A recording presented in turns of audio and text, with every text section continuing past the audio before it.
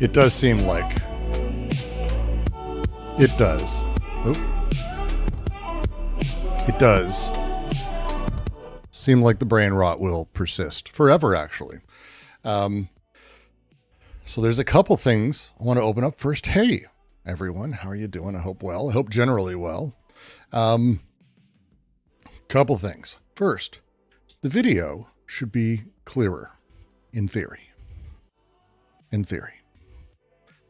Than normal. I spent the last 3 days doing nothing but fixing this and also getting the voice and the audio working as good as it could. I owe my brother for about a couple hours of his time. He's a brilliant audio engineer who has the ears for it that I do not. So my audio should sound better than it's actually sounded in a very long time as well. And it shouldn't peak in as brutal a fashion as it has. And it also shouldn't, it should let me get quieter and actually be able to sort of whisper a little bit. He's really helped me set some good stuff up. So that'll be great. Sadly, it's in service of the word. I don't have a, okay. So, we live in hell. And if you guys didn't know that we necessarily lived in hell, which we do, if you didn't know, it's okay. Not everyone knows. We're going to have a handful of videos we're going to do. I don't think I can do multiple hours of this, but Daniel Tutt, whose podcast, good for him, it gets for the guests he has, for the volume he has, for the name he has, he's actually doing about as well as my anti-Oedipus readings. Good job, Daniel. But when he goes on a channel and it gets 26,000 views and it's Hawes on the other side, and I know I'm going to come out the other side knowing that neither one has a grasp of anything they're talking about. I'm excited for this. But this isn't the only video, and I don't want to just put everyone in that kind of pocket. That's not a thing that's interesting to me. I don't want to force us down this terrible nightmare of a thing. So we have a couple others. First is this guy. This is Cal Newport. Here, let me adjust how this is. Boop, and then we pull you down. Hi, Cal. How you doing? Let's show everyone the title of this one. This is how the internet keeps getting AI wrong. He's a larger channel. I saw his thumbnail for this, which is LLM not equal brain. And I went, maybe he'll be right, because it would be nice not to have disappointment. There will probably be disappointment. Then we have this lovely woman, Anna Boca, with great lighting, killer setup. Like, this is a really well done thing. Apparently I've never watched a video. I didn't watch this. This is, 43,000 subs. Nice and solid. This is a video about derivatives. So it'd be nice for me to find someone, again, who doesn't disappoint. And then lastly is a video I want to critique a critique. I think this is fascinating. This is, if you haven't watched, this is Millennials Are Killing Capitalism. Its host. He's got Dwayne Monroe, who is a little bit further in here. There. And I've seen Dwayne. I like Dwayne generally. And this is his critique of Cory Doctorow's enshittification thesis, which I already have talked about a couple times on this channel. I'm not a big fan of Cory. I think he's done good. Like he's in the right direction. I ain't a big fan of what he does, though. If that makes sense. She's selling me essential oils. I did get the vibe from that too. So again, that's just my sexism at play. I have no doubt. The corked water bottle doesn't help, but we'll hold back. We'll hold back judgment. But this will go first. And as I fry, which is without a question going to happen, we're going to bounce over. We'll bounce around. This is going to be a frenetic, I pick the fucking pace. Feel free to throw just as much money as you want at me to change the pace. We'll see if you ever reach the place that actually makes me change my mind. But for now, we're going to just enjoy as much as one can enjoy this.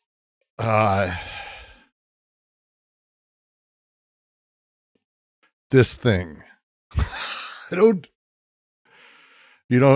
wager we don't see a video for 2 more hours? Yeah, I actually think it's entirely possible that I die watching this. I don't know if I'll be able to get through 20 or 30 minutes of this.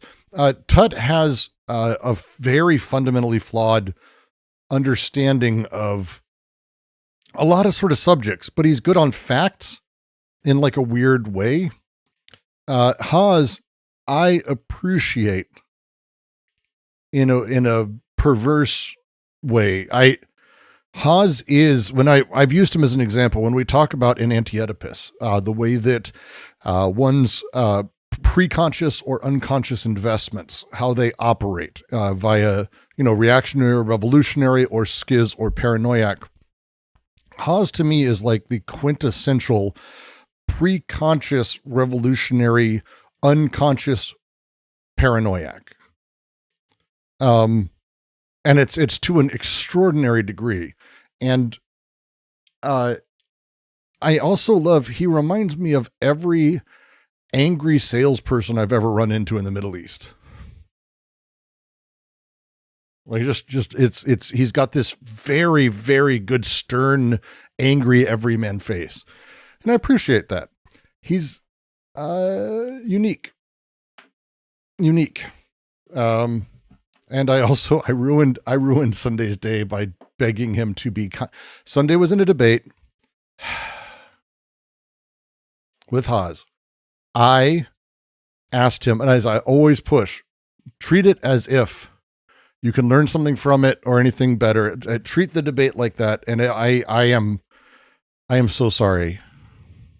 I literally don't think I'll ever be able to pay back the world for the horrors that I helped and foisted on everyone.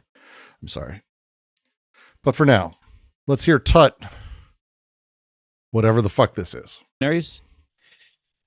And based on my, first of all, Ramadan Mubarak. If you are observing the holy month, thank you for having me. I'm actually looking forward to this exchange. I think it's important that I give a sense of an explanation as to why I'm here, given that there's been several people on the left that have called for me to be canceled because I'm here.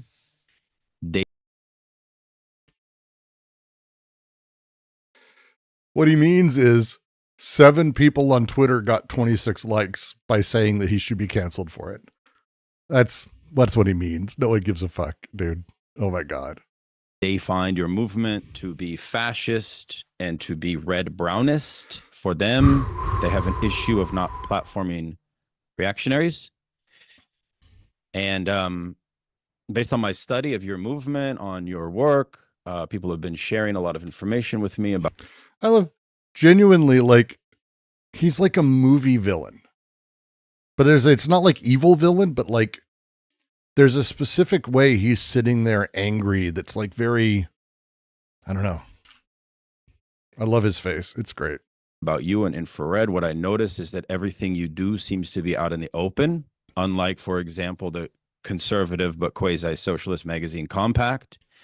Infrared seems to be an evolving platform with new ideas and strategies constantly being adopted. It's a bad sign that he's immediately putting Haz's balls right on his chin. It's a bad start.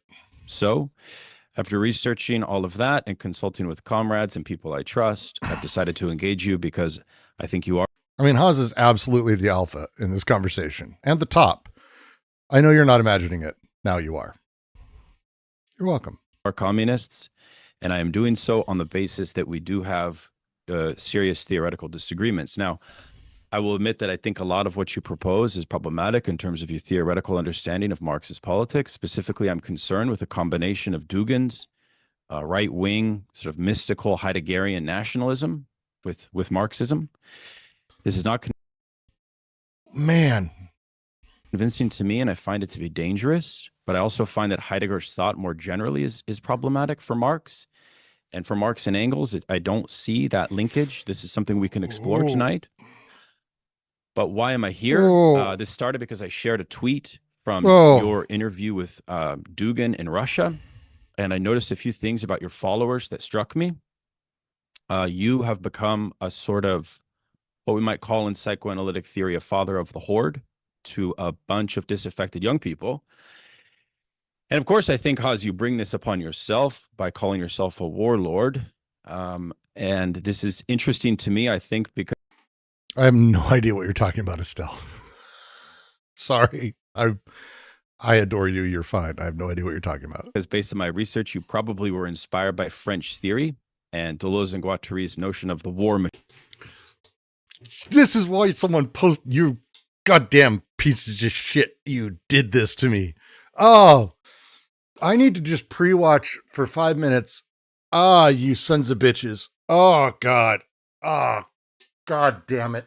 God damn it. God damn it. Just God damn it. You motherfuckers. This is, someone just went, oh, I only have to watch the first 2 minutes and 12 seconds before I send this to Brooks. Fuck me. Fuck me. The odds. Like, Tutt doesn't really do this. Haz. Oh.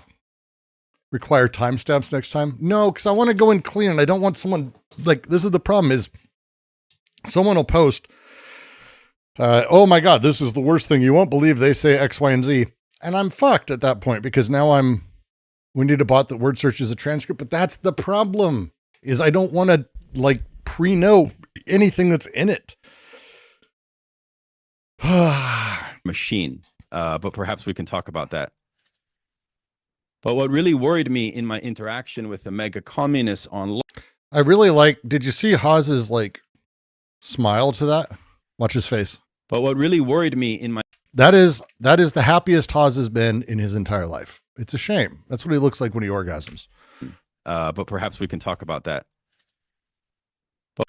That's what joy looks like to Haz. Isn't that sad? But what really worried me in my interaction with the mega communists online was that many of them showed signs of some pretty regressive behavior. Okay, many of them peddled in some very retrograde culture war nonsense, and this involved even inciting violence to LGBTQ people. So I'm here because I think our differences are real and noticeable. We are both Marxists.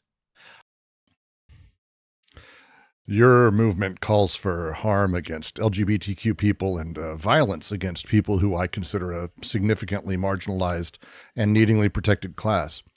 This is why I'm giving you a platform. I typically will not accept an invitation to engage anti-trans people. Has Haz ever claimed to be influenced by Deleuze?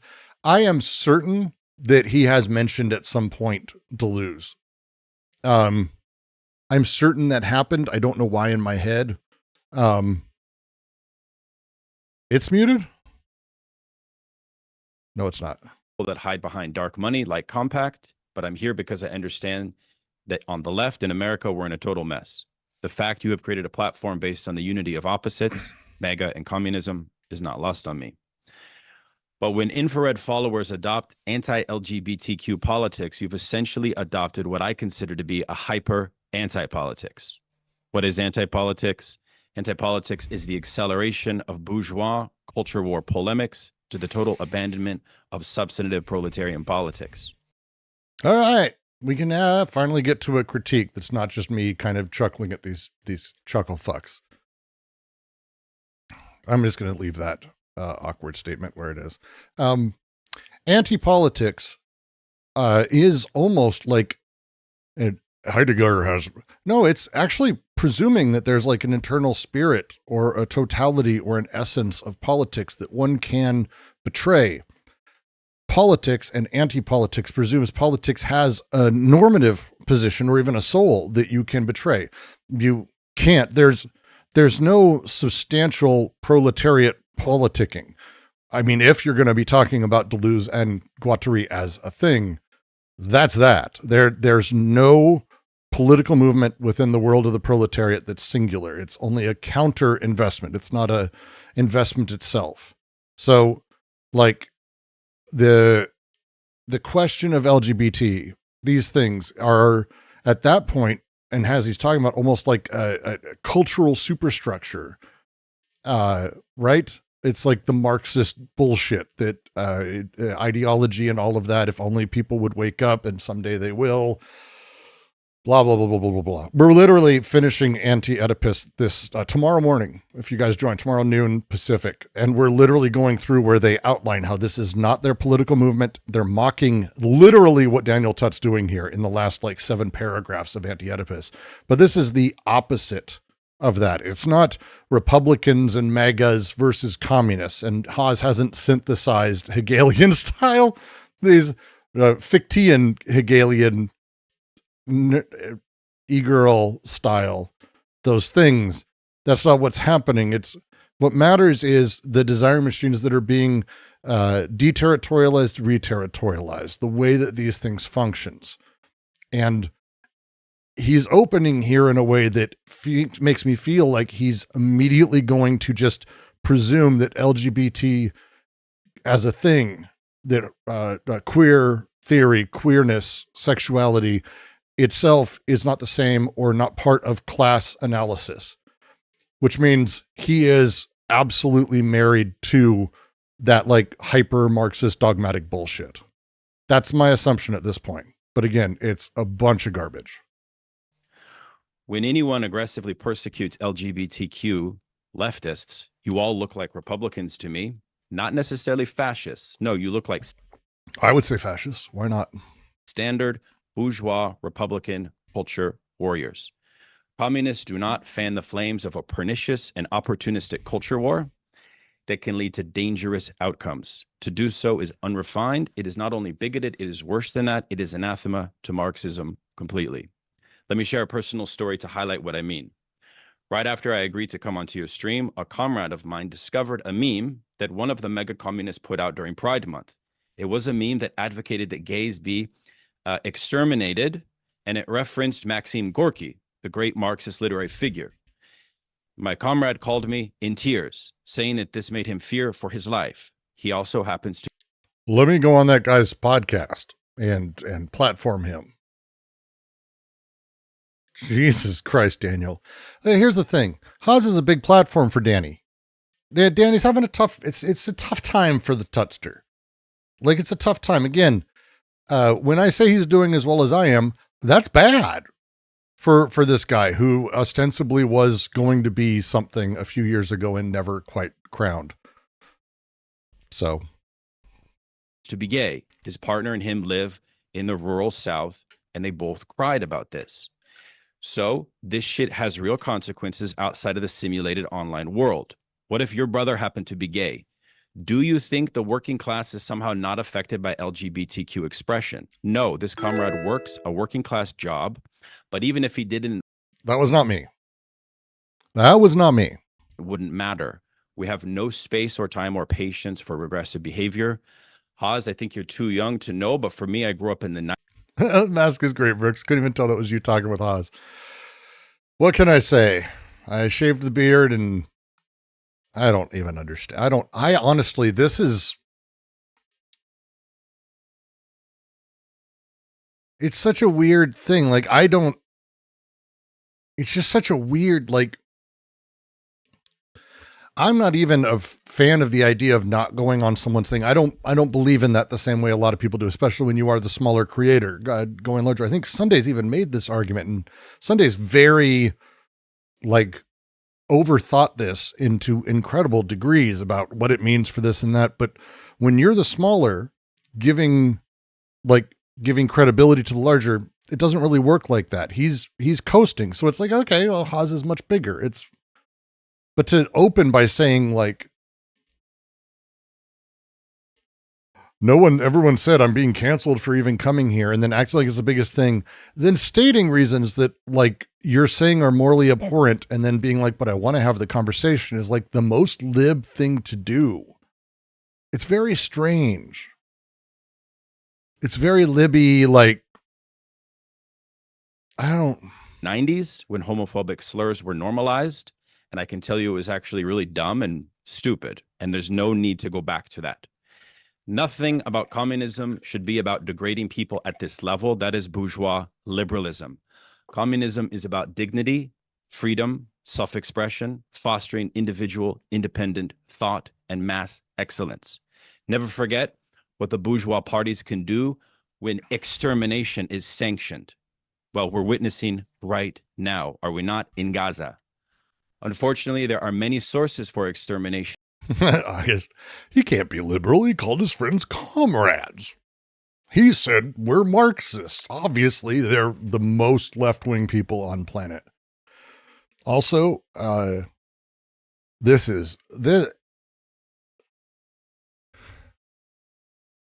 if you have multiple statues of mythical animals in sight of a camera like this, that is placed for emphasis with lighting as a focus element, you can see, like, I have dumb shit behind me because I've collected a lot of weird shit. People who watched my bookshelf stream saw I have lots of really, I think, very cool things, but it's like weird shit. But when you're placing it, like, here is what I'm emphasizing, and that's fucking weird. And, like, I am a communist with gold items, like gold, expensive-ish looking. It's just fucking, this whole thing is fucking amazing to me. I've always loved, it's one of the things I find fascinating. Haas is like the Neil Breen of politics for me. Everything's a mess. Everything's wrong in every single way. And that's why it works. He's the Neil Breen of politics or theory. And exterminationist ideologies in our traditions. But they have no place in Marxism. None. We can talk about how exterminationist ideologies have functioned in the Old Testament, in religious traditions, all the way up to modern eugenics, and even in Nietzsche and Heidegger, right? We, on the other hand... Yeah, and he's got the Persian rug hanging over and the leather couch that's like... Why the leather couch? Everything else is planned. Like, does he need a couch? Is that where he sleeps? Is there a pull out there? And we're like looking at but the golden lion statue's there. Like, do you mean to say communism cannot give every citizen gold swords and expensive golden swords? Gold swords and golden lion statues? I am fascinated by it. I really am. I find it fascinating. I arrive. What is all this? Daniel Tutt went on infrared, and it's already fascinating. According to Genghis Khan was the first. August, you know what? I'm actually going to just let that fact Kelly Bundy out of my head and just not retain it. and have a tradition to uphold. And I want everyone listening to think very carefully, especially as we go into the election cycle. There are powerful state entities that want you to fan the flames of a fake culture war, and everyone needs to be cautious. Do not give into it. How would you feel if it led to violence? What if your brother happened to be gay or trans? It's Caleb Maupin, Peter Coffin, who has called me an idiot multiple times on Sunday's stream, and always loves when I mention, hey, it's the guy who kicked himself in the nuts really fast, but failed, which I love that that's a story someone has. We're members of or associated with Clown Political Party, the Center for Political and the CPI. I remember CPI. Oh, I remember all these guys I've been watching. They are fascinating. Fascinating. If you didn't know about Peter Coffin's world record attempt, which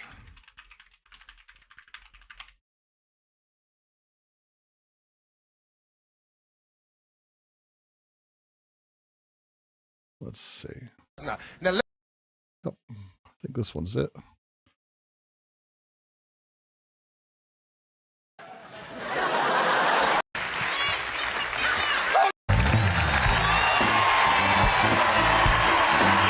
There you go. Blah, blah, blah, blah, blah. Here he comes out. If you've never seen this, this is real. That's Peter Coffin. Wait, I got to show you this. Step over here. Did you notice how Peter was walking out? This is the look of a guy that's fitting to kick himself in the nuts.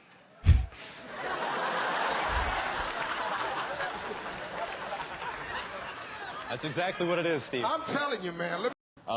Me and my friends were talking about kicking yourself in the head, and somehow it changed. You tried to kick yourself in the head and your foot didn't go up that high?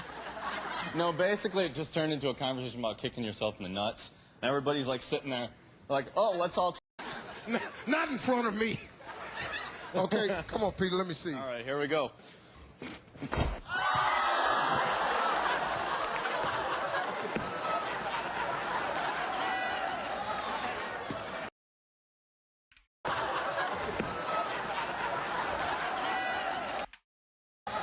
There you go. True political people. Hands. Would you want them to be hurt? We have a very sensitive situation on our hands, and we need to act with dignity and respect. Okay? So this is where I'm coming from on that issue. Let me say something briefly about myself so you don't think that I'm a soy Marxist professor. Oh my God. I'm a working class. Do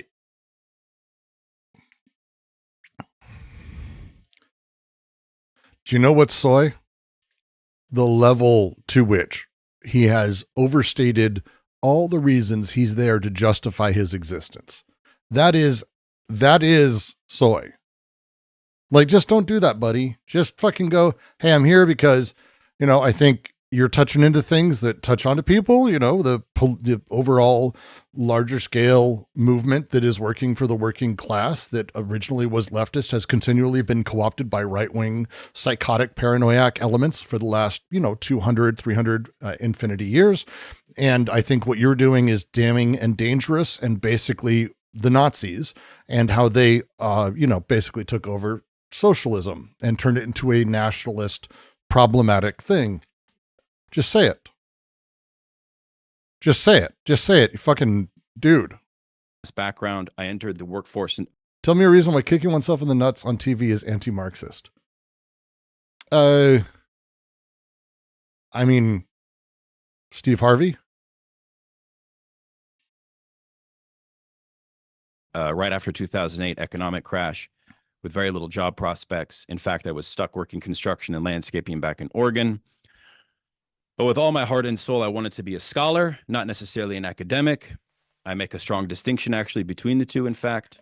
And I was only able to go to grad school by living in the patronage of a wealthy real estate guy that I worked for, who I met off Craigslist. In this process, I became a Marxist. For me, I want you all to know that socialism and class politics are highly personal. This is not a joke. This is not a game. I have family on welfare. I have family that have died from deaths of despair and drug overdoses. I understand the social decay that's happening in this country very well. I've seen the effects that poverty can have on people. Many of my family do not understand socialism. My father and my brother are MAGA. They're pro-Trump. They're conservative, but politically, I know they're completely lost. We need to be more dignified and respectful if we ever want to convince Americans of socialism. As a scholar of Marxism, it's imperative that we be very critical of the university, specifically of its politics, which are dismal and non-existent. As Marxists, we should pursue scholarship and knowledge as much as possible. The main problem with the university today is its exclusion. It is only for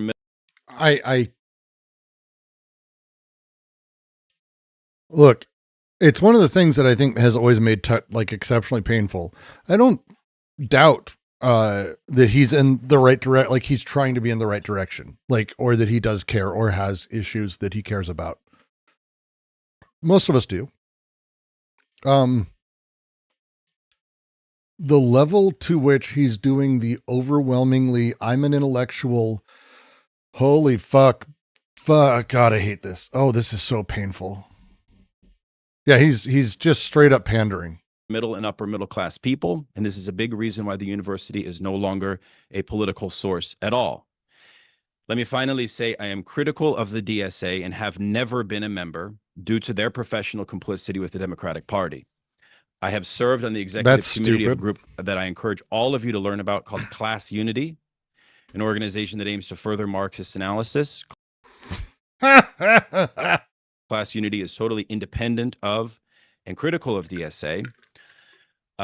They offer free courses on Marxism and socialism, which are amazing.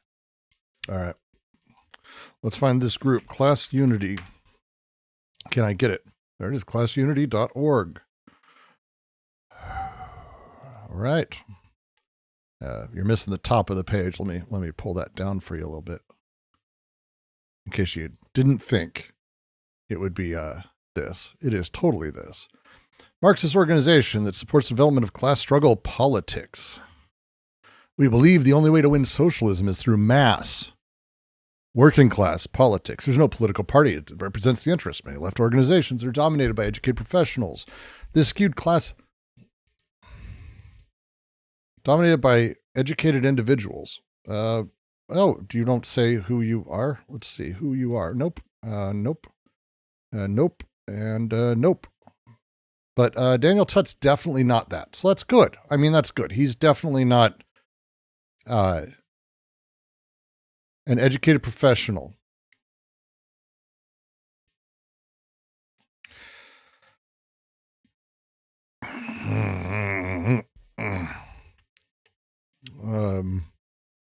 Result is an aesthetically radical liberal politics masquerading as socialism, where moralism displaces materialism. We haven't seen any moralism from Tutt at all. Prefigurative politics, we haven't seen that at all. Displaces serious organizing, and insular scene politics displaces class solidarity. We haven't seen that at all. Jesus Christ, he's doing all those things. Come on.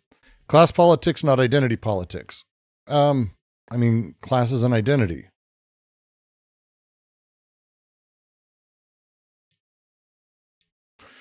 Interesting. True socialist politics allows working people to transcend atomization and join. Well, tell me what a working class person is, because if you don't believe the educated are part of that, I hate to break it to you, buddy. The working class does his work because otherwise we starve. Do you understand how money works for people today? There are people, actors, take actors. There's a great series of bios that you can read on people who, who around the time they were kid actors, or they were growing during our era, or they even made it really big, but they didn't make enough money to set them up for life. And so in LA, it was really common that people would take jobs in between gigs at like Trader Joe's. You'd run into this. It was crazy. You'd see people because it's not money forever. Are they working class? They made millions of dollars. They just didn't have it forever because 20 years passed and $1 million doesn't last 20 fucking years. Hate to break it to people. So how do you bring them in? Are you inclusive of that as well? No, it doesn't sound like it in this.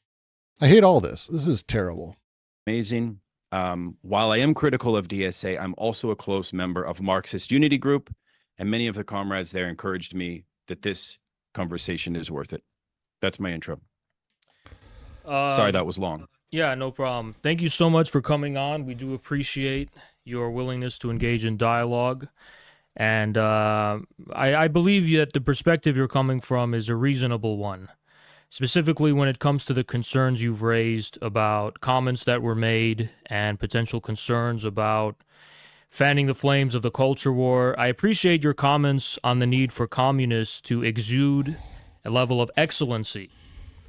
I think that's a really great way of putting it. When I think of communists in China, when I think of communists like Xi Jinping, even communists in Russia, that's what they also strive for, is a level of professionalism and excellency, which, to do a degree of self-criticism for the early years of infrared, we were lacking. However, we are striving to go in that direction more recently, especially because of a more international orientation we're taking for the moment. Without wanting... China is not communist, and Xi Jinping is not a communist. At all. At all. To ramble, I want to address the question, hopefully we don't have to get too hung up on it, on LGBT politics and where we stand officially on it. This is why I appreciate Haas. He's not going to spend 20 fucking minutes doing the fucking like, well, I'm glad you're here. Blah, blah, blah. He's going to be like, hey, look, I don't think it's cool to hate gay people, but I hate gay people. He's going to do that. Just watch. It's going to be that argument. It's going to be awesome. He's awesome. He's very good at it. Firstly, I would like to preface this by saying I absolutely do not condone the abuse, the attacking, the denigration. China is not a little communist. There's no such thing as a little communism. Is like if I make you an egg sandwich and I put a little bit of shit on it, that's a shitty sandwich.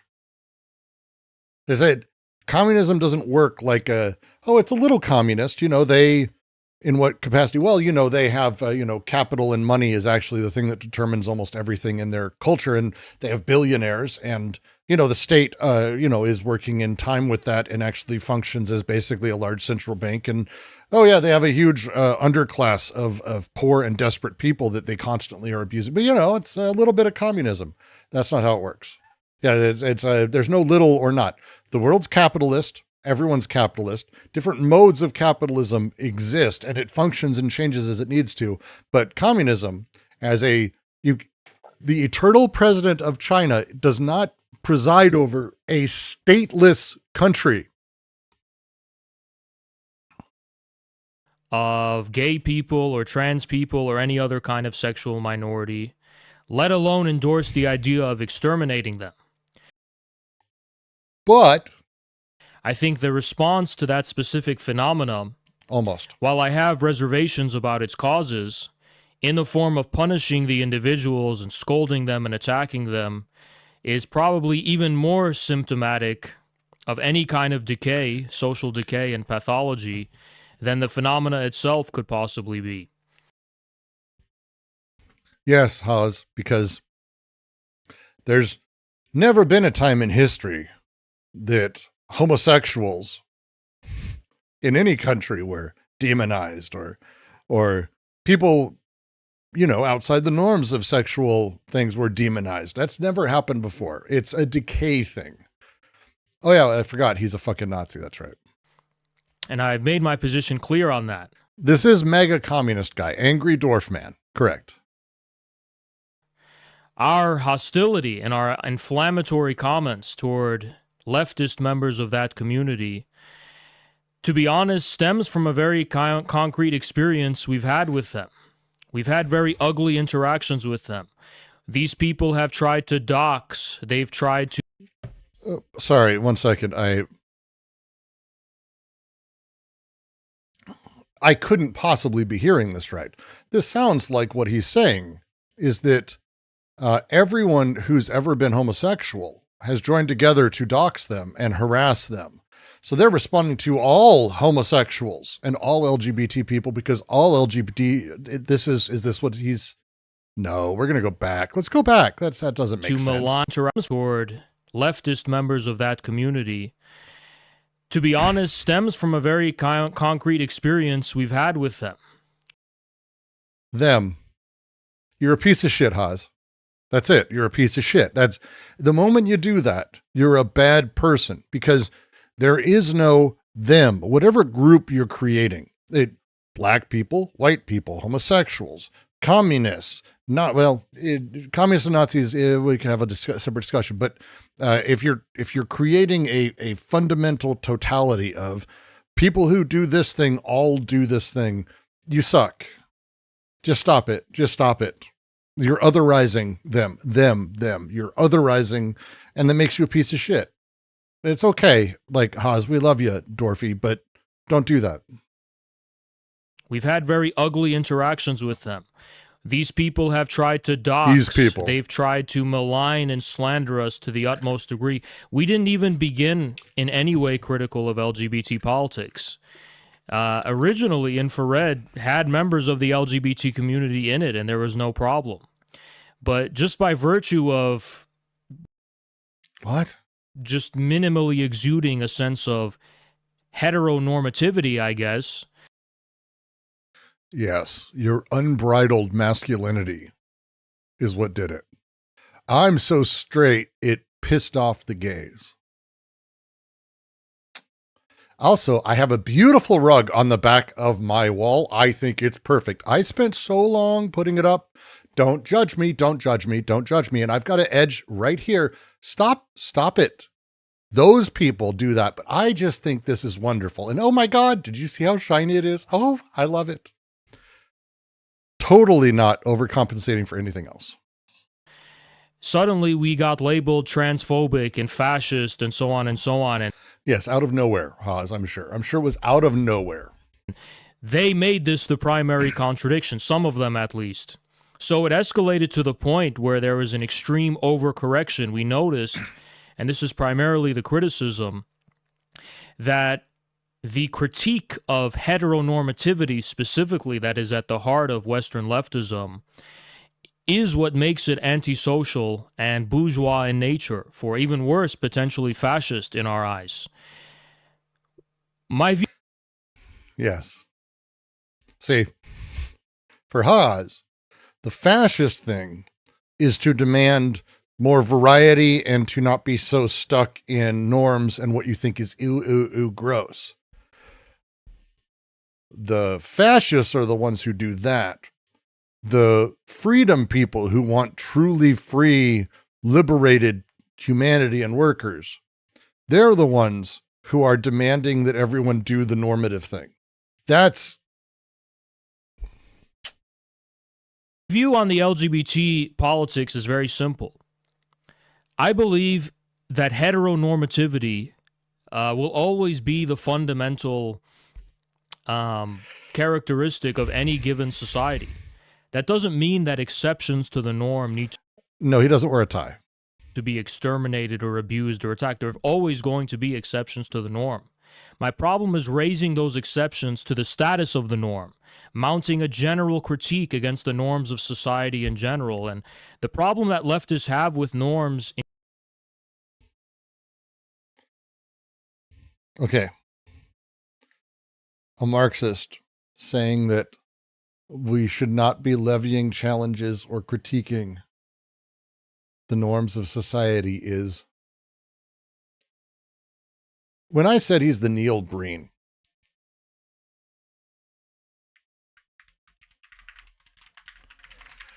if you don't know who Neil Breen is, I'm going to introduce you, and you are so fucking welcome.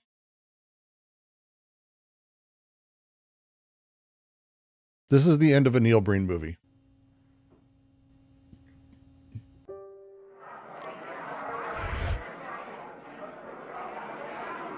Oh, one sec. Screen's all fucked up. Sorry. One second. This is what I get for rearranging weirdos. We'll go with Haas. We'll fix Haas's face to be correct. There. Man, he was not taking up a lot of that fucking screen, was he? There. And boop, boop, boop. Neil Breen's magic. Enjoy magic. I want to be honest with all of you. I've been hacking into government and corporate systems all over the country. No, there's nobody there. It's B-roll. All over the world. I have discovered more information than any hacker ever has. Ever. What I have found will shock you.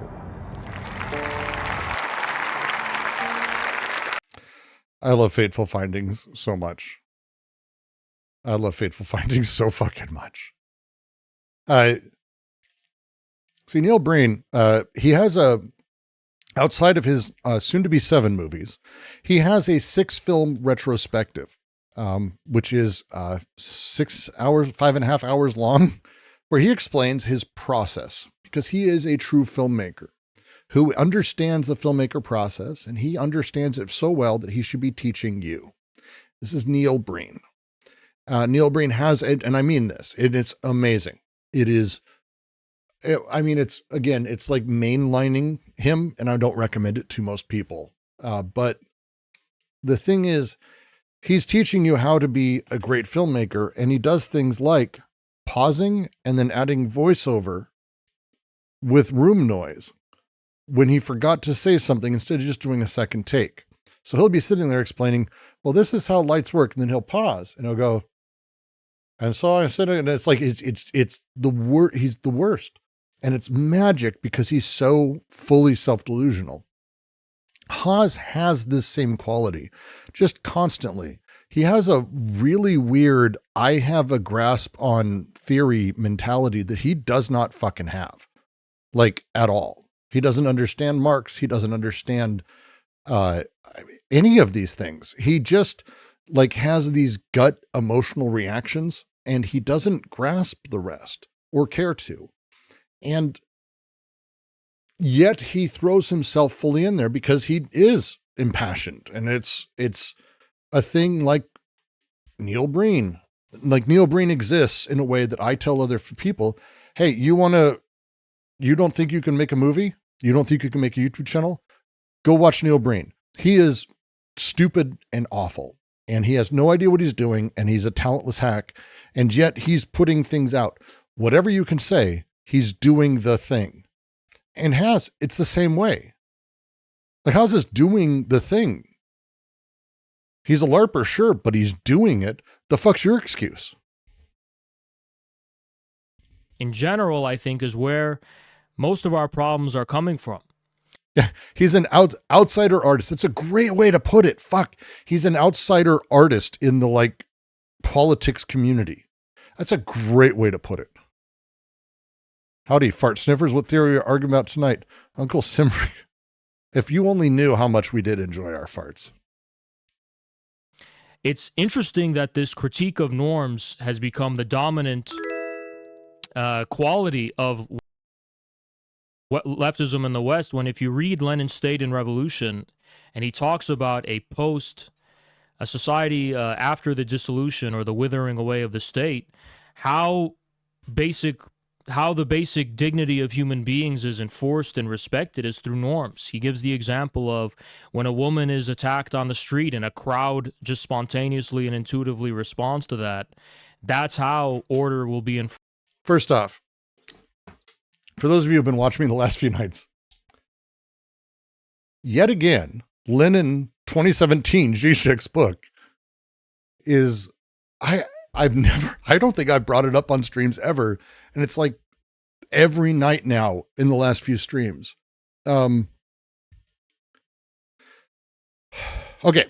So Lenin writes, and it's in State and Revolution. And the idea is that a woman who's being attacked, the crowd will immediately respond to and stop this from happening. It's spontaneous collective response. That's the thing.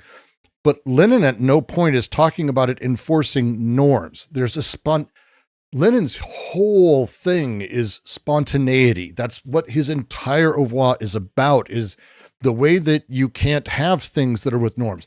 Like Lenin outright spent his entire life prior to the revolution and even post trying to break down the norms in Russia prior to the Soviets and prior to the Bolshevik Revolution. The idea that Lenin was like, yeah, fucking norms rule is insane. We're talking about the way that people in the moment, when they see things happen, they have a visceral reaction. I'll give you an example from recent world in my life. Did anyone see a frog get sprayed? If you didn't, Operation Inflation, it's kind of a little story. Guy got sprayed by ice in a big frog costume, and it looked so fucking awful and stupid that this guy was doing this to this fucking dude in a frog costume. What the fuck? It's a frog costume. That everyone globally saw this and went, huh? Because their immediate, spontaneous reaction is confusion and upsetness at that. Almost everyone. Like, it's insane, the universality of it. This is what Lenin was talking about, not the intellectualizing towards norms.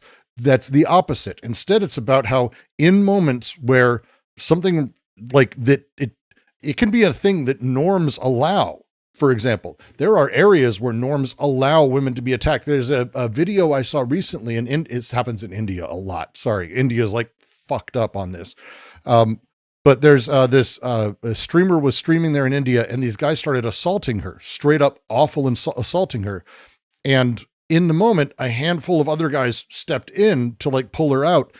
There's spontaneity in the reaction to help people and things like this is what Lenin's talking about. It's not that. It's imminent, immediate organization. This is the kind of place where, like, if Lenin were to meet Guattari, this would be it. It's the opposite of transcendent natural laws being enforced. It's an event-based ethology of things. This is insane that he is using this example. It's fucking crazy. Dude, fuck you. Oh my God. Forced after the end of the state. So for him, Stanhope does have very good material on India. there's a clearly something very fundamental about norms that are not prescriptively arbitrated by a political consciousness or some kind of ideological consciousness, but reflect That's the opposite of what you're advocating for. You're literally saying, hey, look, the way I intellectualize sexuality should be the normative position.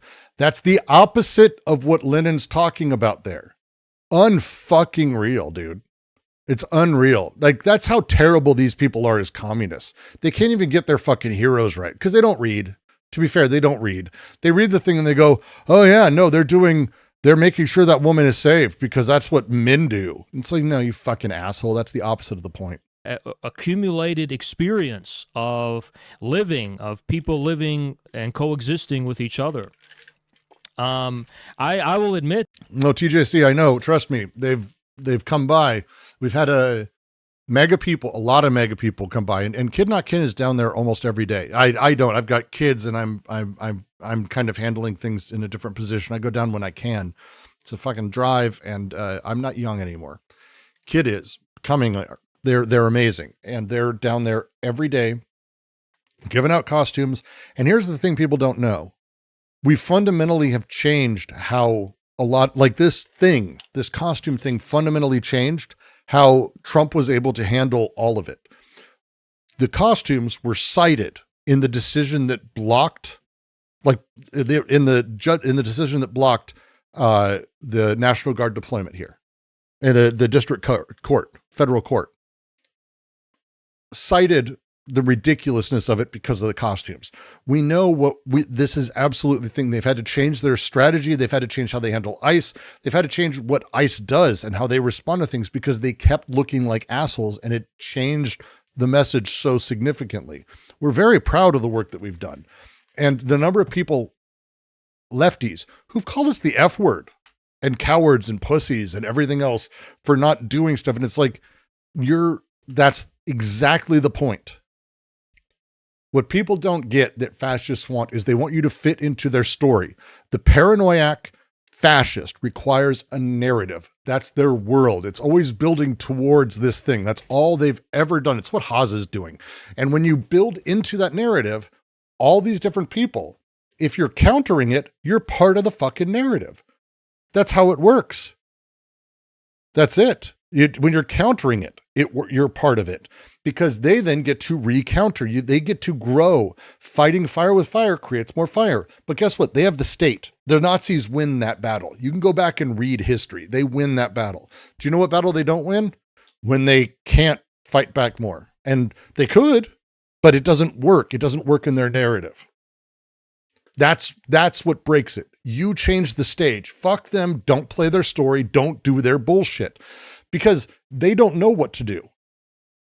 The number of right-wingers, and if you go down to ICE, this was real stories. Go look at all the people who have fucking TROs, because they come up to the people in costumes. We have video of Jordy got hit in the face with a megaphone just a couple days ago. Kid Not Ken.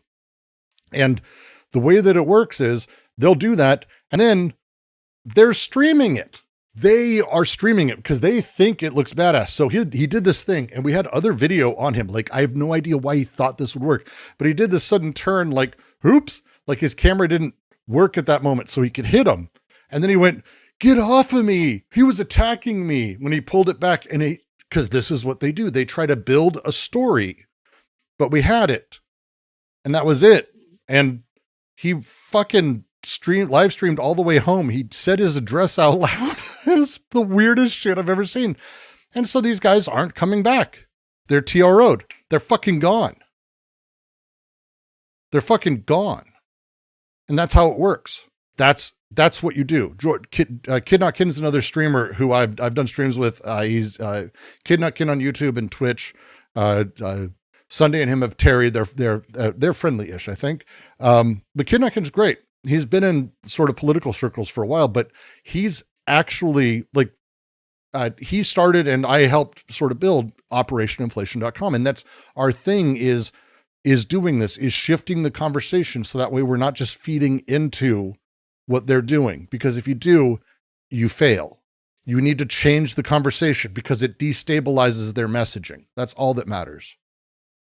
And you miss Kid. Don't worry. We're going to be getting him back. It's politics and protesting is a lot more hard work than I think people appreciate. And when you're down there, and he's down there every day, because one of us has to be, and he loves it. Like, he digs this. He would fucking sleep down there if it was like feasible. And we're actually building a minor movement there, and we're building people around the country. We've got little groups everywhere. It's been a thing. It's a lot of work. It's just a fucking huge amount of work. And it's, but if you want to head to Operation Inflation, you can see all of our .com. You can see all the feeds. We're going to be doing more live streams, more videos, a lot of stuff. And you can see some of the stuff he's doing lately. He's going to be doing live streams down there, which is great. But we got a whole bunch of stuff coming on that. But this is how you actually, but you can see the difference. What I'm talking about is, don't abide by their narrative. Don't build into it. And he's just like, build the fuck into it. Go with the normative. We want that. And it's like, boy, I wonder what you're going to serve. It's incredible. It's incredible. There's an extent of an overcorrection on our part when it comes to our fights with the LGBT leftists. But as long as it can be respected, as long as the heteronormativity of the working class can be respected, and that is not raised to the level of, oh, this is the basis of fascism, we need to queer society and impose the exception to the level of the norm. We don't want to hunt down minorities and exceptions. We just want a clear understanding and appreciation of the dominant norm, basically. Mm-hmm. Well, I mean, I think one of the things in looking at your work is that I'd like to see more of is a deeper understanding and deeper appreciation of how these phenomena are reflective of capitalist alienation. And often, Haz, when you talk about the experience of leftists, sometimes you essentialize them in an idealist way by saying, like, for example, what? certain... Sorry, Tutt frustrates me the way he talks about this shit a lot. And looking at your work is that I'd like to see more of is a deeper understanding and deeper appreciation of how these phenomena are reflective of capitalist alienation. And often, Haz, when you talk about the experience of leftists, sometimes you essentialize them in an idealist way by saying, like, for example, certain pathologies are unique to leftists by virtue of what? Is it by the virtue of their class position? Is it by virtue of their ideological choice? Brooks, I do not understand your position on how we should resist the fascist state we are facing.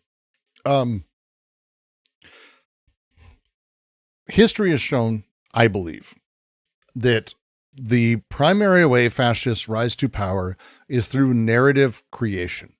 The narrative, the otherizing of the other, this is fundamental understandings of fascism, Nazism. The communists did this. American fascism has done this, where you otherize, separate, all of this. It requires a larger narrative. This is why when you talk to mega people, they're all identical in what they understand, because it's a very simple chain of causation. Boop, boop, boop, boop, boop, boop, boop, boop, boop, boop, boop, right? Like, woman murdered, black man, immigrants, Somalis, like whatever it is, that string of things is narrative. The thing people don't understand is that narrative is fundamentally paranoiac. Now, what I mean by that is it leans towards a need for its own self conditioning.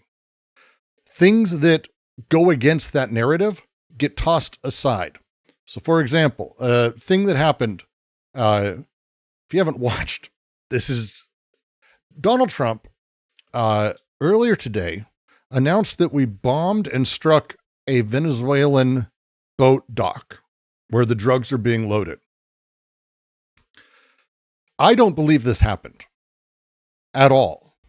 And not in a like, oh, I think we struck something else, but as I don't think we struck anything. Venezuela has no idea what we're talking about. There's no photos, no videos. No one has a fucking clue. And we knew when they struck boats in the middle of the ocean. So striking a dock, we'd probably hear about, right? But no one cares, because people on one side, the narrative is Donald Trump is a fucking liar. So he's a fucking liar. The narrative on their side is that this happened and he's being a hero. So the narrative structures are fascising, and they both fascize. They both put us in positions of these very specific things, right? Another example, the Somalis and their PPA, the PPP fraud, the $1 billion fraud scheme that the Somalis and the immigrants are doing. And this whole thing, the fascinating part is, this is how Trump's talking about it. It's the right wing. All of these guys are talking about it. The narrative that's needed is that it's Somalis. At no point does it matter to anyone. And if you didn't know this, there's a white woman, native, like in America, like one of the most Missouri looking motherfuckers, like a heavy set, older woman. She was in charge of it. She set it up with her boyfriend, a black guy. And then they all recruited people from around the state, the primary one. So the ringleader is an American, but it's a Somali thing. The narrative is built. Is Minnesota why? Yeah, Somaliland's been in fleet, absolutely, because it's Missouri. Sorry, the woman behind it is not at all. She's just an American woman. 1 second. Head of PPP fraud. Minnesota. Is it Minnesota? I don't even care. I'm like Grandpa Simpson. Why are there 49 stars on that flag? I'll be dead in the cold, cold ground before I recognize Missouri. And you can't find anything these days. This is the part that's like so fucking crazy about all this to me. Cause it's like, here, let's, move you to the front so we can just get you above these fucking weirdos. And let's, I'm just going to show you, like, when you talk about, like, what it means for us to have, like, fraud happen, where it should be prosecuted, certainly, absolutely, in every single way. No one's going to say otherwise. Wait, did it not? Is it not? Why is it not? Come on. Boop, boop. There it is. Okay. Everything you see, that's not even related. Everything you see is going to be them talking about, and then it's going to be Tim Walz, or it's going to be Trump or Somalis. And all the right-wing stuff has been doing this, and it's fucking crazy. This is I did the No Elephants Project process on this, the thing, if you remember this stuff. But the specific thing we're looking for, let me see if I can find it. Because I actually had it earlier on Fox News, and I could not leave it because Fox actually reported on it. One second, sorry. And it's even, again, CBS News. Motherfuck, these fucking people, man. It's just... federal charges Thursday against another 6 people defrauding public assistance programs. Latest indictments at Fuel scandal led charges against more than 90. And it's, again, everything here, reading through it. It's Minnesota, it's this, it's that. Waltz, again, mentioned, and the Somali American community as a thing. And then it's Somalis they're going after. They're specifically federally targeting a handful of these people. And they don't say anything. Again, who is it? Who's the person? Why? Like, and then here you get here. Fuck these sons. Fuck, I hate these people so much. This is where you can start to see what I'm talking. Why so mad? Makes me so mad. 1 second. There it is. Okay.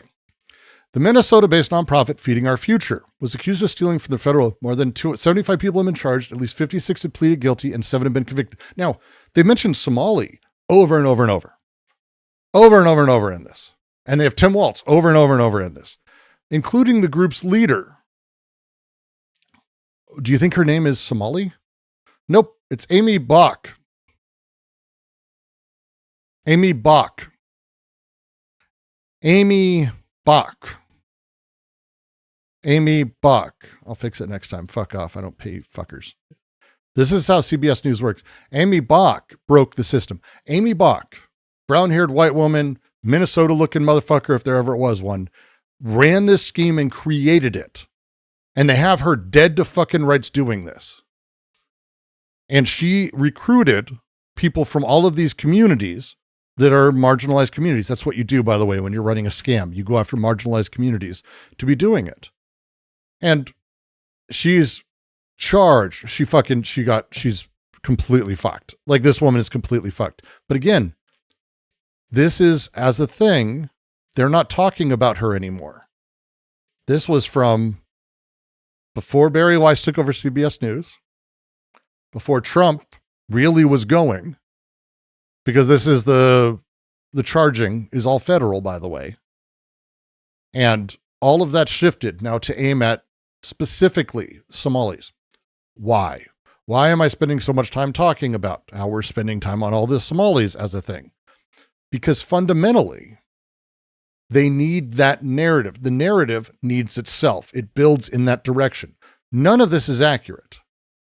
All the lies and minor stories and small things, what they do when you start talking about it is actually makes you realize that all these things are far more complex and that there's a lot of very specific interstitial moments that break the narrative. The famous thing about how we have so many Somalis, they're killing and eating wild birds. And they have a photo of a black guy carrying a fucking bird who actually turned out to be a warden with the wild game group, like this state office, who was cleaning.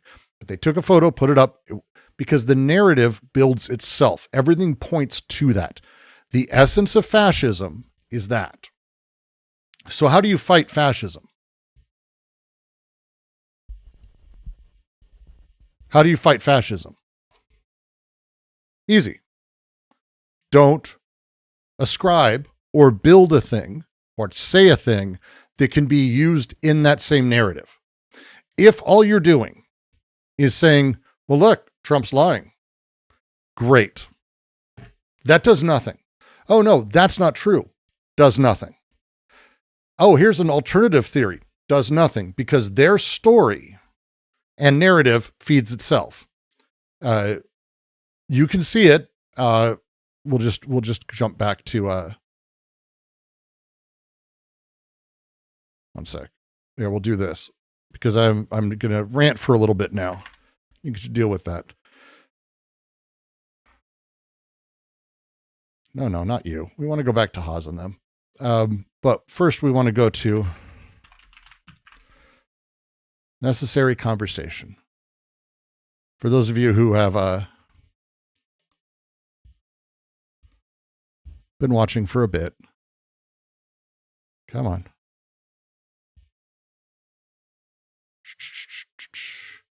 There, we'll pop you, open you up.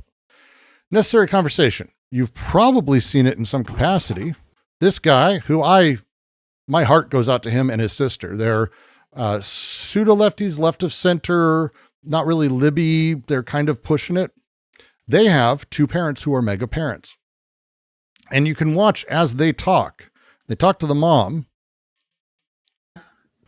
He was like, some third-party interest to tell me this. nice. Welcome, Xenograils, to the collective. Guy gets a tip. They are required to write it down. Those Right. tips are now in the Epstein files. Okay. I don't. You can watch, and I go look for it. Necessary conversation. All the conversations they have with their mom are literally this. You believe this.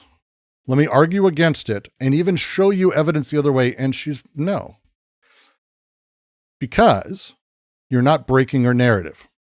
If you want to break the narrative, you need to create something that cannot be territorialized, that cannot be brought into that narrative functionally. That's it. Whatever it is, it can't be brought into it. If it can, you lose. The narrative wins. Build something that can't be taken in. The example I give is the frog. There are examples everywhere. There are examples everywhere. There's a BBC article that came out 2 days ago that I was in that went through the history of this with multiple professors, critical theory too, saying the same thing, because it doesn't matter what the facts are. The story wins because the narrative is the paranoiac reaction. So show something that can't be taken in. That's it. That breaks it. Is covered key debates and I want to see it. One sec. I just want one moment. I was watching this earlier. I think this was yesterday.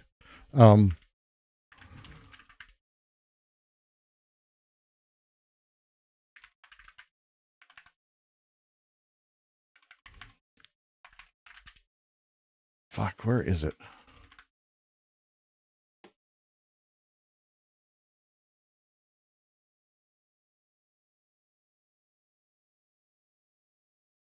Two seconds.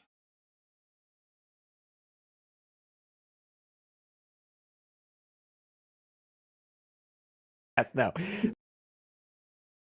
Hate stares, like Haley has. Not alone. So, I'm a product of the fucking. So for him not liking what they say about it. Within the was United this? States, anything that's not blue. Okay.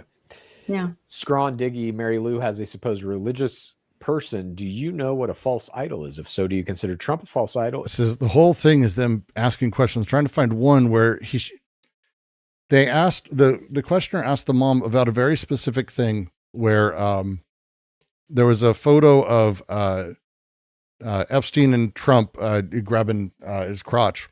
And she said, well, I haven't seen that. And he went, I showed it to you on the stream 3 weeks ago. Like, he was like, I showed this to you. And she's like, no, you didn't. And he did. And this is because this mom, who's out of her fucking mind and has no understanding of how anything works, and I mean this fundamentally, no concept at all. You can do what he's doing here over and over and over. So, Mom, the question is, where are you getting your information on the Muslim faith and Islam? Just the things that I've read online. Where online are you reading this? Just on the World Wide Web. Yeah. Okay. What am I supposed to say? Newsmax.com. Some of it, yes. I just Because it doesn't matter. It doesn't matter. If you respond to them presuming there's logic, one, don't presume that of yourself. None of us have that. None of us have that. That's not a thing that we exist for. That's not how things get built or beliefs get built. The ability for you to create something that breaks that, or to show something that breaks that. That's how you do it. It's the only way you do it. I have a video coming about this, but if you haven't read about Didi Huberman's 4 photographs, which I highly recommend anyone dig into. They are 4 photos taken by 4 Jewish prisoners at Auschwitz, Birkenau, Dachau. And they show things. It's very dark, by the way. I don't recommend anyone look at them if you're sensitive to those things. But those photos, the reason they were needed, and Didi Huberman writes about this, and it's to me one of the most powerful statements about how the only way to fight fascism, and in an age of AI and everything, this is a horrifying statement. The problem with telling the world what was happening at Auschwitz or Dachau or Birkenau, or doesn't matter, pick a fucking death camp. When you say this is happening, people dismissed it because it wasn't sensible. Flatly. This is a thing that happened. The New York secretary, the US Secretary of State wrote about it being a Jewish anxiety and refute. It's insane the records we have of people saying this was happening. George Didi Huberman, thank you, Crest of the Dead. Because if you tell people, they build it into their story. That's what we do. It's what humans do. Photos, images, video. This is the reason they went nuts documenting with video immediately afterwards, is because that's the only way it worked. The things that we have Friendlandia, a good way to put it. I'm going to change it slightly. The things you can't imagine, you can't imagine. That's how all of us work. So if you're logically talking to someone, if you're dealing with someone and you're talking to them and you're trying to convince them, it doesn't matter, because the things they can't imagine, they can't imagine. You too, by the way. That's how it's all of us. This is a human thing. This is not like a right or left wing. This is a human thing. But an image cuts through that.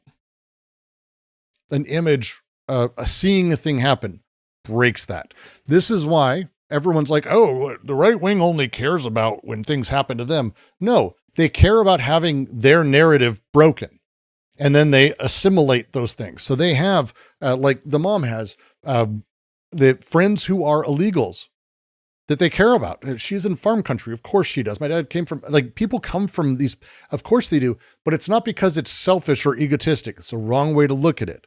It's because they know the things that are around them, and the things they see can't be dealt with logically. So they build logic systems that can accept those things until they can't. And then they build a new one. This is how all of us work. We can't imagine things we cannot imagine. It's tautological on its face, but it is the way it works. Until you see something that breaks you, fundamentally fucking shatters your goddamn life, you have no idea what I'm talking about. Those of you who've had that know exactly what I'm talking about. That's how it works. Everything else gets taken into a story. And when we watch these two jackasses here talk about the normativity of things, or this or that, or what we should fight for, and intellectualizing it and talking through it, no one in Haz's community is going to be taken at all by this. This is an irrelevant conversation in every way. No one in Tutt's community is going to irrelevant in every way, because they're just talking. And if it agrees with you, you will ingest it. If it doesn't, it doesn't. Even for people listening to me, that none of this matters. Listening to me right now doesn't matter. I'm hoping to try to educate and push you towards go read this, go do this. But the biggest would be to have empathy for everyone, even the mom on that fucking podcast, even whoever they are, even Trump, even Musk. I don't give a fuck who, because everyone operates the same way. Humans are humans. We are not that interesting and varied as a thing, as much as everyone wants to pretend we are. We're not that interesting across the board. This is a thing we do. Understand it, and understand the only way to break this is to build things and do things that break that narrative fundamentally. That's it. That's it. Back to the nightmare. Because to me, that would be idealist. And it would also be missing the fact that generationally, there is certain forms of social alienation for which these phenomena are an expression. And as Marxists, we should have the solidarity to recognize that, because as I said in my opening remarks, never forget, and MAGA people know this in rural America, in all the post-industrial fucking places. And Greetings back to Serbia, Siban Sedlin. I'm not pronouncing that correctly at all. I know I don't pronounce Serbian correctly at all. I've learned many times, but still, welcome. Rural America, that you know how hard it is to be a gay person, how hard it is. And people have to form local networks of solidarity, because the truth is, and Engels himself knew this as well, 1917 brought the most egalitarian upsurge, which then led to China, for the rights of women and for the rights of sexual minorities. Unprecedented. Read Goran Thurborn's book on the history of the family. The biggest egalitarian expansion of the rights of women. Okay, look, I am not going to pretend like the West and the liberal order are good, and I fucking hate that this is the bimodal reality that we live in. The idea that these reforms, which did exist, lasted, and that the material conditions of women in these spaces stayed good is so fucking wrong. It's unbelievable. There have been dozens of books and studies and historical proofs of this. It's hundreds, thousands. The absolute reality is that women in general ended up in worsened positions overall. Like the fact there's judicial changes as the thing is the most, again, Lib Tutt over here is just can't help himself, because that's his position. That the very idea that just this legal change helped is like, no, the productive / reproductive apparatus of everything that happened there is maybe worse than it was actually. And yeah, Marx may have mentioned a little bit about this, but like, let's just talk about like actual historians who are like, no, this is not true. And Marxist historians, by the way, are like, yeah, this is bullshit as a thing. It doesn't matter that you were equally. The production is, again, we're a communist country because it's China writes communist. It's the same shit. It's written down that women are in a better position, but the actual production is capitalism. The actual production is sexism. The actual production is subservience. It's insane to say otherwise. Who's this guy House talking to? Oh, Aiko. You know how, like, when I'm watching your stream, like, why do I watch, like, I hate watching your stream because I learn about people existing that I never wanted to know. It's my turn to do that for you. Daniel Tutt is ostensibly a critical theory philosophy guy who came out of like the Zero Books debacle, whatever, and is supposed to be like an influencer in the philosophy circles. He fundamentally doesn't really read the stuff he talks about, and he tries to be like a one size fits all. And so as such, he gets way out over his skis all the fucking time. And here he's come on to infrared to basically try to build a bridge to people he upfront says are the worst people. It's really depressing. It's just depressing. But welcome, Michael. But welcome. You could ever imagine. Not premise. He is smarter and more informed than Haas, I will say overall. Like if you want to position him in that way, he does care more. Hawes is a weird, cold, impassioned person who's really big on his own personal images. So yeah, that's how I'd kind of position him, juxtapose. But Tutt's not great. Does he have any real politics or principles? That's a really great question. I have not seen it. What do you think are some current ways of breaking the fascist narrative you proposed earlier? So here's the thing. I can't tell you that. I can tell you what we did with the inflatables and how we're continuing to do it and how it completely fucks with the ability for anyone to respond because they can't beat the shit out of inflatables. They can't have that image. Those images don't work for them. And there are things that everyone laughs at. And the same way that like you may go to work and like you go to a work party Friday night and you get too drunk and you puke and everyone's like, oh my God. And then Monday morning, everyone's talking about it. The guy who pepper sprayed a frog and made national news, everyone knew that guy around the water cooler Monday. No one wants to be that guy. No one's bosses want to have that guy under them. They immediately go, oh, you're never going out there again. And they displace him. So no one internally, I'm sure they want to beat the shit out of us. They hate us completely.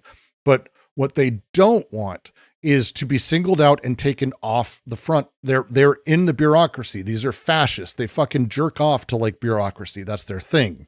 And so what they want is to be able to constantly, so they're at war internally. So they have this tension, which you want to find ways to break. And when it does, it goes really well for this side because it looks insane. Are there other things to do? There are. Try things.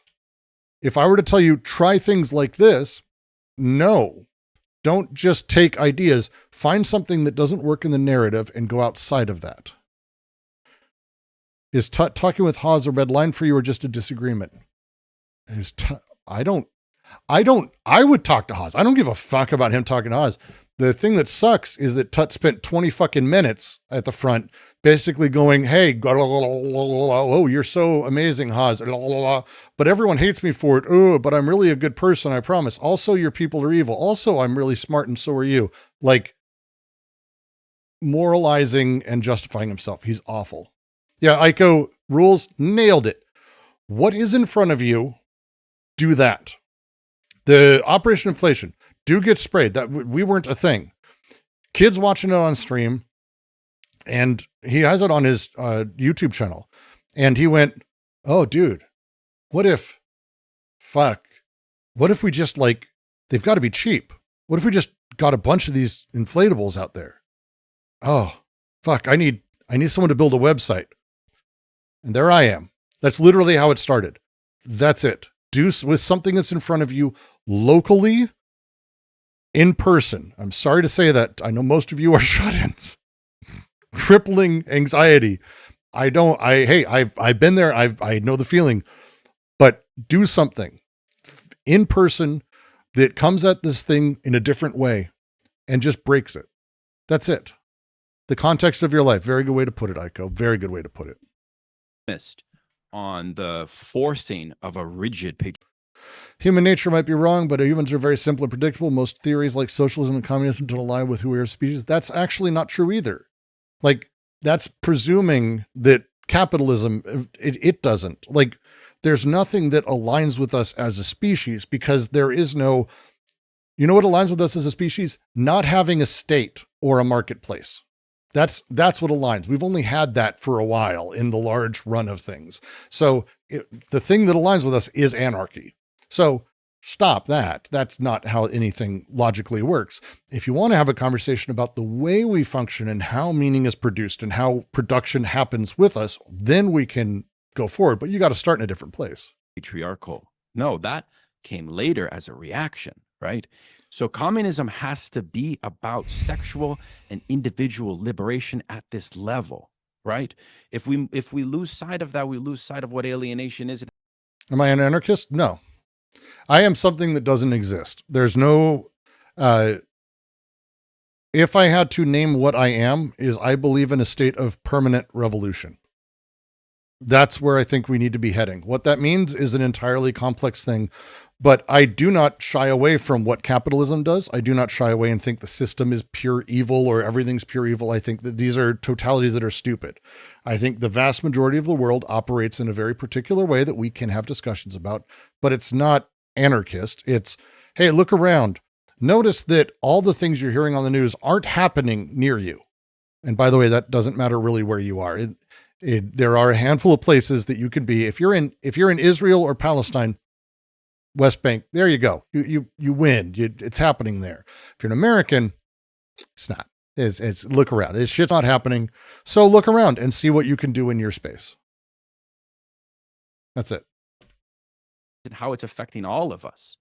So what I'm worried about is the question of solidarity when we think this, and also the rerouting away from materialist analysis, the risk of that, and getting caught and mired. The bourgeois parties would love for us to be caught and mired in this debate for eternity. Would they not? Would you agree to that? I suppose, but I think the issue is that when discussing the topic of alienation and the class origins of this position, I agree it does stem from a violent alienation from communal norms and family norms, which has material and class causes. But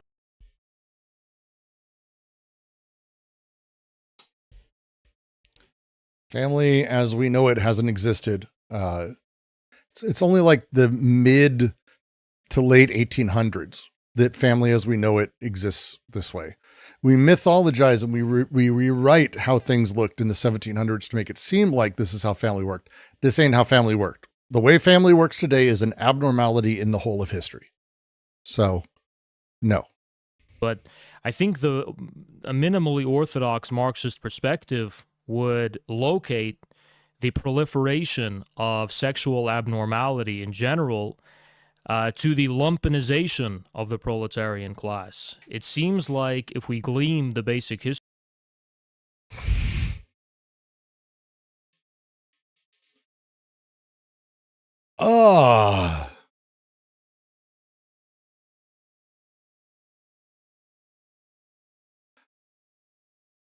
Lumpenization is a fucking crazy sentence. But of course, Haas, he's above this. If you listen to him, he's got the truth, right? Hey, this guy's got the truth. That's why he wears a nice shirt and a nice jacket. Always. That's how you know he's working class, because he's red and black clothing and gold, apparently. How is gold a thing for him? I get the Donald Trump thing where he's like, oh, it's the Palace of Versailles because he's got no taste and exists only as the machine. Basically, he's got no internal organs at all. Why does Haas have gold? History of how communists have appraised the significance of the family for the working class. It's not red and gold because China maybe comes. I mean, maybe. It's a thing. Estella, everyone's right, by the way, who's screaming, please look at Engels. This is not new as a thing. But I'd also say that Engels dangerously does the thing that Haas is doing here, at least as I read Engels. Engels hated the lumpen proletariat. Easily. They were parasites on revolution. He was kind of a shitbag. But the problem is, again, the lumpenization presumes that it's not everyone, that it's not the system, that fixed positions haven't entirely eroded, which is the case. That's what capitalism does. That's Marx, baseline Marx shit. That's what capitalism does, and it's been a while. And so since then, by the way, everything is broken. So there's no, this is the biggest reason we do not have class. And the reason he's able to use terms like lumpen proletariat and all this bullshit and go in line with Engels and all these other assholes is because there's no such thing as a proletariat anymore. that there is either those aligned with capital or those counter to it.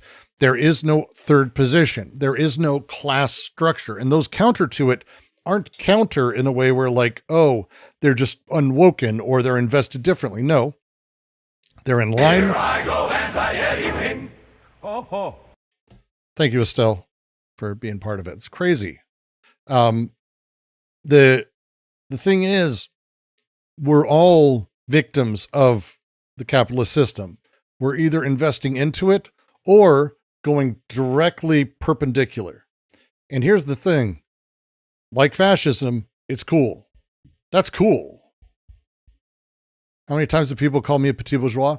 Literally, I mean, I've jokingly called myself that too. I like wine. I've been a management. I've been a capitalist. Just call me whatever. It's fine. When you're counter to the thing that capitalism's doing, it's totally fine with that because it uses that. Fascism uses that too. Again, countering is just saying no. In high school, the cool kids, how do you be cool? Well, you don't do the opposite. That's not counter.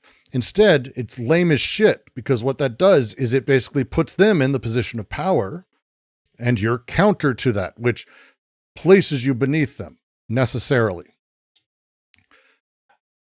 Do nothing. Do the opposite. Do some other shit. Don't give a fuck because none of it's real and it's all bullshit. When you're either the capitalist or anti-capitalist, you're not helping. You're just saying, that's stupid. Let's just do some other shit because this doesn't help. They love this. The fascists loved this. They love this. There's a reason that the first thing that the fucking Nazis did was kill the internal communists and socialists and anyone else, because once they were ingested, that's all they needed. Anything else internally would have broken that because then they'd have to start to kill them. But all of them, the Hazes of the Nazi party who joined and were like, yeah, the National Socialists are great. Fight for the working man. They're just counter within it. It does nothing. You do nothing. You do nothing. Again, this is why debate fundamentally does nothing. Same thing. This is crazy as a thing. This whole conversation is so insane. Is this what Zizek meant when he quoted Bartleby? This is, I think Zizek comes from a different place and he's got a different reason, but I think I could make a good faith a bridge to say Zizek's violence. When he talks about it, I recommend, by the way, his book on violence. When you have, like, everyone decides not to vote, that would be the most violent thing people could do. You have people trying to overthrow the government, you have people running for the government, all of that. But these things are normal happenstances of what a government system is, especially when you build anti-revolutionary brigades and then you've got revolutionaries. They're just fitting together, cogs in the same machine. That's the way it works. That's the way it works. But when you've got things outside of that, when just everyone decides not to vote, it becomes a thing that upends the very narrative. Absolutely. I think I would prefer not to very much. Rang with me then when I originally read it with Zizek. Plus I always liked Bartleby the Scrivener. But I think fundamentally it's the same concept. Yes. I don't like when people say debate is useless while at the same time making videos criticizing people. It kind of looks weak. Fuck you. That's stupid. Okay. Debate is useless. I'm sharing why they're wrong and books you can go read on it. They're trying to convince each other of garbage that is irrelevant. That's fundamentally different. I'm not saying you're a stupid doo-doo head, although occasionally I do, because let's be fair.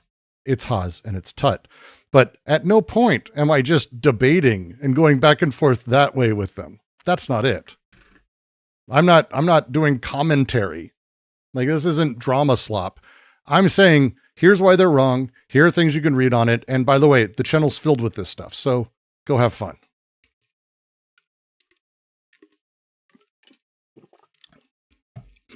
The nuclear family of the bourgeoisie which is isolated and egotistical and based only on the transmission of property. It's more like the extended family, which actually seems to be the norm for most of human history, actually. But nonetheless, the proletariat is heteronormative. No, it's not. And it never has been. In fact, if we want to have working class conversations, like the proletariat in past cultures, very often they were in submissive positions. So this is just flatly wrong. And again, rewriting history based on his own current position. What would be interesting to talk about for this one? Because there's a handful of really great, I don't want to just keep going, read Anti-Oedipus, blah, blah, blah, blah, blah. But do I think dialectics is useless? I would need to understand what you mean by dialectics, because most people don't understand what that is. And well, I mean, the Frankfurt School came up with an interesting idea. Dude. Please don't give them dog whistles, Tutty. Dude. Like, okay. Someone said earlier in the chat, wages are proles. I would argue literally everyone is a prole, and there's very few people who are bourgeois. We live in a weird time. And again, I don't believe in, and if you do, I would suggest this channel is not for you, and neither is my commentary. I don't believe there are a handful of people controlling capitalism. I don't believe that Elon Musk controls it or Donald Trump controls it any more than most people. I believe there's influence bars we can talk about, but there's no control. It's not 7 Jews in a fucking bunker somewhere turning dials in order to give someone money. That's not what we live in. The reality is everyone's exploited by it. There are people who overinvest or are part of that in such an extraordinarily deep way that when they get to the position of being anything that we might not call a prole, they're only there at the whims of the system. In the same way that there are very, very extraordinary examples of people who have 10, 20, 30, $100 million and then die penniless. There is, which actually fucking happens, by the way, or spend years being absolutely broke. The way money functions and what it means to be a capitalist is fundamentally different from anything people really understand. So when we talk about the proletariat as a thing being heteronormative, the first question I'm going to have is, which fucking proletariat? When? What country? What geographic location? Historically, if we wanted to have this conversation, the proletariat lived in non-familial boarding houses. Like Marx wrote about this. If you'd read the fucking book, like historians will talk about this too. Families didn't live in industrial London or industrial areas. In fact, people were generally living solo. Like that's the way that worked. You can see this in China as well. China's really actually got a lot of problems with this, where they have people living in bunks, the way that they lived in early industrial capitalism. Like, what did they have as a thing? What's a proletariat? Are they proles? Is that the setup? No, he's projecting this like idealized fantasy book Lord of the Rings peasant that existed in like these fantasy books into the world of the proletariat, confusing entirely the way that class actually comes about and what positions are. Like, this is the reason that I found Anti-Oedipus and all the writings of Deleuze and Guattari so very, very transformative for me, fundamentally, because for them, they critique all of this, treating family itself as this natural or eternal element. They problematize so fucking deeply and show how anthropologically, via Marxist anthropologists, by the way, like Godelier, that it's so completely insane to even talk about that, let alone what it means, that the reactionary of that is very clear. And what he's doing is absolutely clear. And it's really painful to sort of have him sort of this out and have the response be, well, the Frankfurt School said, oh God. And I don't even know if I want to hear the rest of it. Just amazing. Just the worst. Fuck.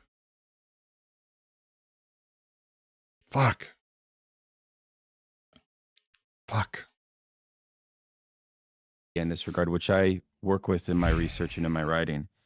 Yeah. which is a paradoxical insight, which is that the bourgeois family produced a subjectivity that the working class had a dialectical relationship with, which at times was envious.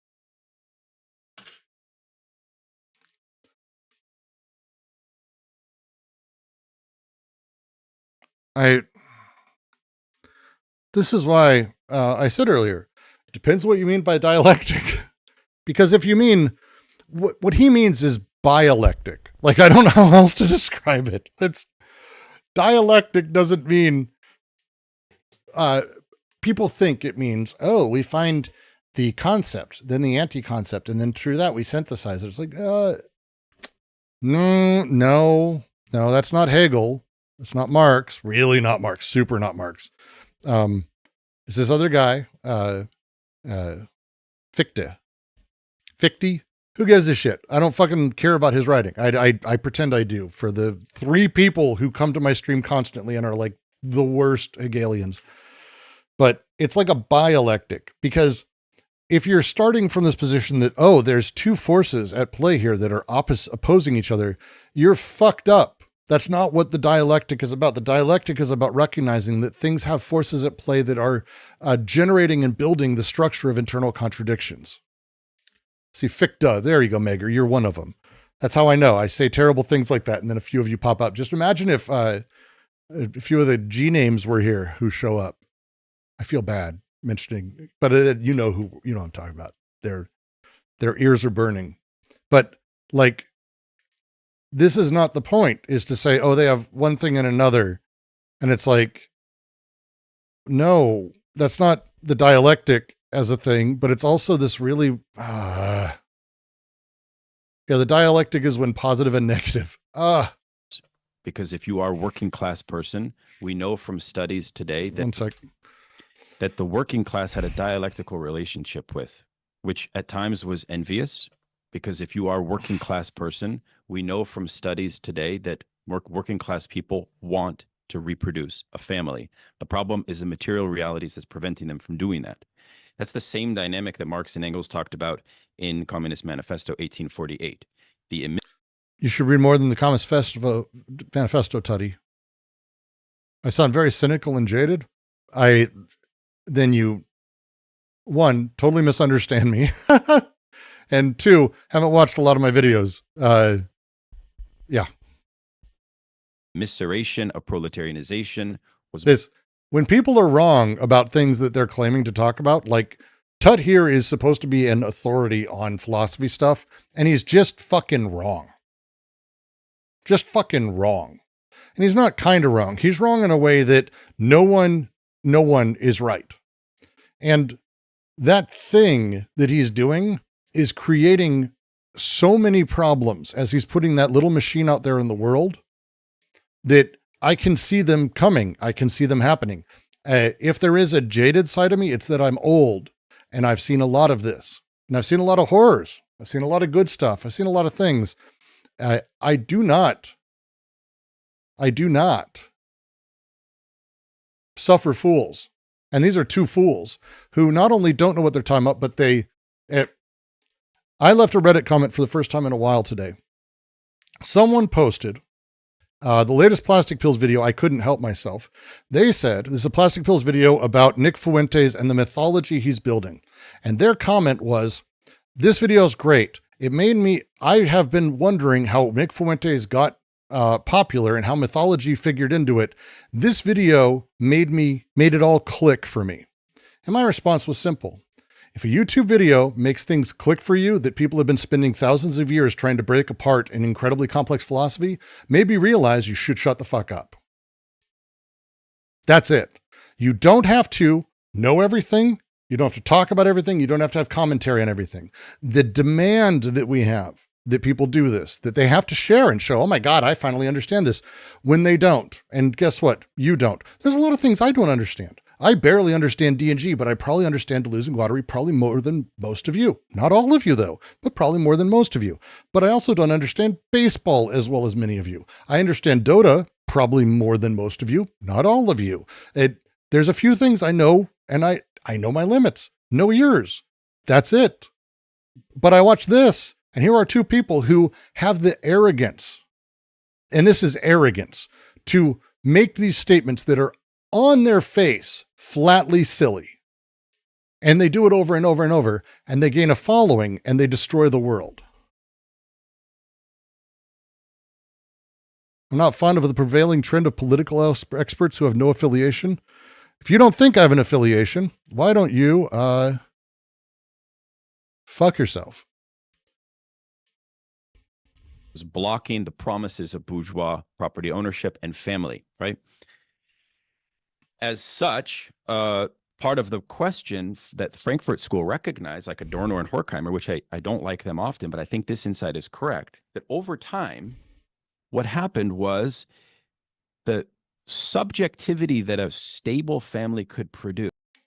Where do you think someone not familiar with your channel could start with? I have a partial object series, which I think is pretty good. I tend to think that's probably the best place is the partial object series. Find a subject there that you, as a thing, can just go, oh, I like that thumbnail, that idea. I don't have the like tricky thumbnail thing.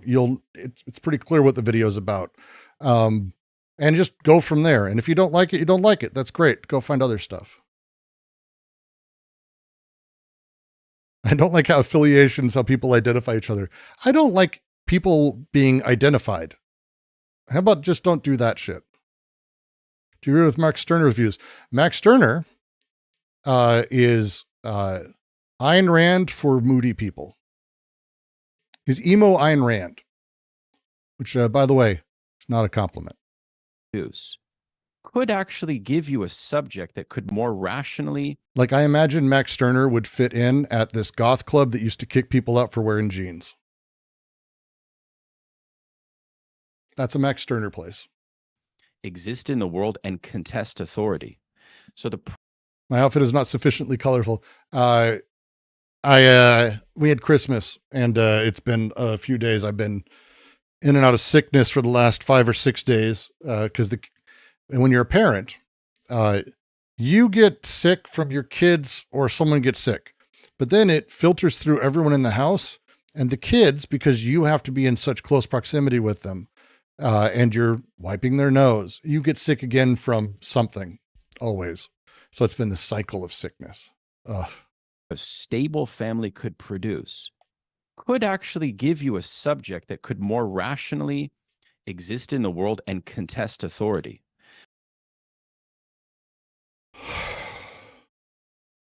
Okay. So Tutt's actually read Adorno and Horkheimer here. One second. The problem a rational family could produce. This is actually a thing, but I would say it's weird to mention what I would consider, and I think a lot of people do, as like, and for Adorno, this is saying a lot, one of the more shamefully over-conservative reactionary things that they wrote about.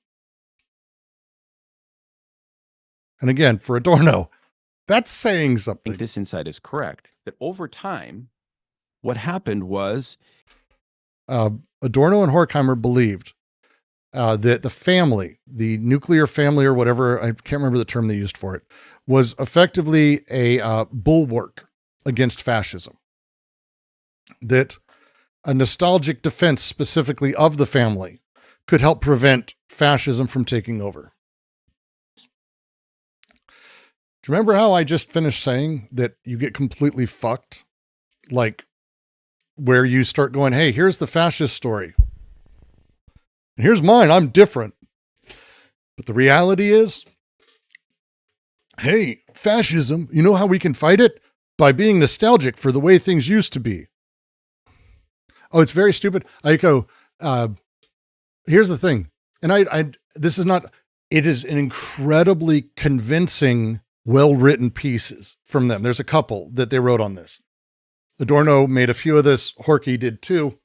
It's well-written. They were not stupid men. It is on its face, at this point, very stupid.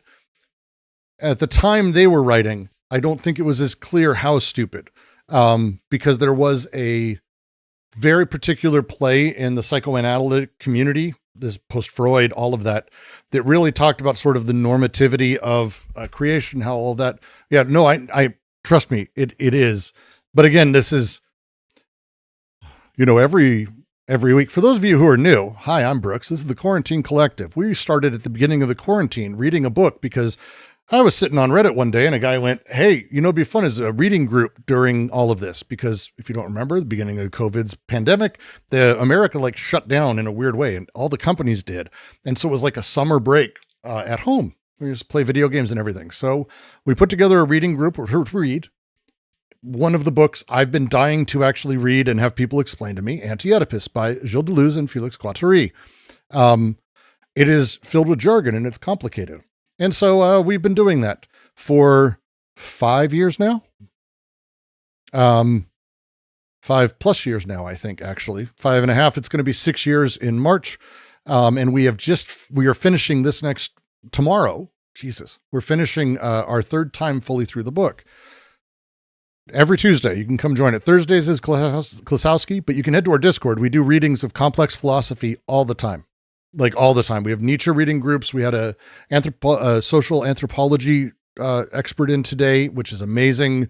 We have a whole bunch of people. It's kind of amazing. Worth coming to discord.gg/DGQC. If you like what I do, which apparently some of you don't, but I don't give a shit, so you can fuck off. Head over to Patreon, patreon.com/DGQC, and you can spend $3 or $4 a month, and it helps. It helps keep things going, which is always nice. I say all that because Anti-Oedipus specifically calls out this bullshit, and it talks about it as a thing, that there's this fantasy we have that the family is a formation that is built in. Clearly, a man and a woman have a baby. This must be the formation. And the nuclear family that we have, where man and woman take care of baby or babies, this must be the way things work. Except it's not. It's actually not how things work. People have babies, yes. But what family means is so fundamentally not this, and how it has changed over time, that starting from a position that what we know today, the bourgeois, particular post-industrial version of it, it doesn't even go back 200 years. It doesn't even go back 200 years, let alone 1,000 years. If you think there were married couples having 2 kids and would have a nanny, that's not a fucking thing. That's not a thing. It's so fucking new historically. It's incredible. And again, Tutt here is almost self-reporting as he's like, oh yeah, no, it makes sense. The family. And this reformist capitalist position is ultimately, again, not giving a fuck about communism. He doesn't. And Haas not giving a fuck about it again. Same thing. It's wild. Yeah, baby would take care of the men and the women, actually. It's primarily, people had large families, and families was everyone, from uncles and aunts and neighbors and all of that. Very often, parents wouldn't rear children. The idea of what we understand family to be is far and away ridiculous. The subjectivity that a stable family could produce could actually give you a subject that could more rationally exist in the world and contest authority. Which is not true. It's literally saying the people who are the most fascized. And it's no. No. Sorry, Danny. Problem with the neoliberal period, the world we live in now, is that we have lost the stability of the family, and in the loss of that stability, I think we agree on this point, we have a stunted, well, in a fancy sense, a stunted Oedipal situation. We can define what the hell that word means in a moment. So it's from that cause that I think we can then analyze back.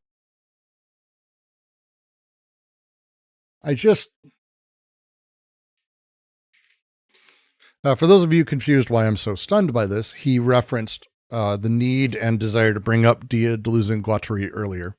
So it's just, wow.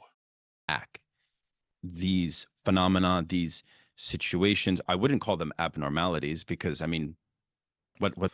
Yeah, it's, again, Anjad hits it. It's anything you think is normal now. Oh, you know what? It's women in the workforce. They've come out to the workforce. That happened in World War II. which is what we're taught as Americans in school. No, women worked prior to that. In fact, women worked. In fact, women have always worked. In fact, let me just say it one more time. Women always worked. And women have always worked. So all of this is this bullshit mythologizing and narrative creation. Again, the fascizing that's built into this, the fascist is like right there. Oedipus, my kind of guy, just like Archie Bunker. Sorry, it's a callback, but What the hell does that? yep, the first strikes in the United States were female textile workers.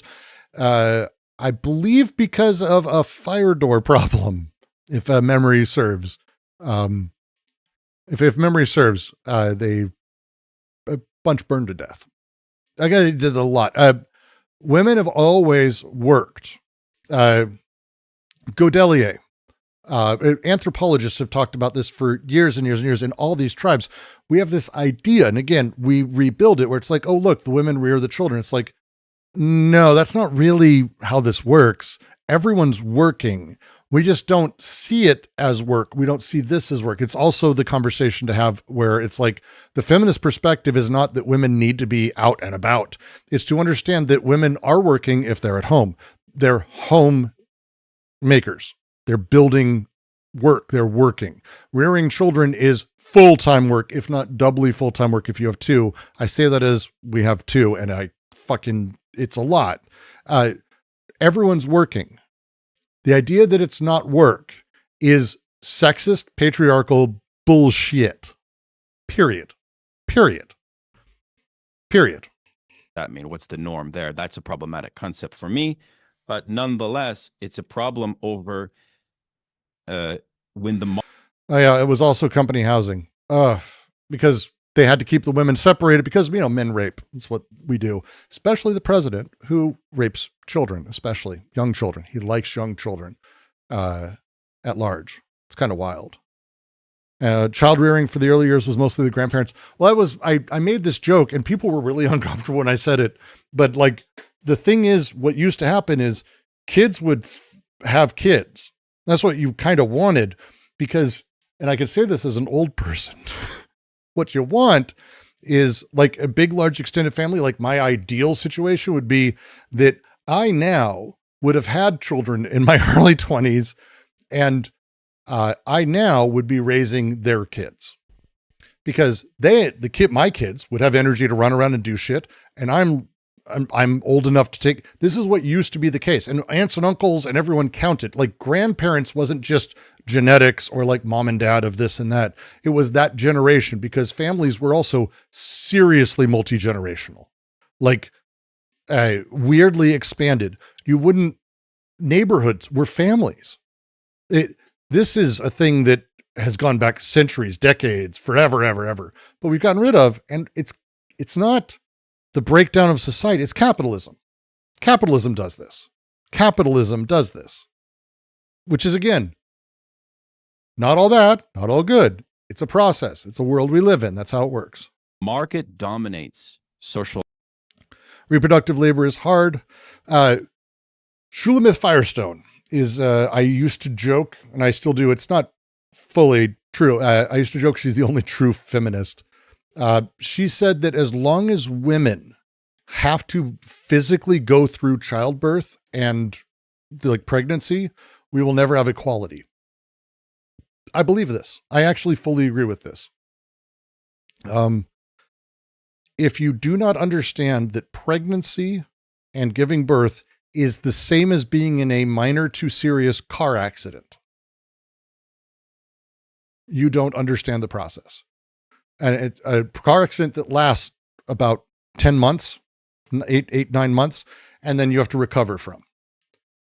Like, that's actually what it is. And it's horrifying.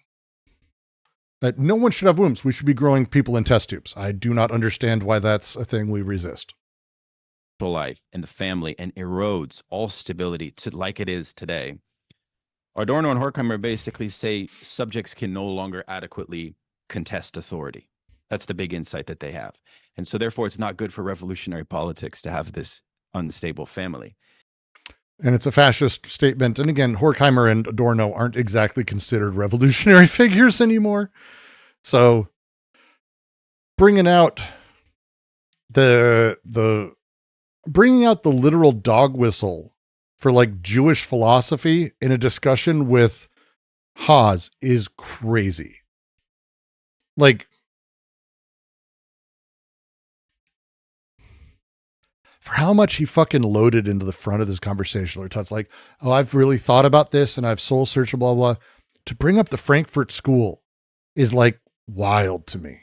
That's a weird miscalculation. That's wild.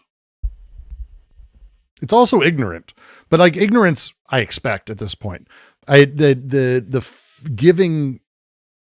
him dog whistles is confusing. Like, I find it confusing. Test tube babies are only eugenics if you do eugenics with it. Absolutely.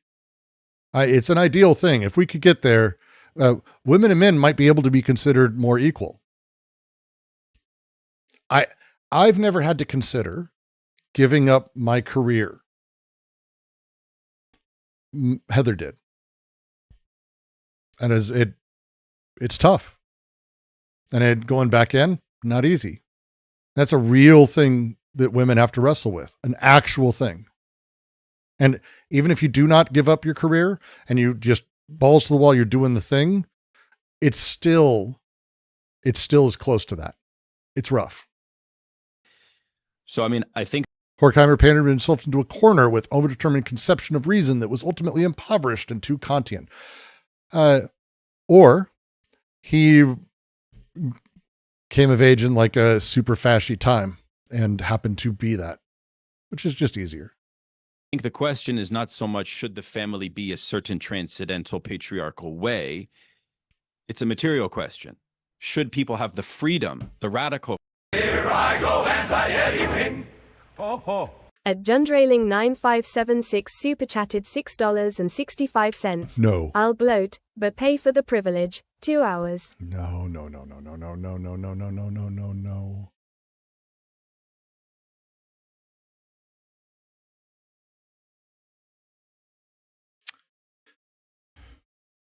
Well played, June. Well played. Freedom to experiment in communal living, to experiment in the form of a bourgeois family in some sense. It's a question. This is always a question, and I don't think Marxism has a clear answer on this. It's left to us to figure out. But what we know is that the masses want families. We know that it remains extremely popular, and that family abolition is... Fuck you, dude. The masses. The fucking lumpen. Why don't you guys both just fucking start jerking each other off and just say, aren't we elite? Don't you listen to us? Like, fuck you both. Just fucking gross, man. Yeah, you know what people want? What material conditions have conditioned them to want. That's how it works. Jesus Christ. You know what families want? Nickelodeon. You know what families want? Nintendo. You know what families want? Newborns really want this really cool, like you put them in it and you like back and forth. And they're like, it's cool for little kids. You know what kids want? My daughter I took them to Barnes and Noble. It's the only bookstore that is really around that I can just sort of sit in the section. It's a safe place for kids, as odd as that is. She fucking picked up this like Gachapon pea pod that had like 3 little Gachapons in it. She wanted it. Why? Because that's what she wanted, man. What are you doing? Why are you talking about the way capitalism conditions us in any way? That's weird. Fuck, I thought we were Marxists. Shit. A bit of a very difficult demand. They want blue in a socket. My son is 8 now, and Here I go anti-anything. Ho ho. At Mega super chatted $5. I don't think we can have equality in a world with trueborn versus tube-born children. Snitchification's a bitch. Maybe. I think it would be Would the two, I mean, clearly the two born would be from better families because it would be more expensive. So the natural born, they would have credibility as the working class. Would they be the new They would be the new infrared. It would be all natural born children because that's the true working class. That's what Daniel Tutt's teaching us. Right? Well, my children to be my property. Fuck. To put onto the proletariat, right? I recognize that. Although I would be curious what your position on family abolition is from the standpoint of proletarian demands. Have you thought about that? Yeah. I mean, I don't understand how this has become a more or less dominant view for the left wing in the West. The fundamental context of proletarian politics in Russia, in China, even in most of Europe, probably in history at least, has been the communal and familial context in which the working class lives. When we talk about working class... No. Okay, stop listening to Putin about the history of Russia. Please, dear God, don't do that.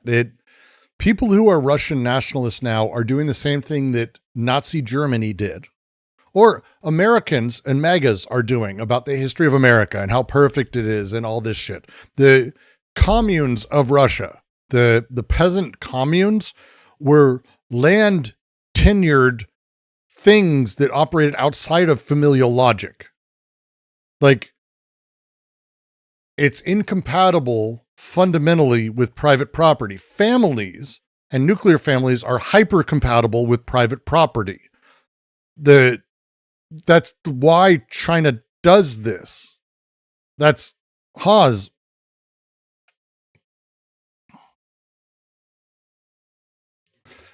The earliest parts of this that was actually revolutionary in time, like in China, Mao was huge in this. Mao really wanted to overturn stuff. And again, pretty terrible at a lot of, he wasn't good at what he did. I don't think he was evil. I just think he was shit.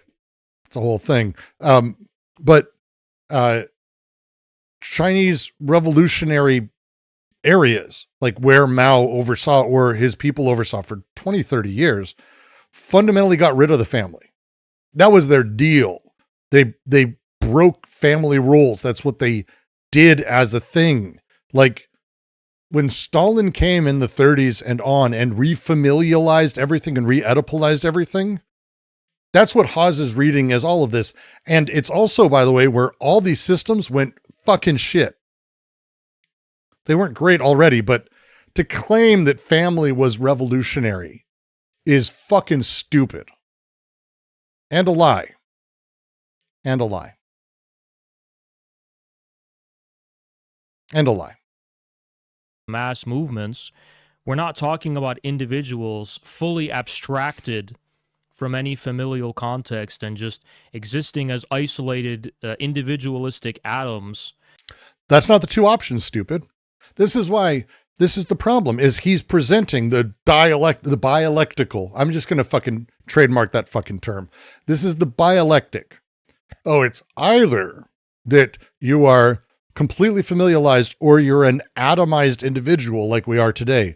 No, there's also the communal non-proprietarian view, which is what Mao pushed for and what China and Russia did early on. They had to. It's completely false historically. He's just lying. Like, this is like fundamental basic history boring shit, and he's just fucking wrong in like a really embarrassing goddamn way. Is there any form of organizing society you see as building least shit? I'm not a guy who's going to organize society. I'm not the God that's going to send you. Do stuff in your local neighborhood, care about people around you, and help them. That'll make the world make better, and you will revolutionarily change things by making the world a better place. Don't care about international politics. Don't care about national politics. You have nothing to do with either one. Your vote is one of the most important things you can do if you're in America. Other places, great. But if you're not supporting your local politics, you are fundamentally not helping the world. With no commitments or obligations whatsoever to their kin, we're talking about networks of people related by blood, related by family, related by... Crash to the Dead, you joke. That's not bad advice. Go out without getting laid until you do get laid. Yeah, stop caring about, go out, don't care about getting laid, don't care about goals, don't care, do good things. Find things directly around you and do stuff. Like, this is the Petersonian thing of like, clean your room. The problem is he stops there because he wants, his focus as a fascist is on your room. It's yours. But that's not the thing. Clean your space. What is your space? Where do you drive? Where do you walk? Where do you go? Do you go outside for a cigarette? What are you looking at? Who are the people around you that you deal with? Do you go to the store? Do you run into people? Are they haven't, what are you doing? Your room is a dynamic thing that is around you in a large scale thing at all times, wherever the fuck you are. Care about that. Care about that. It's Peterson's room is a room because he wants to imprison you. If I were to say clean your room, it's the room that is around you wherever you fucking are. And you're always somewhere. Community. And that's always been the context of socialist mass politics. It's the premise and the presupposition of it. The notion of family abolition, I think, you mentioned after 1917 in Russia that the return of patriarchy, I believe you're referring to the Stalin period. 1917? It was like the 30s. You mentioned after 1917 in Russia that the return of patriarchy, I believe you're referring to the Stalin period, represented a reaction to that. I don't think it represented a reaction. It's just an adjustment to the actual reality of the majority of people. No, if he's talking about he's like conflating so many things. What the fuck, man? The real problem is the suburb virus. The suburb virus is not its own thing. The suburb virus is the extension of the nature of pushing towards private property, and this is mine. And when it's this is mine, it's yours to take care of. Syed Qutb. I always tell this story because I always love the fact that Colorado as a state and the suburbs as a thing are responsible for 9/11. If you didn't know, it's a fun story. Syed Qutb, founder of Islamic Jihad, went to school from Egypt in Greeley, Colorado, traveled around Colorado, and he was stunned that all of these beautiful, amazingly manicured lawns never had children playing on them specifically, that they weren't allowed to, because the private property was so disgustingly overdone. He didn't call it this way. He saw it as Western, bourgeoisie bullshit. But this hurt him so much because everywhere else, and you go anywhere, and at the time, especially in Middle East, Europe, anywhere else, children ran around and played. Not in the suburbs. There were houses you couldn't go into the yards of. You didn't want to step on the wrong yard. All of that. That's what Syed Qutb went, oh, well, okay, well, let's kill everyone. Like, that's the thing. And it's crazy. Wait, we have a special guest. I told you you'd see him around. I literally told him earlier we'd see you around, kid. But he saw this. The thing is, it's the private property that does it, because the privation itself makes it mine, not yours, or not mine as a thing. I don't think that is necessary as part of the reality of how the suburbs work. It's just a mechanistic sort of ongoing conditioning that the suburbs creates.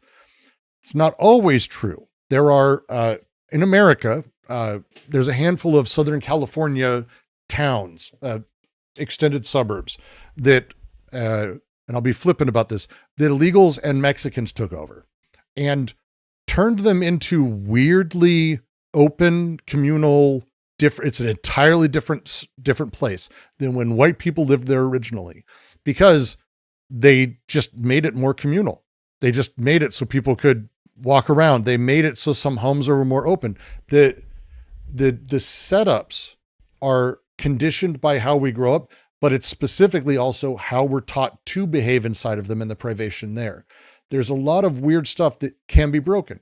So again, what is around you? What is your room? Think about it as 50 feet around you in every direction, wherever you are. That's always your room. Always. The screen you're seeing, not the stuff on the other side, the stuff on the screen you're seeing. Yes, but not the stuff at the end of that. I'm not in your fucking room. You're putting me in your room, but I'm not in your room. But everyone who's around, those are the people you can actually affect the lives of fundamentally.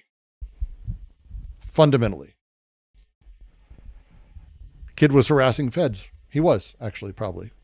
I mean, harassing by existing is a thing. And I'll tell you right now, his existence is a pain in the ass. Living in the former Russian Empire. Sure, in the... And kid, you are missing, Daniel Tutt has basically just said, yeah, we should have a nuclear family because that's how you may have revolution.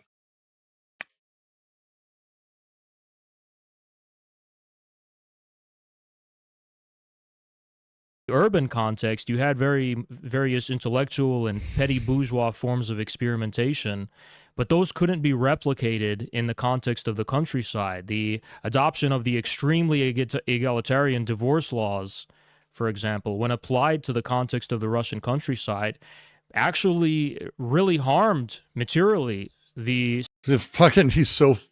Okay.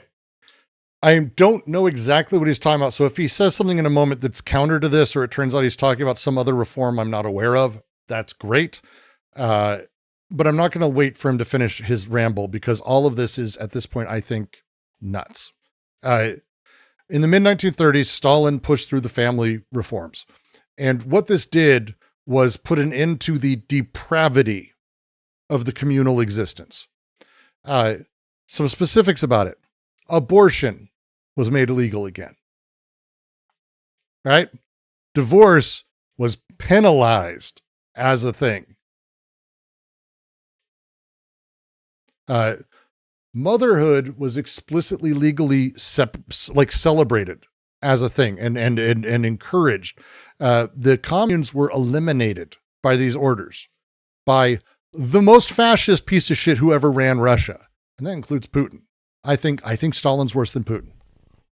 Ooh.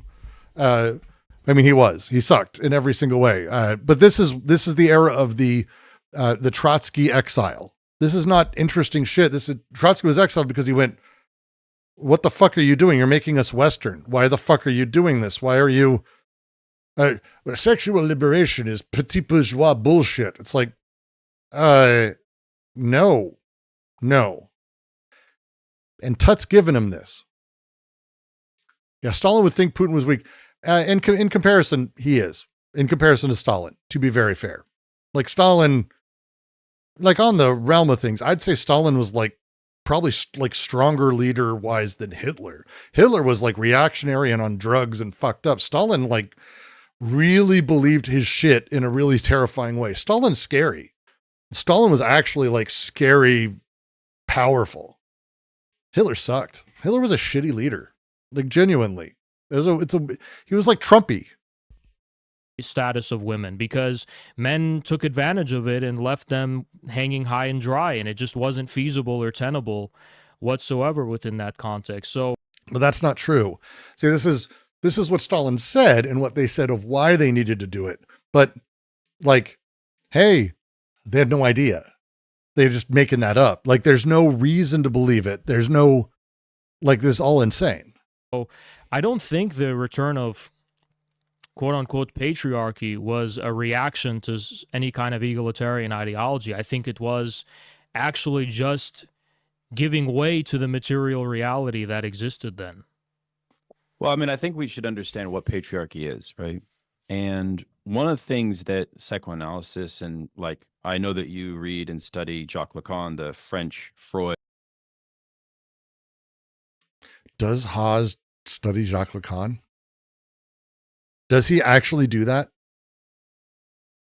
Tutt, are you serious? Who's notoriously difficult and for whom Zizek has introduced a whole generation to his thought. Lacan. That's true.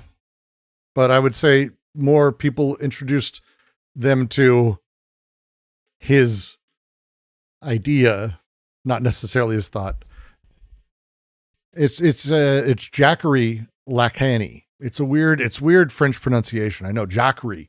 It's a whole thing. That's a lot to say about patriarchy, right? And it is Jacques Lacan.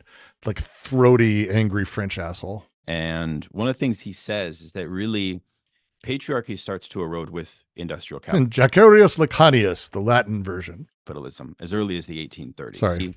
Patriarchy starts to erode with industrial capitalism as early as the 1830s.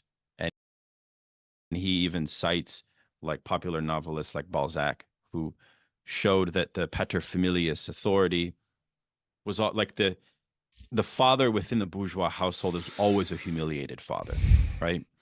And that capitalism itself erodes patriarchy. So there's this dialectic. There's this dialectic, two things, and they go, there you go. That is philosophy.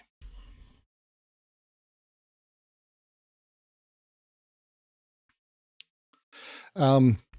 I'm going to take a second and talk to you, Haz. And Tutt, because I know you've read these books, or at least you claim to. This is the challenge of it is understanding that what you're talking about and how you phrased it here is problematic, because it doesn't follow material practices in general. As again, this is one of those fundamental, like, hey, I'm creating a symbolic structure in how I tell the story, but it's not really what Lacan was doing either.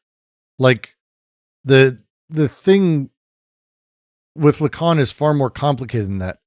It's not really even worth it. Like,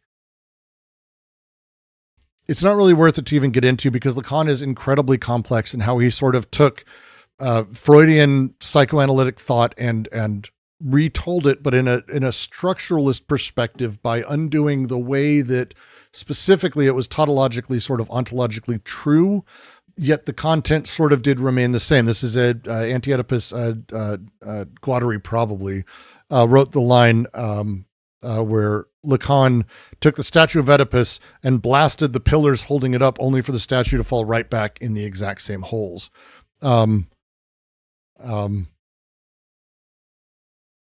You saw someone in Sunday's chat today concerned about me calling them illiterate. Well, that sucks if they are. People get really pissy because illiterate is like, means bad. That's bad. I'm literate. I can find what the words are over time. That is the point of the binary. Again, I'm not going to get into that rant again. I'm not getting into that rant again. It's fucking insane as a thing. I would critique, I find, and I think later Lacan also critiques this pretty significantly, because patriarchy as a thing is not actually symbolic.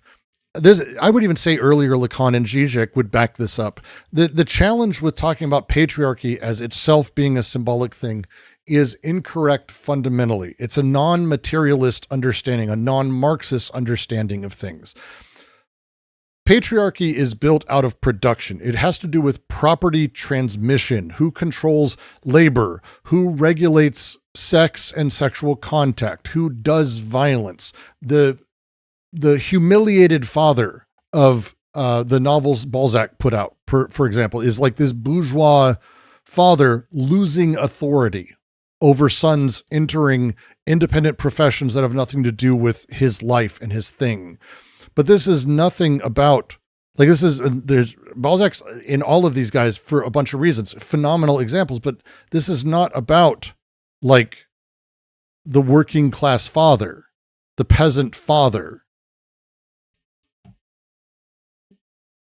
There's nothing to do with it. This has nothing to do with any of this. It's really weird. Of a kind of reaction response to the constant, everything that is solid melts into air, right? This affects the family. This affects so I think as communists, because he's talking about the humiliated father here, Balzac's thing, which again, yeah, touches into Lacan, and he's like throwing out jargon here, but this is not related to what they're talking about.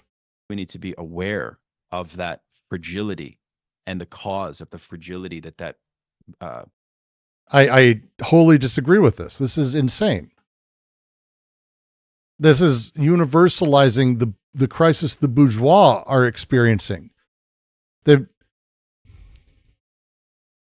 poor families don't experience the erosion of the patriarchy. Like, that we have lots of conversations, and it's the meme about, oh, black people, black dads don't take care of their kids, and stats show otherwise. But by the way, the stats show the same is exactly true. It's not just black, it's white people too. Poor people. Fathers disappear. Fathers go work. Fathers can't be home all day. Other people come in. This is the actual poor of the poor globally don't have fathers. Patriarchy isn't their thing in that way. It doesn't fundamentally work in that way. You're talking about bourgeois problems, specifically bourgeois problems. This is very weird. Stokes.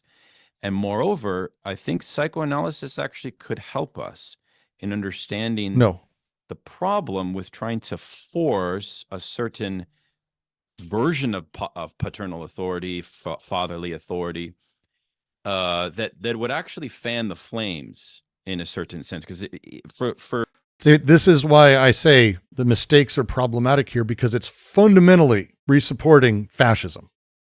The strong father. You know what we need? We have men who run our society, and patriarchy is such a problem. You know what would really help fight patriarchy? Strong fathers and men. Stupid fucking people. Goddamn people. For psychoanalysis, you sort of have to understand what the meaning of a father is. You know what I'm saying? The meaning of a father is... I will pre-state, and we'll see if he gets it right. Because, hey, it's entirely possible he gets it right. In psychoanalytic tradition, pre-Lacan, I would say Freud through Kleinian sort of era, all the way through, primarily when a child exists and is born, they exist in a very specific tug of war psychologically, one with the father and one with the mother, and then also the relationship of the mother and father that they experience. This is the Oedipal sort of system. The Oedipal complex? No, this is Oedipalization. So a child learns, mom gives me food, gives me pleasure, gives me warmth, cares for me. Again, Freud was a bourgeois psychotic who did too much cocaine. So everything for him was, oh, well, this is what I had.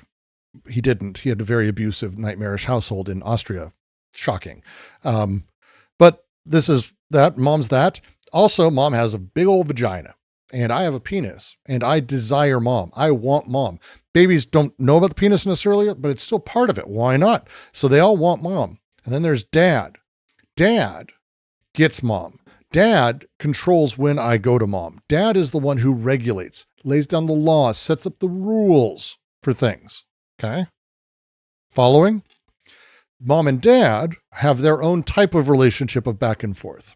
So dad regulates my world, and I can't really just have mom. I have to have it regulated. If I can regulate my relationship with mom through dad, then I will be a proper good citizen who can handle authority and other things. That is the Oedipal triangle. Lacan went, well, this is stupid. This has nothing to do with traditionally how things work. This is very contingent. So instead, let's take it one step further. The dad is effectively the name of the father. The name of the father is law. So instead of thinking, oh, everything's about how my relationship with dad, it's actually the opposite. It's actually, these are symbolic structures. And I then recognize these things externally. So when I go out of the world, I'm actually seeing and dealing with the law overall.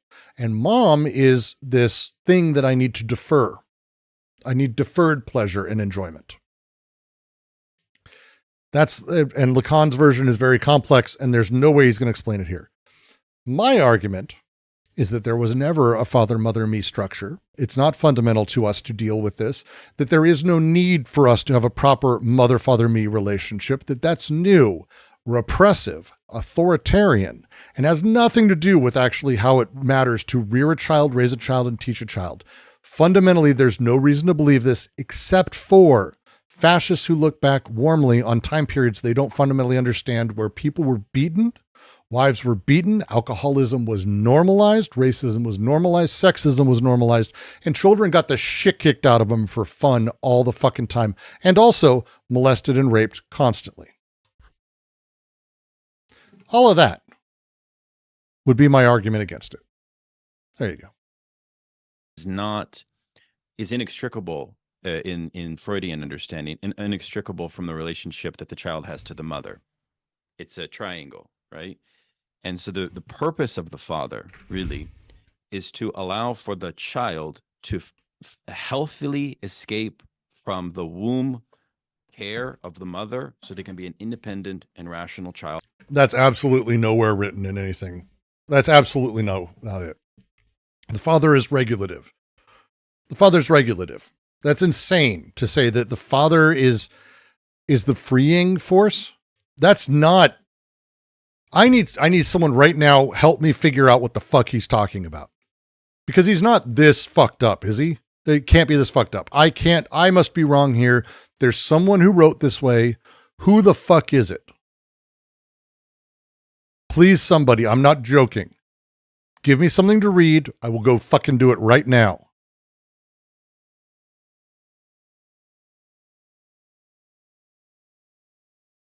I need to know what the fuck he's talking about. That the father is seen as the element that frees you from mom. To allow for, right? And so the monomyth, I don't think he's talking about the monomyth. If it's monomyth, that's not Freud. The King, Warrior, Magician, Lover, if he's doing that, that's Jung. That's Jung's psychoanalysis. I would imagine he would be like, oh, I'm doing Jung. Because he said Freud. He specifically said Freud. Is inextricable. For psychoanalysis, you sort of have to understand what the meaning of a father is. You know what I'm saying? The meaning of a father is inextricable in Freudian understanding, and inextricable from the relationship that the child has to the mother. You see, he explicitly says Freud. It's a triangle, right? And so the purpose of the father really is to allow for the child to healthily escape from the womb care of the mother so they can be an independent and rational child on their own. Okay. If I had to strongman this, which I don't like, because this is completely wrong in every way. I am not a big fan of the monomyth. We can have that discussion another time. I don't believe in it at all. But hey, what do I know? I've only dealt with it. If he's saying that by working with the father, if you become over-dependent on the mother. Here I go, anti-anything. Ho, ho. At Suresh0T478 super chatted $5. Is this just misogynistic fanfiction? Jung, this is how Peterson talks about the father and mother. It's an extremely misogynist. It's the only way I can understand it is where basically, hey, look, women are going to tempt you and they're going to ruin your life. And only your dad, by laying down the proper rules, can teach you how to be free of bitches. Tame the cunt, save the cock. The Tom Cruise shit, right? From, no one? Magnolia? Come on. Tame the cunt. That's a fucking amazing. God, I love that fucking movie. I need to watch that movie again. I'm going to go fucking, one sec. I just have to go put that on I'm certainly, why would you say that I'm going to a piracy site right now? Fucking gross. Chat, don't say that at all. It's terrible that you would suggest such a thing. Magnolia's so good. We're back to Adam something. Oh, that's terrible. I don't like that. That's depressing. I think that is worth getting the very, very big one. Good. Excellent.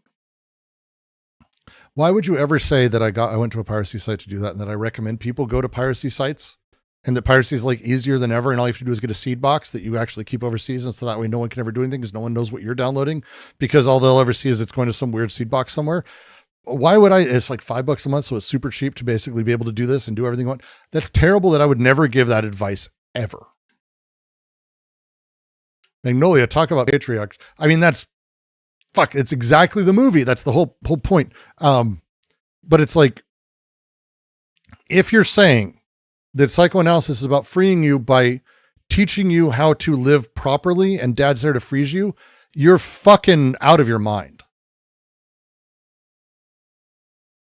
I would even argue Jung would disagree with this fundamentally. I think don't pirate books. I tend to agree with that, with the exception of I have a handful of books that I bought that are 100, like academic books are expensive because they print 12 of them and they know there are 11 people that will ever buy them. So they're like $150 sometimes. And his archive exists for a reason. But libraries exist. Patronize your local library and give them love. Speaking of a way you can locally help things, if you didn't know, libraries are a place where people go. And so you can go there and you can say, hey, can I help? And they'll go, what do you mean? You say, well, I have some free time. I'd like to read books to people who are illiterate. It's a service libraries offer. I'd like to come in and be able to do that. Can I come in and I'll read books to kids? I like reading out loud. I can do like story time stuff. I can actually help by doing classes on a thing. I can help with blah, blah, blah. You can improve people's lives at the library. And there are people ready to improve your life at the library. Go there. It's the last communal space we have. But this is I would even argue Jung, I would say the monomyth disagrees with this wholly. Like the mother is not one to be freed of by the father in the monomyth.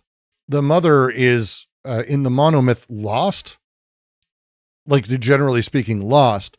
And the womanly is separate from this. It's a completely weird reading of this that I'm actually completely. What's the point of the absolutionist libraries in my area suck? Well, that's fine. Just look, it's not 100. No one said it's, if you can go to the library. I'm out in buttfuck nowhere. I'm an hour and 10 minutes outside of Portland, which is on the Washington side, 20 minutes outside of Washougal, if you know it. I'm way the fuck out. I live in the middle of nowhere. And the Washougal library is tiny. And I will never find anything there that I need to read, but my kids do. And you can go there and help them. Go there and help other people. In fact, if you go there and you say, hey, I have books I want to transfer from other libraries, they'll help you do that. Nationally, you can get any book you want. You just have to talk to someone who's a librarian and go, hey, I actually really wanted to read, I did this, and they're in the process of doing this for me. I was like, I need to read more about Leibniz. I really could use some very good text, ideally textbook or like stuff that's there to help. I don't need the originals. I got those, and I don't need like the guides to whatever. I need like textbooks. Like, oh, well, here, these 5 universities have these. Oh, look, we can get them delivered. And it's intra-library shit. Start at the library, give it a try. If they still suck, pirate everything. I don't give a fuck. I'm not judging any of that shit. Why does Maddie keep disappearing? Maddie keeps retracting her own, I'm assuming her own messages. No one's deleting Maddie's messages, I promise you. And Maddie will agree with me right here. Boop. Well, maybe not. Okay.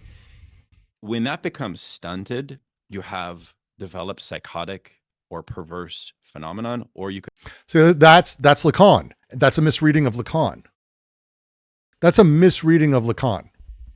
So that Jung would not say, though, that's what makes you psychotic. That's not Jung at all. As far as I understand Jung at all, he is talking about that when the name of the father is foreclosed in Lacan, the psychotic exists.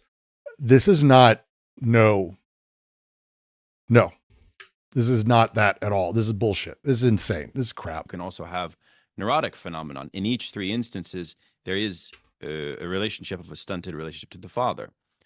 So what I'm trying to say is that one of the things that Lacan understood, he read this very important playwright named Paul Claudel, who was like an expert on paternal authority. He's a great Catholic reactionary writer.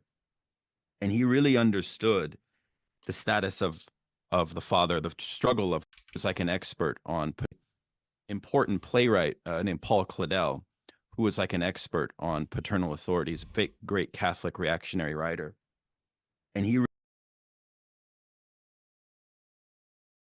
really understood the status of the father, the struggle of the father. And I think one of the dangers is if you have a society like ours, which is fundamental. Did he just praise a right-wing psychotic, traditionalist, reactionary that he called this? And he's using that as a reference to pursue revolutionary aims? Did he just fucking do that?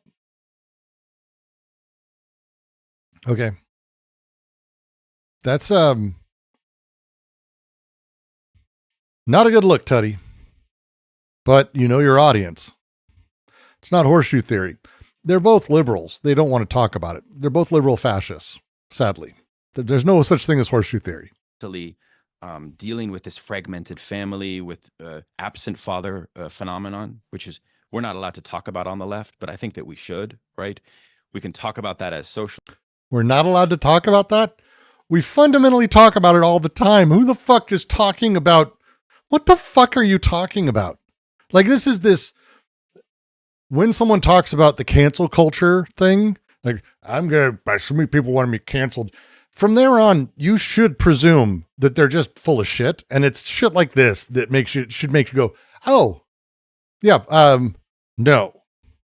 The social workers throughout the country and the non-governmental orgs and the people who used to work for the federal government in these orgs and also inside of government to fix this talk about these problems all the time.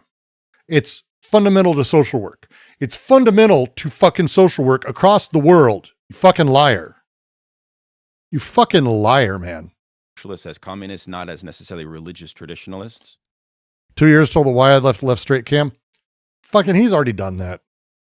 He's already done that. He doesn't even need to. This is fucking insane. They don't smell liberal to you? Oh, cut a liberal. Fascist bleeds. That's how it works. Right? August. Good comment. See you. There you go. In that context, people want surrogate father replacements, right? They want to have fathers of the real, fathers of the whore, fathers that kind of can offer some strict transcendental assurance. But one of the things that I think Lacan would say in that regard is that actually what you're doing when you do. Just so you know, again, and I appreciate everyone who was like, maybe it's Jung, maybe it's monomyth, all of which would be fine answers. Like, again, I'm not saying these are like not worth reading or not worth understanding. I think everyone is worth understanding and reading, if only to understand why they're wrong, but certainly worth understanding and reading.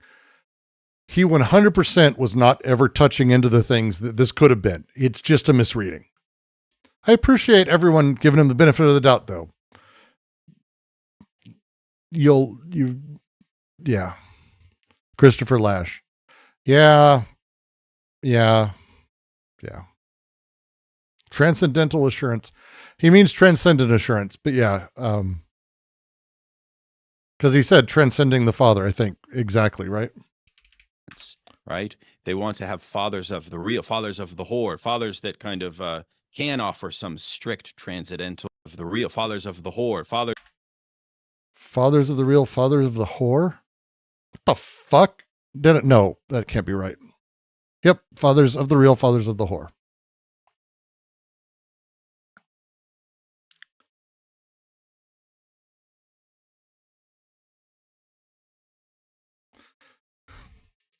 So Christopher Latch is a really, really, really shitty philosophy person who is in this circle of shitheads.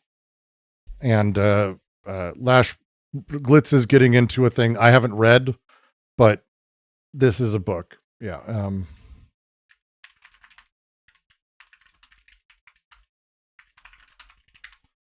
One sec. Lash sucks so hard. He's loved by all these fucking people too. Neo-Marxist garbage people. Where's the book? Which one is it? It's the Culture of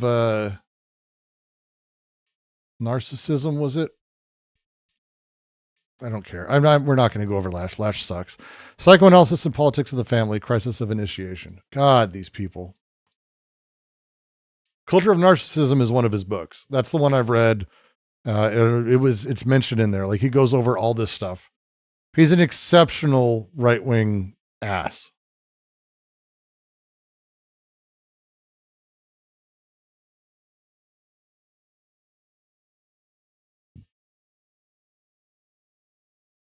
I feel like fascism always starts with socialism, or socialism ends with fascism.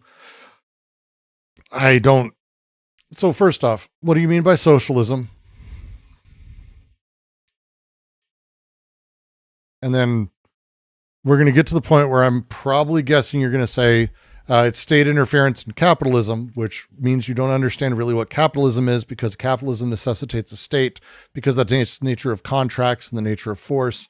And then we get into a conversation because you're libertarian probably, and at some point you're going to talk about age of consent, and I have no interest. I just don't have any interest. That kind of can offer some strict transcendental assurance.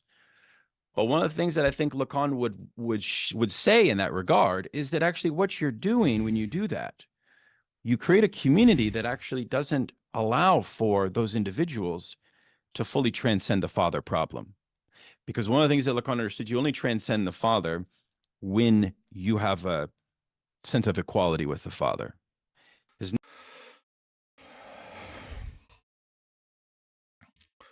The mother-father-child structure has fundamentally been shown through anthropology and sociology to not be universal and also not be psychologically necessary in any way. The historical apparatus, I've been reading a lot of AO lately. We're about to finish it as a thing, right?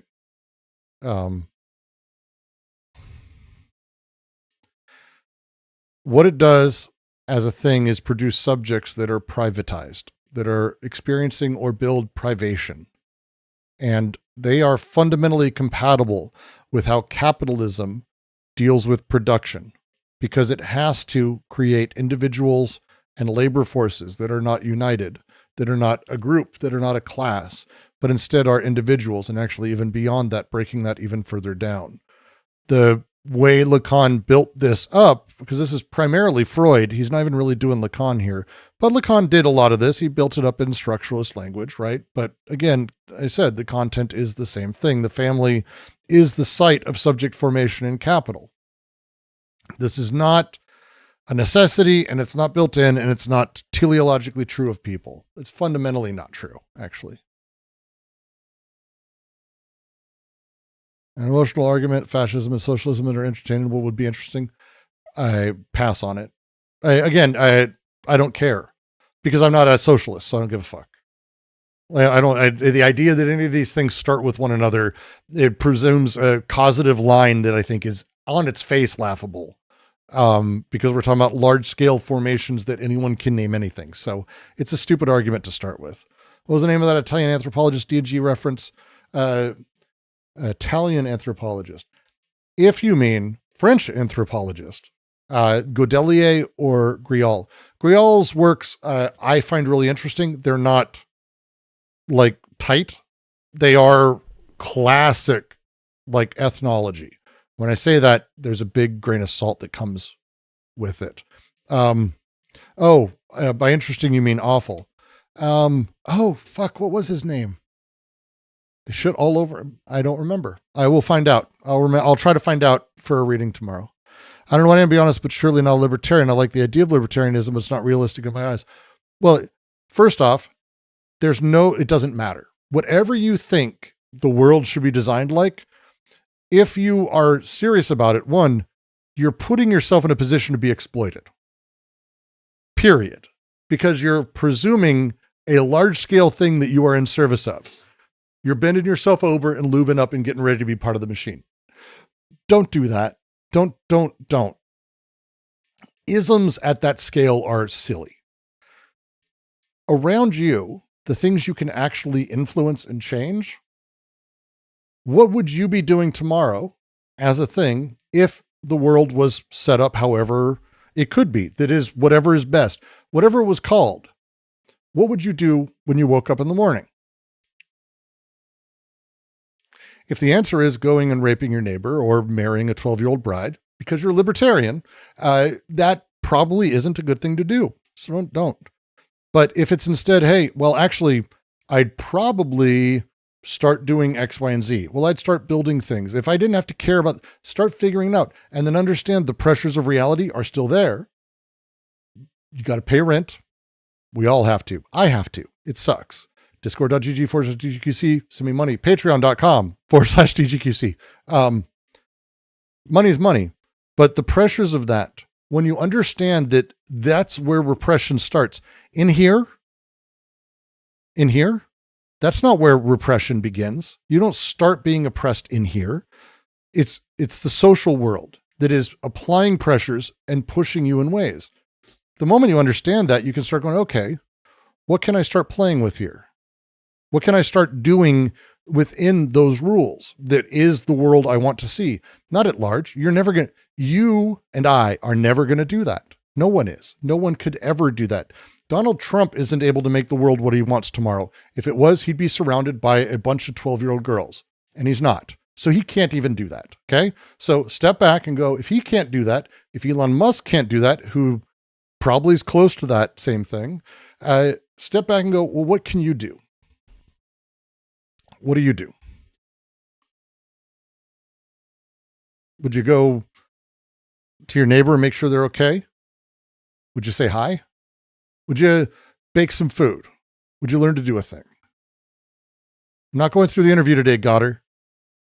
Don't ask again. I'll mute you for the day. We're not doing that. We're doing this. Talk to people. Find out how to make the world immediately around you better. Because whatever you're doing, that's what you're there for. That's what all of us are there for. All of us just want the people we're around to be living better lives. No one is like, I want the US to be a fucking socialist country to make everything work. Like I want it to be libertarian, whatever it is. They want people around them to be living better, except for libertarians who want to bang kids. So step away from that and go make the world around you better. That's it. Just do that. I believe in democracy, strong social programs. Who cares? I don't care. Beliefs is fine. I don't give a fuck what you believe. What do you do? Like literally do, not what you say or what you type on the internet. Doesn't matter at all. Like this is a fucking mustard fart in the world. Slightly spicy, disappears quickly, out the door. And that's it. So what do you do? How do you make the world the thing you want to see? Why is libertarianism always in an age of consent? Because when you live in your head as a thing, you have no ability to deal with things on the ground as a mature person. People who aren't mature people seek out people who are their intellectual equal. And I mean that. I don't see it as abuse. I see it as people seeking out their equal. And in that, creating harm. Since you mentioned the bunch of abuse of children, what do you think producing these people? I think it's because of impotence. Oh no, I just said what I thought. Sorry, I didn't realize that. That's it. It may be power. It may be power over someone.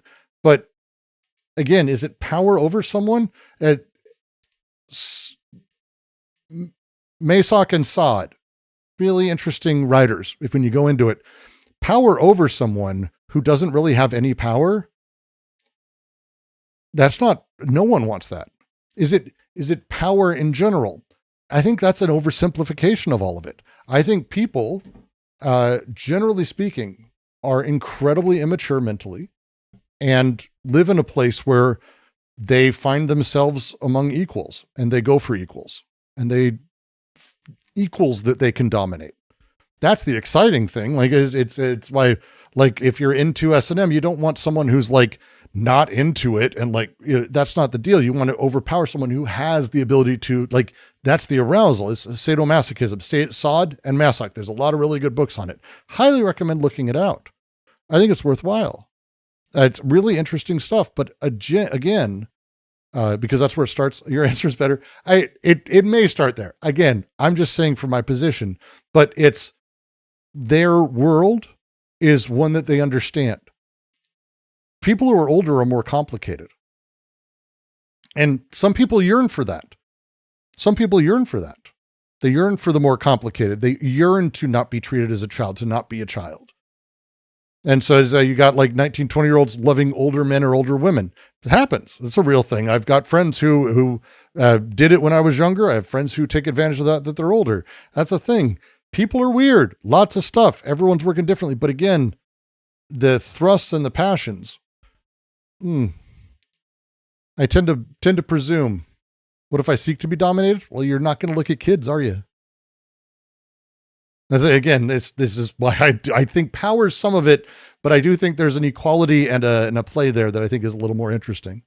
I haven't seen a lot of, hey, why don't you take a seat over there, where it's like some like sub guy in a fucking gimp mask who's like, oh, I came here to be whipped. Like, that's not a thing. Oh, maybe it is. Maybe it is. Maybe it is now.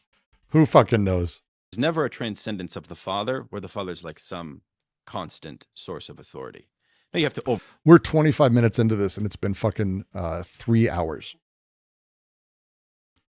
I hate getting it on by 23 years at a bar. Sweet, I'm old enough for your dad. No, but that's the thing. Like, again, this is, I think this is the point, is you're seeking out power you're wanting, or relationships or dynamics that you want. That's fundamental. And the fundamental thing is seeking out someone who's above you or below you. There's that, sure. But there's a level with kids that it's like, they're really below.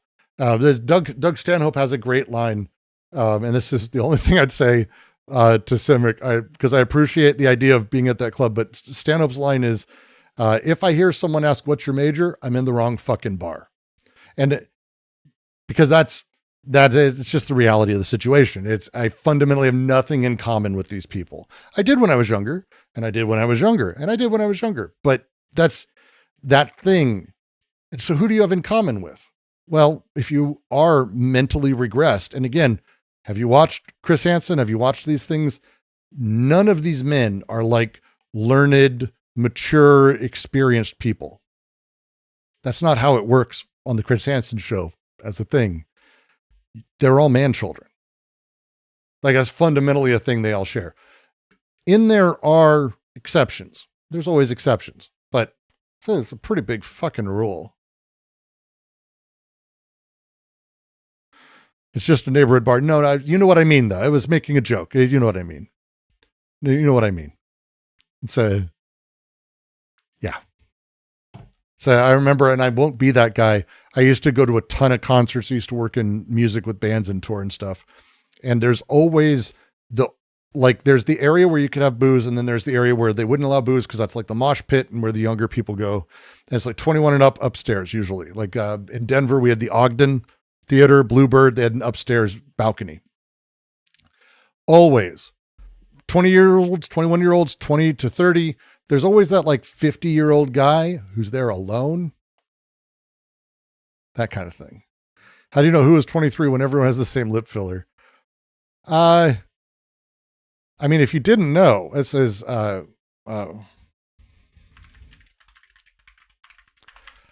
this is, one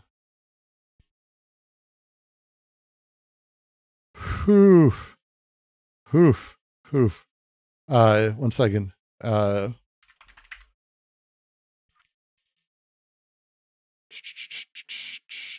One second. I want the Vanity Fair photo. Caroline Leavitt. If you didn't see it. God, it's like the best thing. Vanity Fair fucking just nailed that shit so hard. They did so fucking good. One second. Let's see. Log in. Come on. I know it's on Insta. I want to see it. What the fuck? Oh my God. I hate everything so much. Why is this not just popping up as a fucking image? I want to get to it. They have teams fucking trying to clear out this Caroline Leavitt photo. Here we go. This will be fine. That's fine. Fuck it. We're just gonna use this one. If you haven't seen it, I love these photos. This is Caroline Leavitt, the press secretary of the United States. Okay. This woman on the right there, that's Caroline Levitt. She's 28 years old. She's 28. She's 28.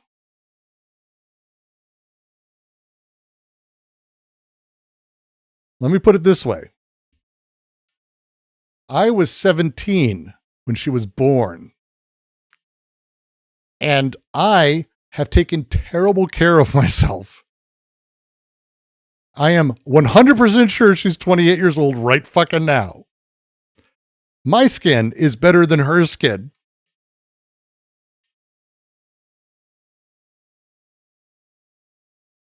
She always looks old. She always looks old. She was born in 1997.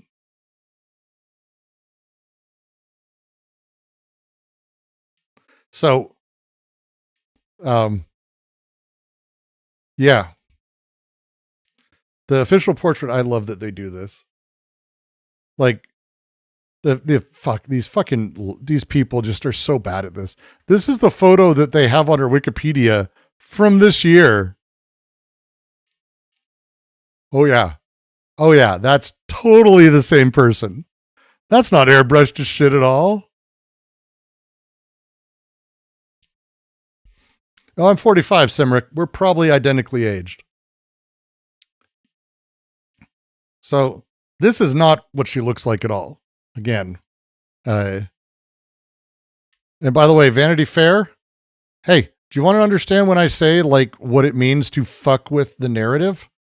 Vanity Fair. This image. And if you didn't see, by the way, the Stephen Miller one, let me see if I can, if you haven't gotten to that as a thing. The Stephen Miller image is insane as a thing too. Yeah, but let's expand this way. Stephen Miller. So here's how you know you've got a great photographer. Like a great one. I am amazed that this is not the first image that shows up. Fucking crazy. The internet is just not working anymore. Here it is. These are the photos of all three of them, right? Do you remember? I don't know how many of you remember this, but you saw this one, right?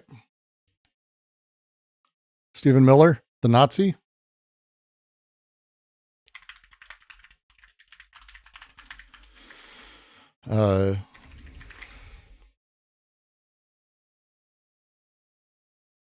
There is a very specific thing that he was doing here. If you don't know it,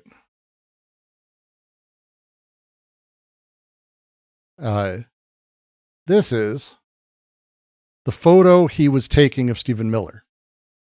How this is so fucking next level. It just breaks my fucking brain. This is Goebbels. You tell me this wasn't fucking intentional. You tell me the angle, the shadow. It's a famous photo of Goebbels. So, again, it's a famous photo of Goebbels. Very famous photo of Goebbels. This is how you fight fascism. And I mean that whole fucking heartedly. You ask for examples. There you go. Giving examples. That's how you fight it. Because these people don't understand how to deal with that reality in any conception at all. They don't have the slightest idea of what to do with that. They just were embarrassed and fucking moved on.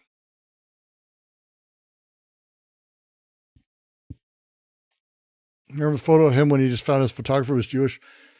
Fuck. They did so many good. The Vanity Fair thing was a masterstroke, genuinely. And it's just amazing to me. And it did so much damage to them in their social circles. South Park, I think, did one of the best things they could have done. And not any of their shows. No, all the jokes, some of it's funny. They did an entire episode about Pete Hegseth and how he's an asshole, poser, fake loser. And then they wrote a song at the very end.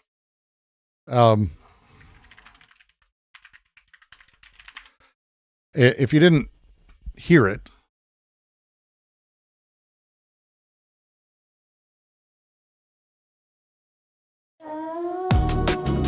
what's up, guys? Pete Hegseth, Department of War.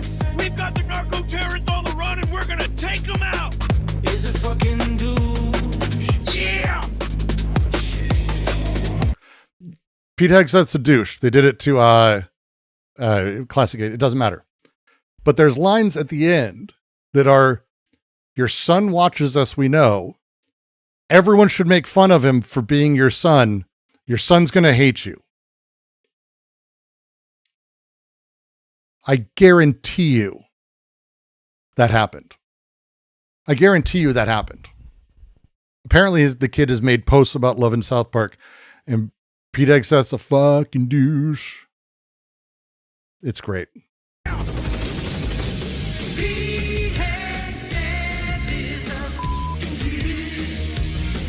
It's just great. But that, I guarantee you that happened. People interrupted multiple dinners of these guys. This is how you fight them, because their lives and the narrative around it, that you show that they're just normal people who are kind of shitheads. That's what. Poor kid to have that dad. Yes. Until he turns out to not, you don't have to feel bad for him, because it turns out that the kind of kid that dad raised is that. But then again, feel bad for Pete Hegseth. He was also built by a system very similar. His dad was not exactly a treat. So I have pity for them. Here I go, anti-anything. Ho, ho. At Unclecumric super chatted $5. Pete Hegseth reminds me of soldiers who are in but never saw a combat deployment and are butthurt about it. Source: I was in the Army OEF, OIF. Yeah.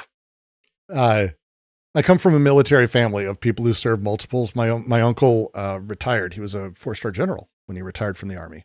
And I got to know a lot of military people. I got to see a lot of military people. I had a friend, I lost one in Iraq, another one who came back fucked up from his time overseas. I think 3rd deployment, knocked around his brain. Here I go, anti-anything. Ho, ho. At Suresh0T478 super chatted $5. Send you a link to the classic Eisenstadt photo of Goebbels. And Pete Hegseth is absolutely the guy who, like, I don't want to be too specific because someone will know I'm talking about them and they may watch, but yes. They're bummed they never got to be the thing. And they say things like that they served in Panama and really they flew a plane there, kind of thing. Fuck, they want to say they served somewhere so bad. Fighting fascism is to post AI memes of Donald Trump as a baby. No, don't know. The trick fighting is to mock them. No. Mocking itself. No. What South Park did is create a mimetic thing that actually would have real world impact. Because they're South Park, they can do this. You can't do this. If I had written exactly the same song, it would have had no impact and it would have done nothing. They understand the ability, the power they have. And they used it. I believe this is an example of using it properly, because that created a real world knock-on thing. This photographer understood exactly the power he had. He could not make statements at all, but he can take a photo the right way. He had enough power to do that. He knew how to clean his fucking room. And he knew his room was wherever he was plus 20 feet. That's the thing. And for South Park guys, their room, wherever they are plus 20 feet. And by the way, what do they do in that? Oh, they're making a thing that's going to be seen by, oh, who? Oh, these guys. Oh, shit. That's how you do it. That's the deal. This is why art is impactful and literally changes the world. Yep. And science does this in its own way. Lots of things. But art upsets people for a very specific reason.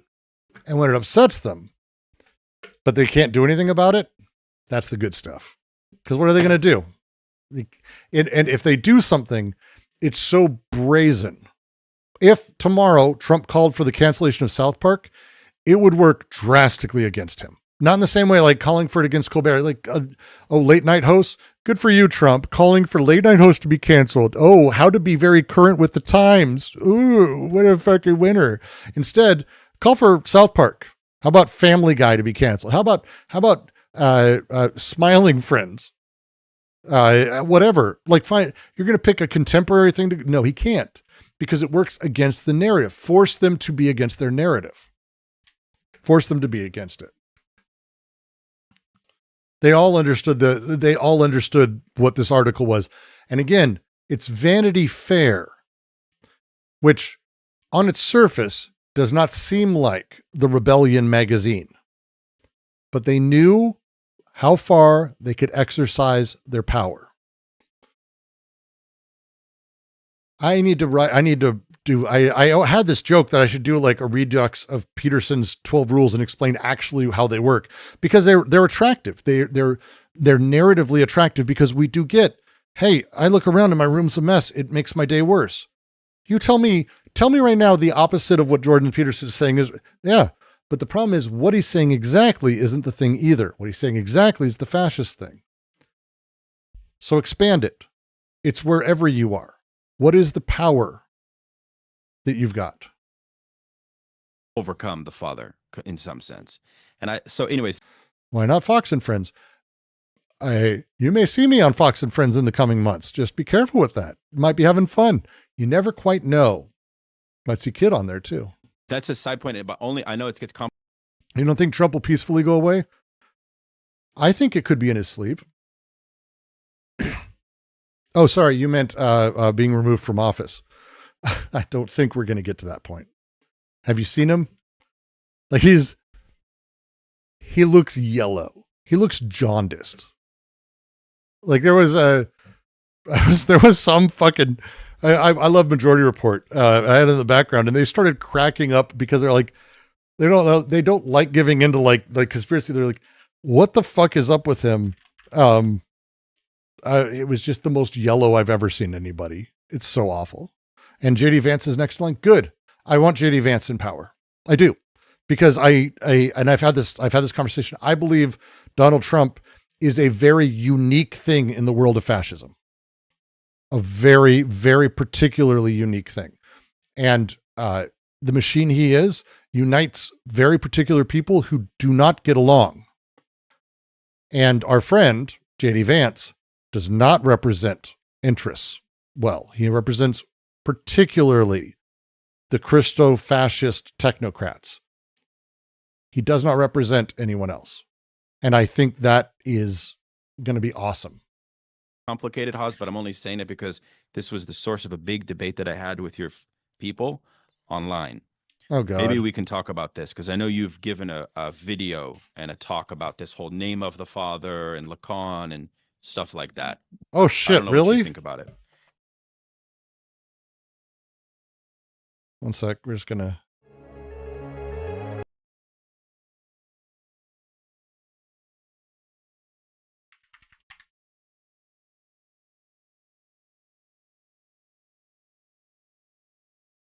Dugin versus Zizek, Heidegger, Hegel, Marx, fascism, Zizek, Lacan. With Dugin? I can't. Gross. Gross. Is Vance a hardcore libertarian too? Vance is an opportunist. He has no personality or soul, but not in the way Donald Trump doesn't. Donald Trump is, when I said earlier, Donald Trump has no organs, I mean that. He is, all of them are outside of his body. He is trying to be one or is one with the capitalist machine at an extreme level. In an extreme way. It's amazing. Sure. So, Uncle Simric, that's how I know you are my age. David Cross does a stand-up where he says, when I was younger, like from like 16 to like 25, I did an incredibly large amount of drugs. Like whatever people had, it wasn't just pot or the simple things. It was like, oh, you have a pill? I'll take that. I'll do uppers, downers, whatever. And I say this not to brag, But so the story I'm about to tell will make more sense, that my body's giving up on me. And he goes on to tell a story about how he shit his pants. Finally, how he feels like an old person. And I tell that story because that's how I tell my story. Welcome to being old. Regarding the first significance When you're old and you treated your body immodestly when you were younger. of the father within industrial modernity or industrial capitalism, because we should remember there's also an industrial modernity for Russia and China, which was a non-capitalist form. But it's true that at the outset, industrial modernity violently abstracts people from the agrarian context in which patriarchy was given meaning. But I think specifically in the experience of socialism, rather than the nihilism of the complete, because I would like to clarify some things. The name of the father is ultimately... Had your gallbladder removed? I was on an extraordinary amount of... It's a long story. What attaches a given... You get old, you have surgeries. It's the way it goes. I will tell you, whoever you are, it doesn't matter who's listening, someday, no, it's not a fart. Subject it doesn't matter who you are. A real source of meaning. For example, Hawes's mom thought it was a fart. It was a Hawes. I believe. And in the late Lacan, there's this question of whether one can regard there to be a symptom in the Trump will use military stamp. I will just dismiss this. So it's easy. I can argue against it simply. Trump will use the military to stay in power. The military that couldn't take control of any city in Iraq or Afghanistan significantly. That military. A country we bombed into the Stone Age with no infrastructure, fewer people, in a smaller area. Trump is going to use that military to take on how many cities and people to stay in power? Secondly, the military is not that. There's a lot more complexity in the military than people want to give it credit for. What they hammer into people who are true believers, and they are Christians who believe in the president being the voice of God, blah, blah, blah. This will not be a thing that a large number of them will go for. Really. They have a logistical advantage in their own country? No, they don't. I understand why you're saying that, Goddard, but all of that shit's elsewhere. Like, we don't have a logistical advantage. You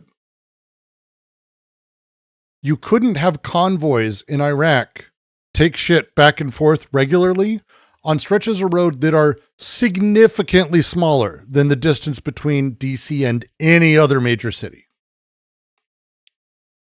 So how, like, the military isn't, it's not that. It's not capable of this, like, fundamentally. It's not. And America is huge. Huge. It's like, again, Hitler didn't take over Europe. It took him time to get going, and even the parts he took over, still smaller than the US by a large margin. And it strained them completely. Real. Meaning in the real. Because the symptom is what comes from the real. So America would be a genuine nightmare to occupy. Like, the very reason that no one's ever successfully invaded us is the reason we can't be occupied by our own forces. Like, this is like, it's the bonus, the trouble, whatever you want to say. There's a million things, but it just doesn't work. The purpose of the National Guard moves to see how far he can take it. He hasn't done anything with them. Like, this is the thing. And I can say, he threatened to send them into Portland. I went on Newsmax and I said, please don't be a pussy. was on live TV. I can't find the clip because they ain't showing it online or saving that one. Don't be a pussy. So drop in the airborne, drop in the fucking military. Because what will you do? You'll drop in 120 members, you'll drop in 200 fucking guys, and they'll look around, nothing happens, and no one cares, and they're going to be bored. Military needs a thing to do. And once you drop them, you got to do a thing.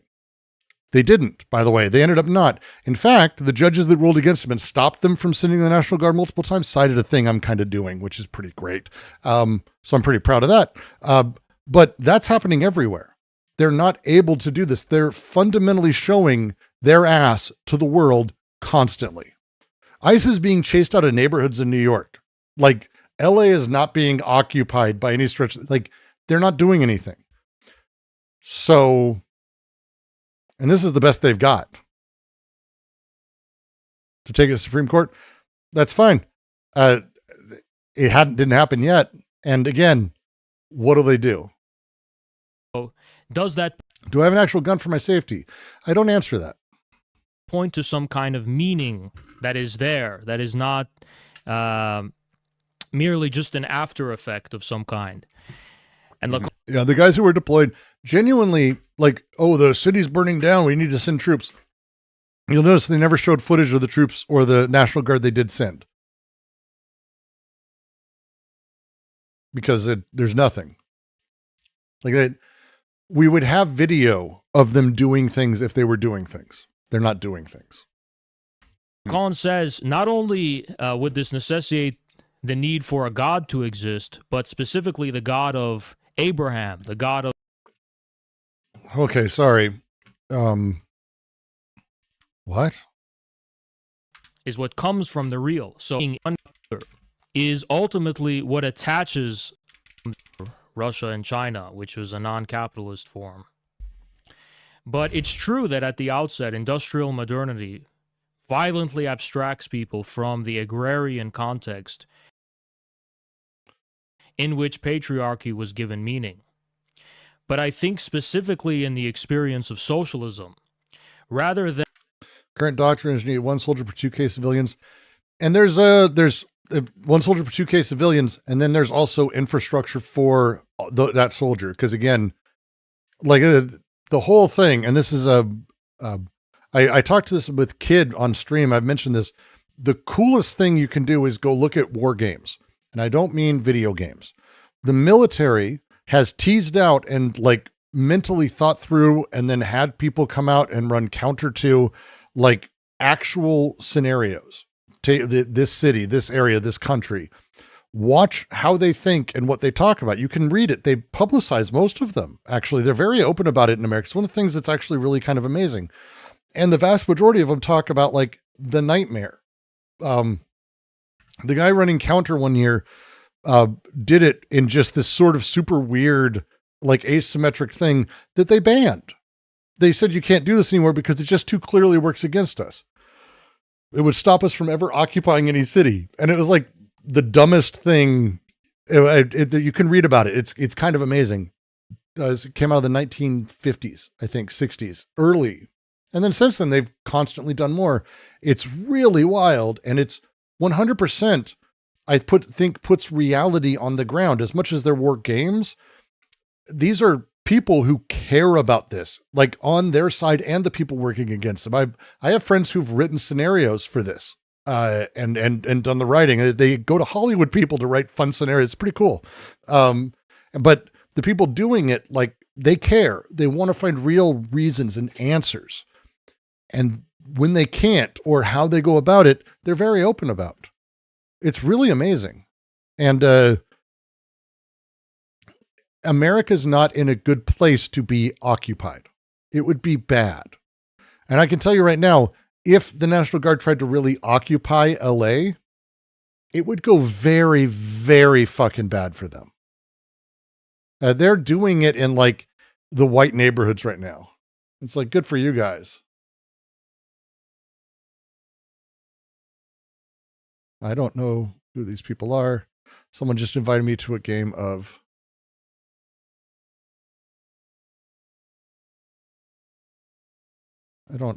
Just got invited to a game of, 1 second. Let me just, lock all communication. I don't know how people get into my Steam friends list. Short version, it fundamentally doesn't work. LA there are people there who have guns who are not right wing. And even though they might be they are in the oppressed groups. Don't do that. It's like, don't. It's really stupid. It's really stupid. And it ain't just LA, like Chicago. Yeah, go to South Side Chicago and just fucking take that over. It's the size of fucking cities in Iraq. And by the way, they speak our language in Chicago. And they have infrastructure there that they could make last for a very fucking long time. This is a stream friendly to veterans. It's friendly to people. I mean, I'll quote Stanhope again. I'm not friendly to veterans. I'm friendly to a veteran. I have to meet a person to support them. I'll support a person. I don't support veterans. But people are people. Like, people get in a lot of situations because of their upbringing, where they live, where they grow up. Faulting them for that is childish. And I include the military in that, sorry to say, to a lot. And it gets me a lot of shit, but it is just not my thing. Any large ICE troops been shot by civilians? 2 National Guard members were killed, if memory serves, in DC, right?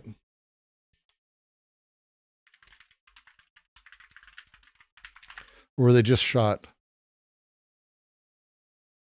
They may have been shot. Let's see. Fatally wounded 1. So it killed 1, injured another. And he was Islamic extreme. Like, he was he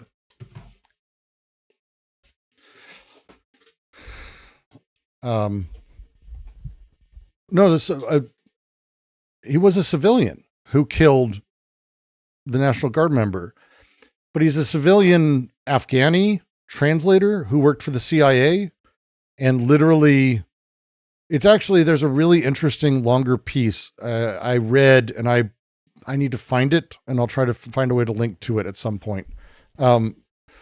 Basically, the story is this guy was basically trained by us from the time he was like 14 in Afghanistan to do all of these things and to kill and shoot. He's part of a very particular unit, and all of this was public info because when he applied and he got into this country under Trump, by the way, yeah, he was paramilitary CIA.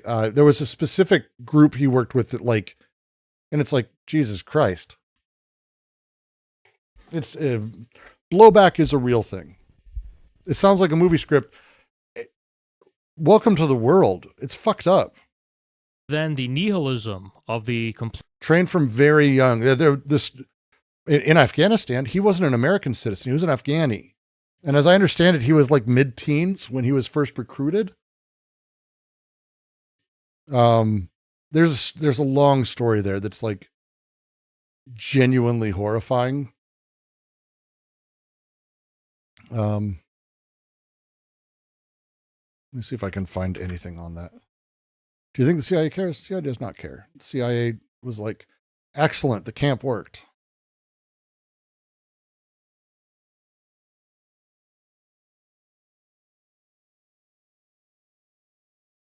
Yeah, I'm not going to...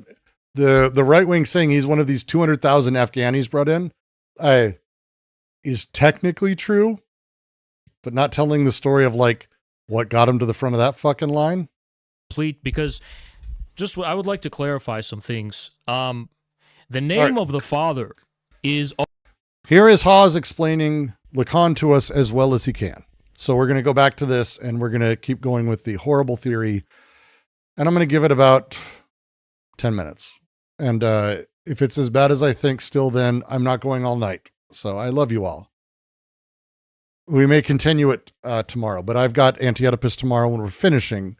So I've got to make sure I'm rested because that's going to be 3 to 4 hours of some of the most complex philosophy stuff there is. ultimately what attaches a given subject to a real source of meaning. Holy shit. Mm.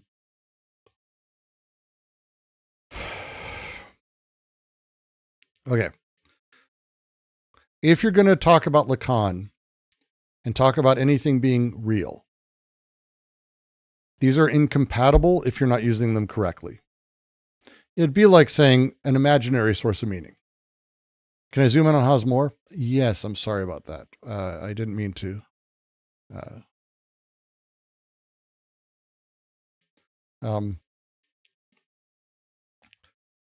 This is not Lacan. I believe. And in the late Lacan, there's this question of whether one can regard there to be a symptom in the real. Sorry, a meaning in the real.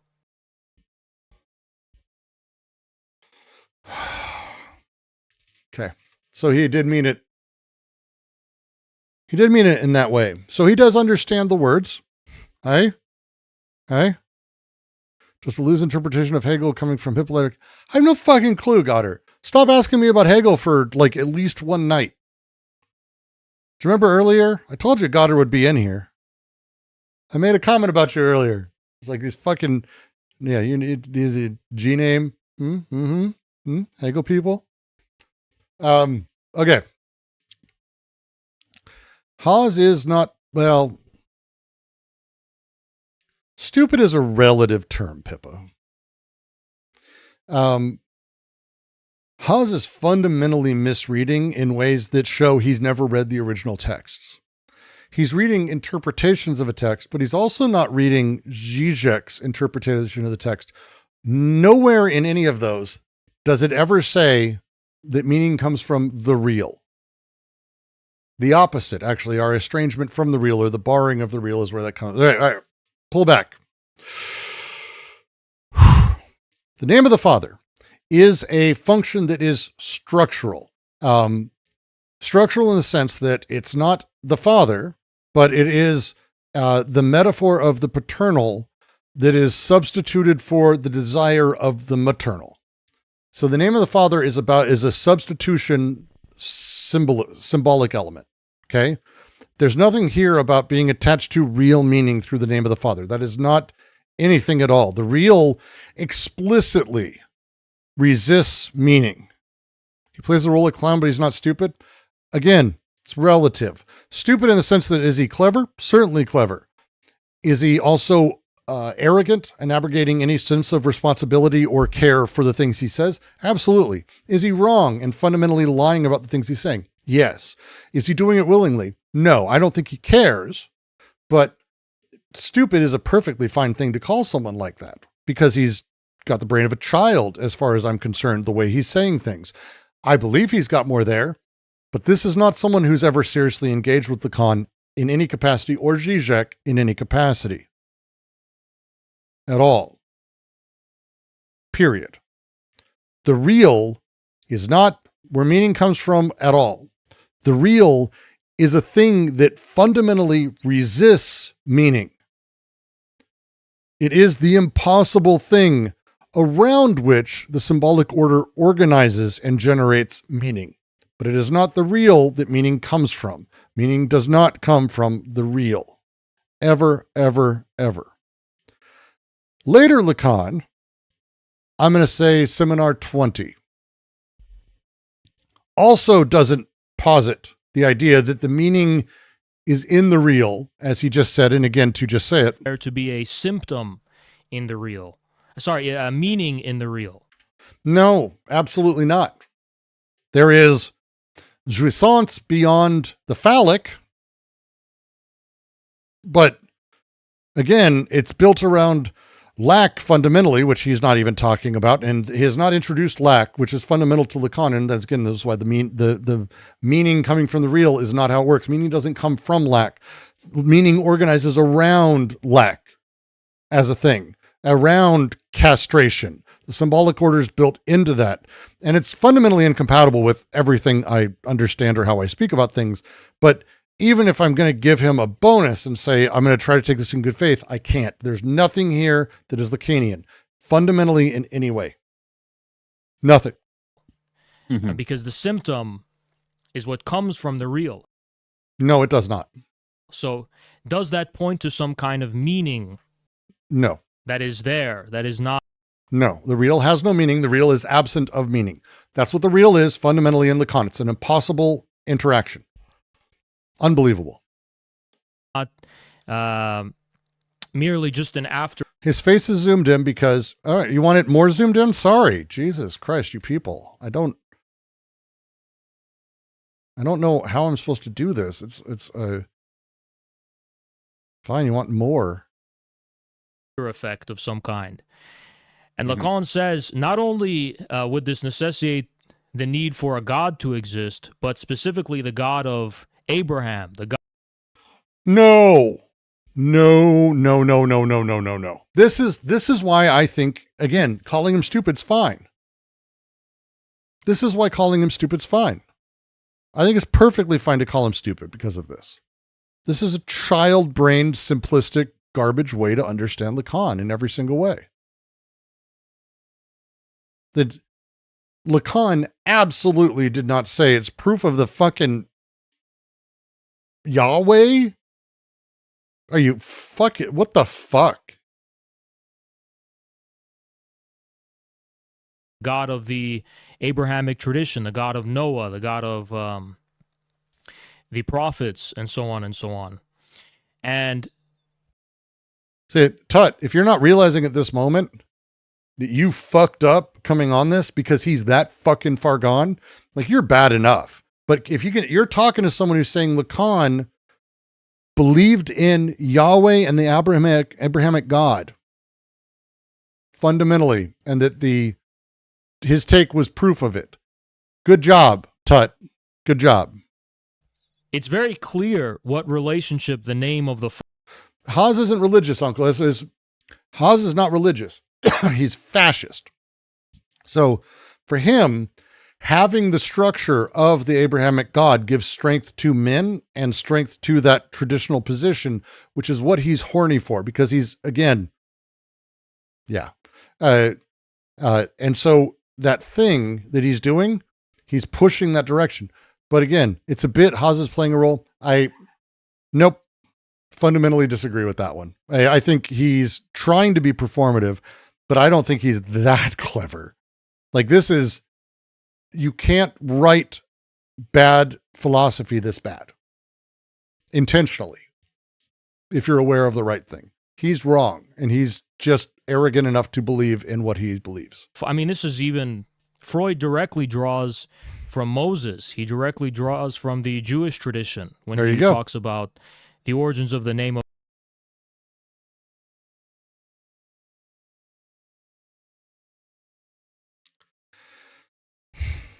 Thank you for the purple rupee. Got her.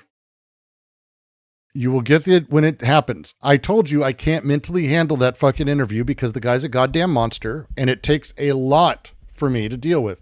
It's not $200 US first for everyone who's like, holy fuck.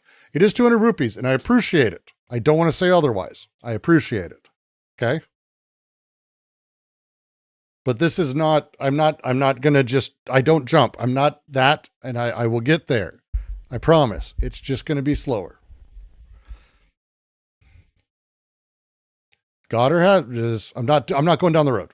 It'll be another time. Of the Father. So it's still going on about the Evola video. It's not just an arbitrary relationship of familial or household arrangement. It's about what attaches you to a fundamental horizon of meaning.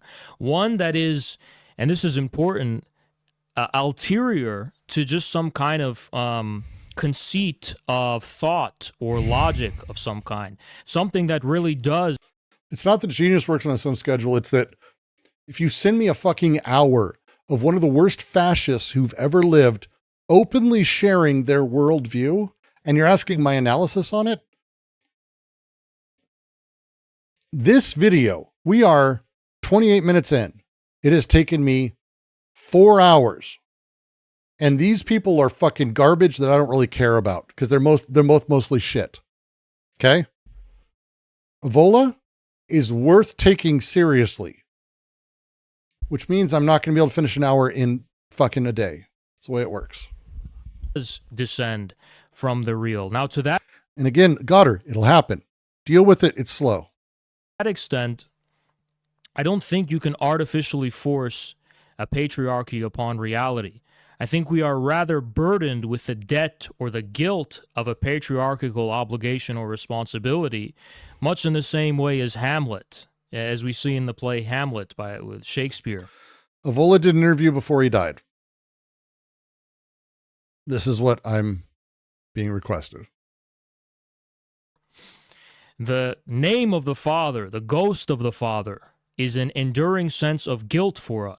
No, that's not the same. The ghost of the Father? You fucking see, this is why, if it's not intentional, he is a genuine piece of shit. I believe it is genuine misreading, because to call it the ghost of the Father means you fundamentally don't understand the symbolic order at all within Lacan. Because the name of the Father is kind of the important phrasing around it. Jesus Christ.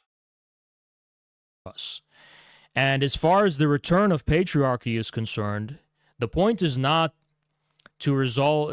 I think you misread how this works within infrared, because the idea that I'm a father, I think, is a little bit misleading. I think that's not my claim. No, Go yeah, on. yeah, I understand. The idea that I am serving as a kind of substitute for the absent father, I don't think is correct. I think the constant theme of people messaging me and telling me how what I have said has impacted them in their lives is that they were in fact estranged from their families, as most leftists are, and that I inspired them to forgive their fathers, to make up with their fathers, to actually pursue healthy relationships with them. And now the fact that I've have this role of being able to do that and return people to their families and to their fathers, maybe that does have some significance. But I don't think that stems from me, my image being a replacement for the absent father. The name of the father that is invoked by infrared isn't me. It's not Haas. It's the tradition of communism, which... You're a fucking whack job, man. None of this shit has to do with the con at all, and you're just making stuff up. Like August, I think, is really, this is what, it's an emotional response. He's got a lot of good words up there. He doesn't understand things. He doesn't care about the philosophy for what it is or the actual theory. And he just says stuff that sounds good to people. He's just garbage. I think it's intuitively clear how that's the idea the name of the father could be communism is so fucking broken from a standpoint of Lacanian psychoanalytic thought. It's hard for me to even say. No, we've watched a bunch of Haas. This one, we were watching Tutt the other day make a jackass of himself, and someone was like, "Hey, you should watch this. This will be fun." And then first 2 minutes in, they fucking start talking about Deleuze and Guattari. So, yeah. Patriarchal tradition. It's the religion of the heads of Marx, Engels, Lenin, Stalin, and Mao. Specifically in the American context, we do have this patriarchal tradition which we have not successfully inherited or fulfilled. How would William Z. Foster look at us now and see us now and the state of communism in America? It would make us feel ashamed and guilty, and for good reason. And that is a patriarchal relationship of some kind. Avenging the name of the father, which is the communist tradition in general, I think is an ever-present reality that imposes itself upon us, whether or not we want to acknowledge it or not, if we remain minimally committed. I can't. He's fucking insane. He's out of his mind. Give me a second. I'm just looking through the transcript to see where they go over. Because I'll skip to the fun stuff at this point. I can't. Because it looks like the only mention so far is literally that first one.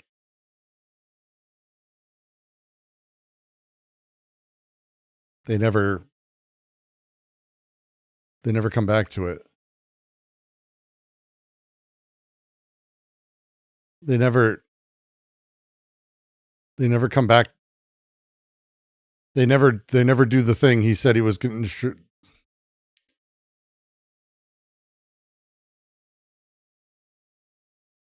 They never come back to it. Like, the War Machine analysis could be interesting here, Tutty. You fucking just suck, man. God damn it. You suck, dude. God damn it. It's just awful.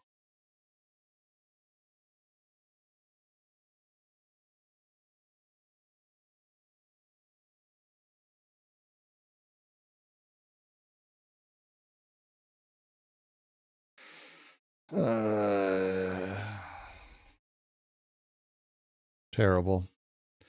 I don't know if I want to keep doing this.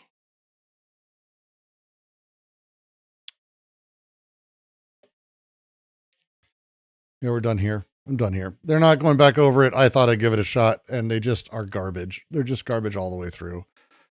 Dugan and mysticism. What Hawes told Dugan off camera.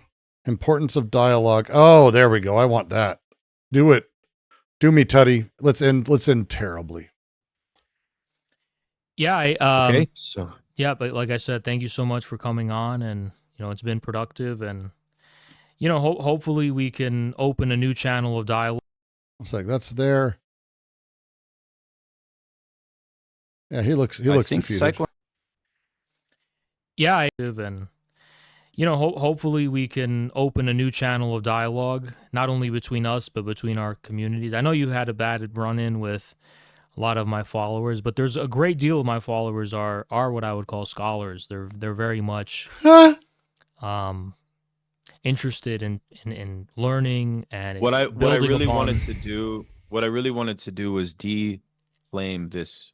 You see, we're in the election season, like I said, and the bourgeois parties are going to try to manipulate the situation, and we just cannot let them do that.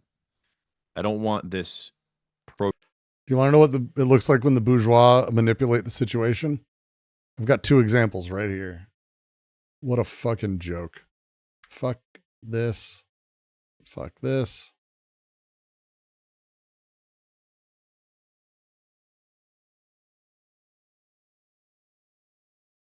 All right.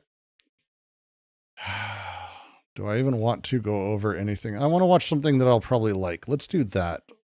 Even though I may be disappointed, let's do a few moments of something that could be interesting. Maybe good even. Sadly, not Daniel Tutt, I don't think. God damn it. I need to fucking... This doesn't matter. Yeah, we'll do this. Because I don't like Cory Doctorow that much anymore. And I'm interested to explain why. And with any luck, I'll have someone actually explain for me so that way I can be lazy, which would be very nice. Dwayne Monroe's pretty solid. I think we'll do that. Yeah, I think we'll do that. That'll be good. I got more One Dime to react to. I can't. One Dime was so terrible. Dugan said he read Lacan in the video. I'm sure Dugan's read things. But again, he's terrible. Is this the dude from The Voice? Taking longer than you should.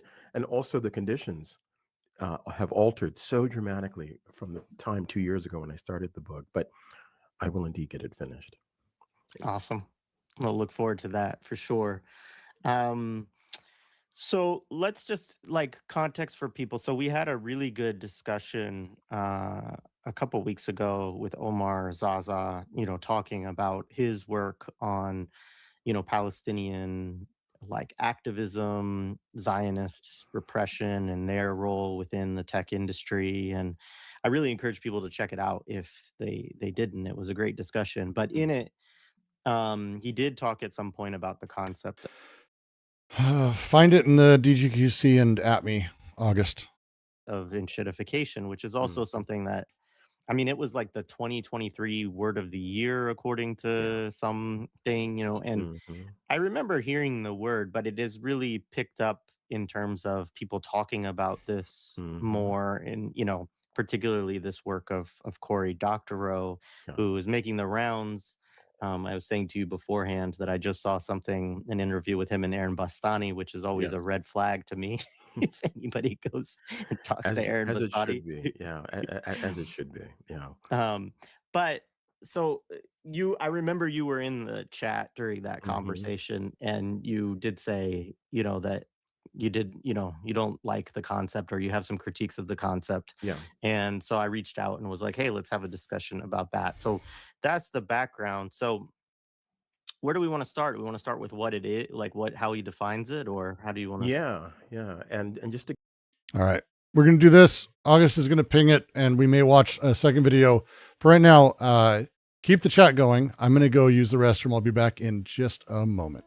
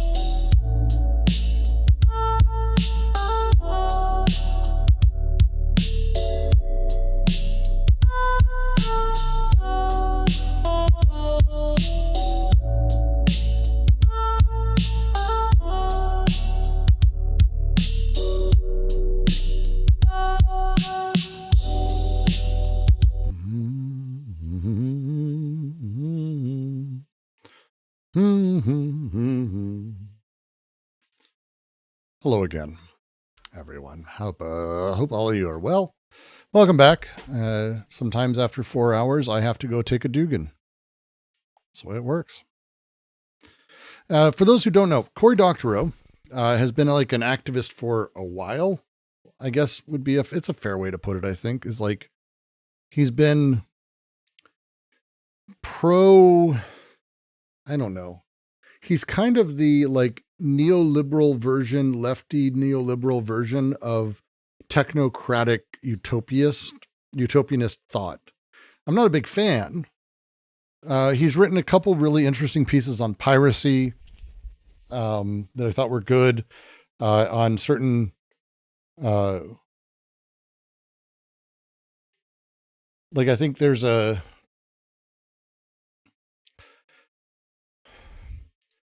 his theory as he works with it now, and they'll probably explain it better than me, but I just want to go over it real quick, is this idea that capitalism, as it exists now, projects that are coming out, Google. Hey, don't you remember how Google used to be so good? Uber used to be so good. Twitter used to be so good. Now it's so much worse. It's been enshittified by the technocratic corporate culture. That's enshittification is his thesis. I hate his thesis. I think it's stupid and childish. The technocrats love it because it basically is saying, well, look, it means that you could make good products.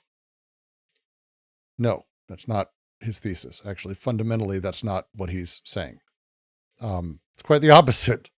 It's that, well, it is what he's saying. But that's not the thing. You can't make products that aren't this. And it's a misunderstanding of the way production operates. I went on a rant about this last night. That's why I want to kind of go over this, because I think it's worthwhile.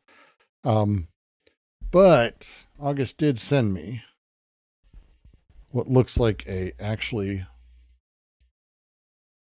possibly pretty interesting video. Let me get it queued. Because anytime you have a right winger, This is John with another installment of a thing called. anytime you have a right winger who's like, hey, you know what? I think this philosopher actually might be really good for us on the right. Generally speaking, it's worth listening to. Especially people who like don't have a lot of followers, because the ones who do, they're going to do what Haas is doing, which is just not read it or whatever. But people who have very few followers tend to very much try to dive in and find something interesting. And there's reactionary thought in everybody. I hate to break it to you. And so if what we're talking about is an actually interesting take on how Foucault and the shit he did was fascist, because he did some shit and he believes shit that was fascist, we might learn something. And I like the idea of learning something today. So we're going to put that video in queue. And maybe we'll make our way over to it. If this ends up, I think they're going to make my point early. And I don't really want to spend that much time going over this thing at this point. If that makes sense. Come on. There, that'll work. That sounds good to everyone. Hope it sounds good to everyone. A basically reactionary take. Well, to give a little some background, but also to kind of shape this conversation and to help the audience understand what the goal is, what my goal is in this conversation. The concept behind enshittification, that is the deterioration over time of products, goods, and services, did not start with Dr. Rowe. He used that term, he's used the term enshittification to build his but brand. people have observed this over time. And of course, throughout the history of capitalism, there are times in which, you know, a service, a good, a product, an organization in its beginning stages offers something in order to attract users, attract customers. And then once they have a monopoly position or their incentives for this guy's literally making my point for me. I like it. Continuing at a relative level of quality or relatively higher level of quality, once those incentives disappear, then it's not surprising. Foucault-Strauss comparisons are fascinating. Well, it's one of the reasons I love Godelier, who studied under Strauss and wrote a phenomenal book on Levi-Strauss, critiquing him. It's an amazing piece. It's worth reading if you're into that kind of thing, which I know my audience, most of you probably are. That there's a tendency for things to deteriorate because capitalists want to optimize, you know, profit and shareholder value, and so forth, and not the quality of a particular good or service. So Dr. did not invent the concept, but he did coin the term. And I think the building a term brand caught on. That's what he does. For a couple of reasons. One, because, let me clear my throat. One, because Dr. O is a relentless self-promoter. I don't think people appreciate, you know, he shows up everywhere and people think that he shows up everywhere because he's just such a brilliant guy. It has more to do with the fact that he looks the part. You know, he's a white dude with, you know, glasses, not dissimilar from mine. And he certainly looks like a techie, though I don't think he actually ever worked in the industry. It was boing boing and so forth. And I checked out his Wikipedia page, and there's no mention of him being hands-on. Although he has Core Doctor has no idea how anything actually works in tech. Genuinely. You know, I got a bunch of Lindt chocolates for Christmas and I'm eating them. That's how I'm going to make myself recover from Haas's. So chocolate. He did have a company, so I might be wrong about that. You're not wrong. In any event, he looks a little like Drew Carey. He does indeed, yeah. He does remind one of a somewhat thinner, I suppose, Drew Carey. But he looks the part, and he, relentlessly self promotes, and he has a good entree into various platforms, such as, what is that thing that Carlos, a Majority Report that Carlos, of course, eviscerated recently on your on the show. Places like that, or Bastani's, Novara Media, many mainstream sources. And in the case of enshittification, he has a story that is very attractive to the average person, because everyone recognizes that the services that we use, the goods we use, the software and so forth, is getting increasingly worse. And he's written a book, and that always helps to promote an idea as well, and to get you onto shows. So it has become popular because it does capture something that we're all noticing. It's very catchy.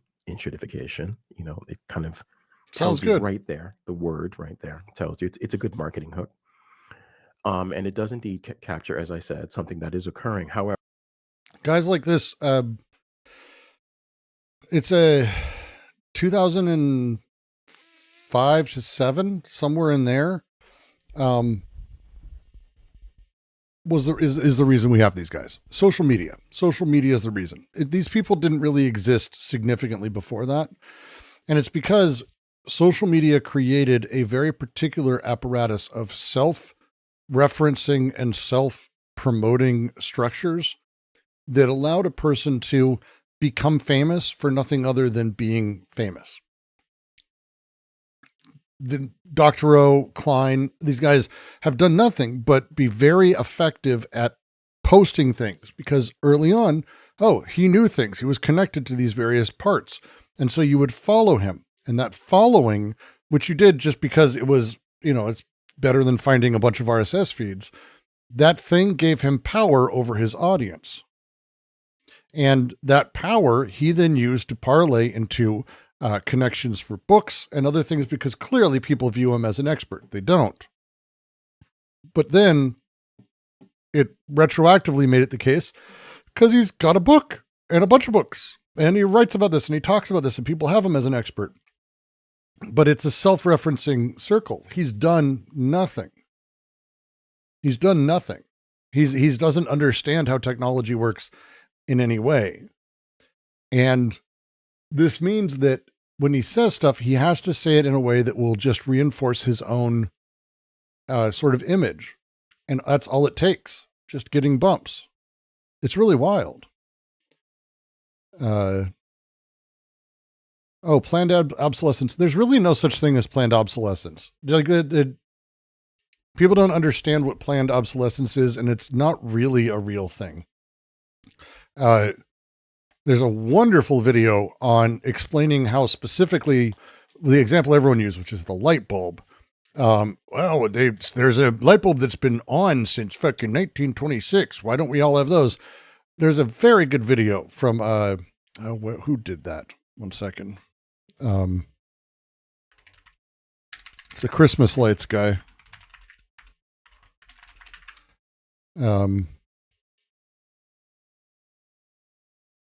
Well, you can't search Christmas lights guy. That turns out not to be a thing that's useful.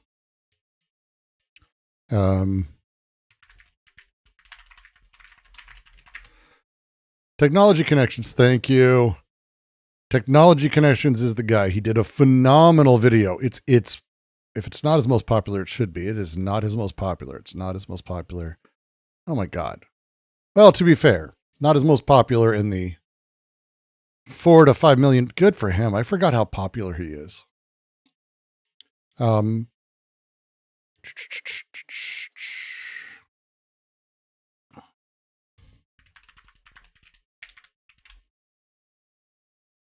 Yeah. Planned obsolescence. We'll take 2 seconds. It's an insidious thing. A business that designs the perfect product that lasts forever will run out of customers once everybody has one. And running out of customers is a pretty bad strategy for a business which strives. Cases of Apple slowing down old phones they lost in course. Hey, as someone who works on these things, I do not believe that there was a conspiracy to deliberately slow down phones to make them worse. There is a real thing that happens with devices that people don't understand that I actually think they were right on. And again, I think courts and juries do not understand technology. Like I would need someone to show me actual planned obsolescence in a serious way that I can't literally go, there's really good technical reasons to do this, or that's just not true. Like, again, these are like, it's wild. Falcor for nothing. I'm totally self-promoting. Are you self-promoting on my channel? But I didn't even catch it. How are you self-promoting? You should promote harder on my channel. You need to be better at it, is what I'm saying. You need to promote harder.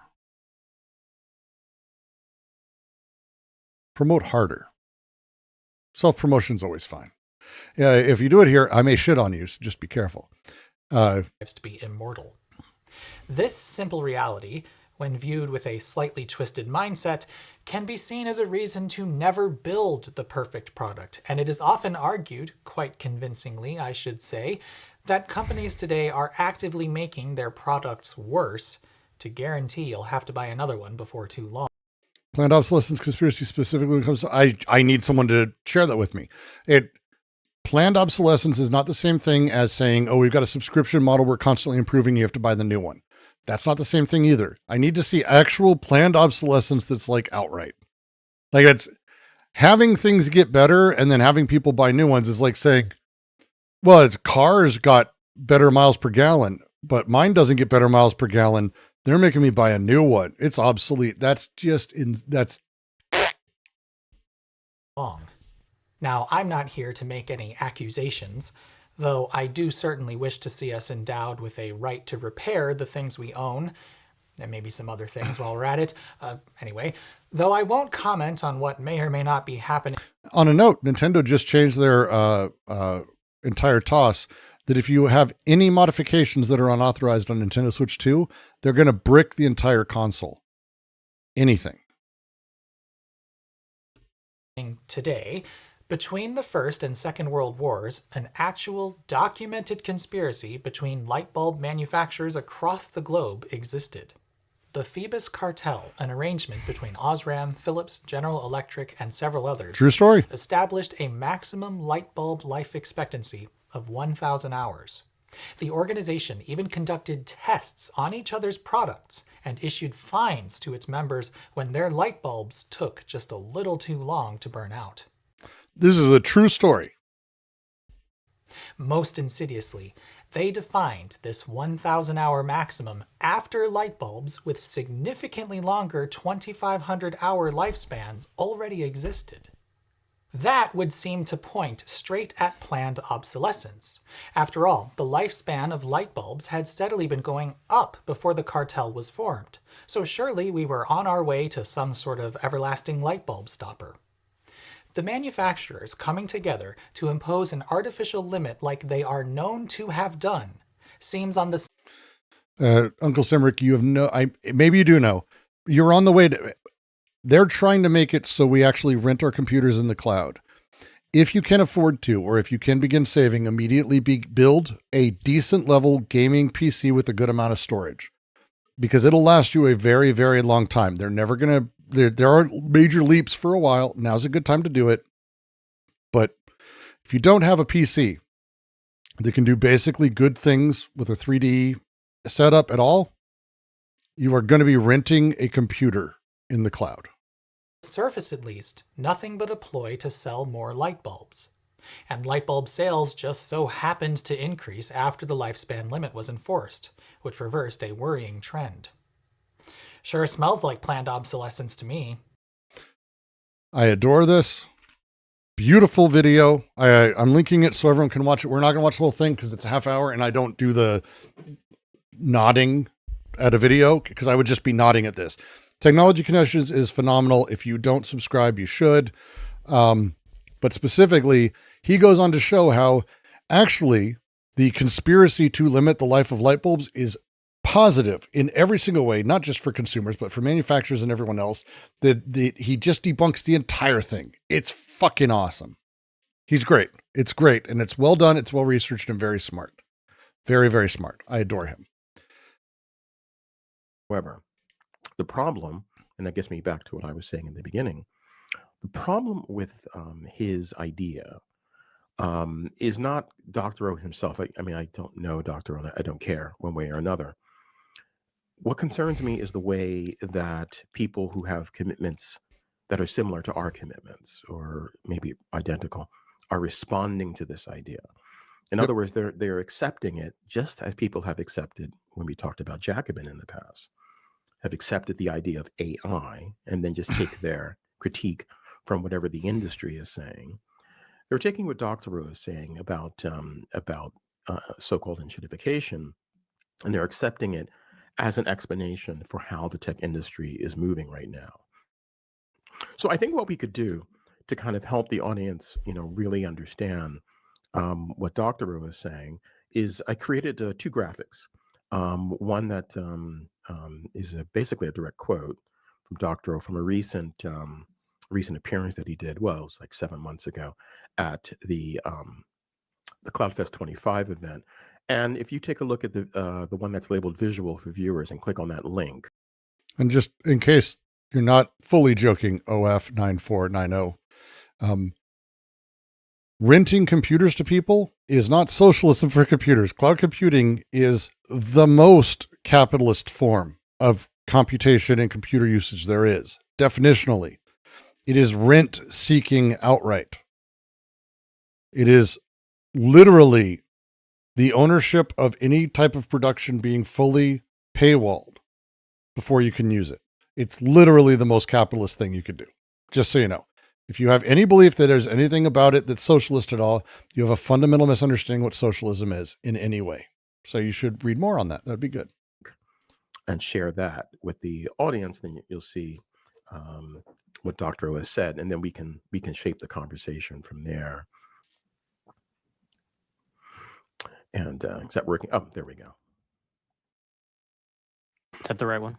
That is the right one. And then there's one after that. That's a kind of a nice visual simplification of this. God, I hate Dr. O. Is saying in his argument is as follows. Dr. O sucks so hard. That there have been 3 stages of enshittification. The first stage, tech companies such as Google were once good. And I'm not simplifying his language. I mean, he's like, this is literally his language. End users and use their market power, use the market power that this created to dominate their various sectors. So, Google had a very robust search engine. It was very effective. It was very useful. And then, of course, because of that, Again, this is where Dr. O thinks stage 1 is, which means he doesn't understand, says the bougie user. No, I own my own computer. And you should too. Everyone should.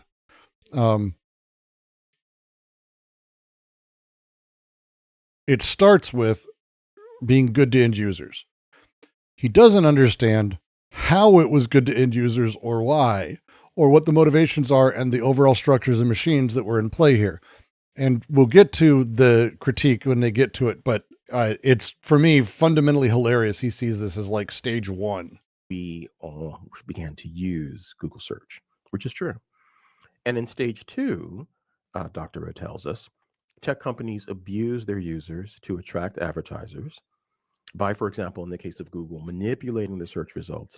Owning a PC is revolutionary. But it's bougie at this point because my RAM would pay for your house, maybe. Give it another month, that won't be funny anymore. To highlight results based on an Dr. O has not read Marx. Dr. O hasn't read a lot, to be fair. Advertiser's ability to pay for priority treatment. We saw this a number of years ago before the AI push, when you would do a search on Google. Let's say I was searching for, I don't know, lasers. I want to learn about how lasers function, what lasers are. And then I would get an ad for a laser pointer company at the very top of the list. And I wasn't looking for laser pointers. I was trying to understand the scientific principle behind lasers, for example. So Dr. O is arguing that during the second stage, Google used the fact that we're all going to Google. Just to use Google as an example, of course, it's not limited to Google, but Google's a great example because it's easy to grasp what the stages are. We're all going to Google, and then Google says, we'll have you all. And so now we can say to our advertisers, hey, pay us, because we have the eyeballs, and then we can manipulate those eyeballs. So that's stage 2. Stage 3, according to Dr. O, the tech companies become even more megalomaniacal and say, we're going to screw or claw back, as he puts it, value from both the end users, in which this whole chain started, and the advertisers to maximize shareholder returns. So service quality declines, but the market dominance prevents alternatives or recourse. So even if you're a company, even if you're a corporation, and you have some clout, some money, Google has you captured in the way that Amazon has you captured if you want to sell your product. And so they're saying, not only can we screw over our customers, but we can also screw over our supposed business partners, those who are using our platform. Now, much of this is true, not all of it, but much of this is true. And then let's go to that second graphic just to simplify things a bit, because I think that... Yep. 1 second. There we go. Yeah. So stage 1, the industry was good. It did good things and had good products. Stage 2, it's abusive. And in stage 3, it is shitified. So we can begin to critique this by asking questions about Dr. O's described first stage in which companies were doing good things. And here, many of us become confused on... Did I recommend? I recommend Zitron. Cory Doctorow is terrible. Generally, he's fine, but that sucks to me. And a lot of the stuff he says, I think, is problematic on its face. Ed Zitron has a phenomenal understanding, not just of how large language models operate, but about the financials, technical requirements, and logistics, the material capacities of it. He may not call himself a Marxist analysis of LLMs. I will. He's doing that. On this topic, because we have a I built my PC, Goddard. Nostalgic attachment to the... But it's been a few years. I built my PC in 2021. Two? End of 2021.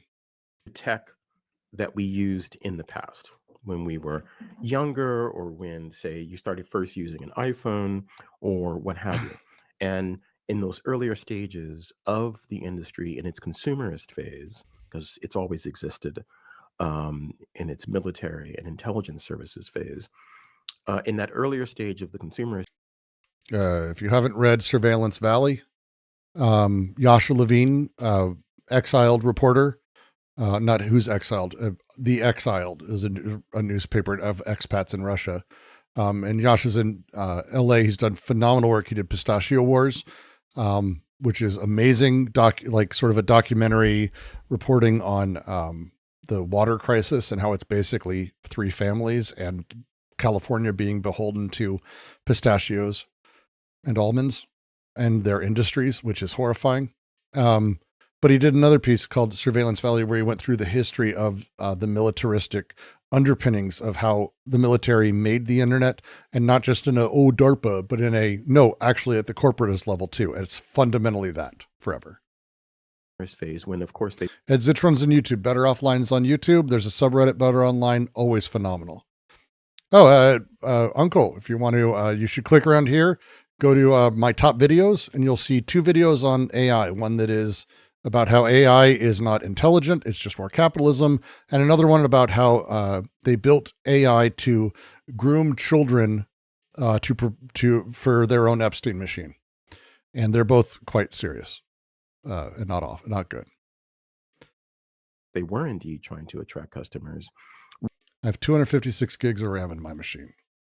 I do okay, Goddard. We are confusing the fact that, this was quite useful. We're able to do things with Dr. O's idea that the industry was doing good. But of course, it wasn't doing good. It was doing things to attract customers. But also, later we'll get into another problem with Dr. O's first stage, because it presumes that the internet, for example, in this earlier phase of its history, and that tech companies in their earlier phase of their history were providing goods and services that were of use to everyone. And of course, who's typically left out of this idea, which are minorities, and women, And so the environment was always hostile, and the industry. This may not be a thing I like after all. Uncle Simric, I'm AI neutral. I find the technology fascinating, and I'm quite positive on it. I think the industry and the corporate side and the way they're being used and the way it's being lied about is simply insane and one of the worst things we could do. How do you cure hiccups? I don't know. I was going to make a really off-color joke. If you drink water all at once poorly, and when I say poorly, if you know what I mean, you can actually force yourself to drink a gulp of water at once. It always fixes the hiccups for me. Is a capitalist industry. So, but it's not like taking glug, glug, glug. It's like just drink it all at once. It's hurts your throat, fixes it every time for me. Its actions were never. Yeah, this is a. I'm not going to have fun watching this. Yeah, it's so here's the thing. And he may not get into it. I'm not going to super fight him on it, but he's probably generally in a better place than Dr. O. But here's the thing. When people are building and people are designing tech and doing things, there's a handful of factors that are pushing them. One is users, what users are going to do or what they can get users to do. Two is what the dominant trend is of a time and the way things are being built and pushing that edge. And tech and things like that very much live at that very odd bleeding edge. But the third is financially. Finance is the primary reason that any of this gets done in the first place. And one of the things that we learned during the very earliest, again, the first like internet boom was lies. And not in like really bad ways, in ways that I think are mostly innocent, which sounds weird.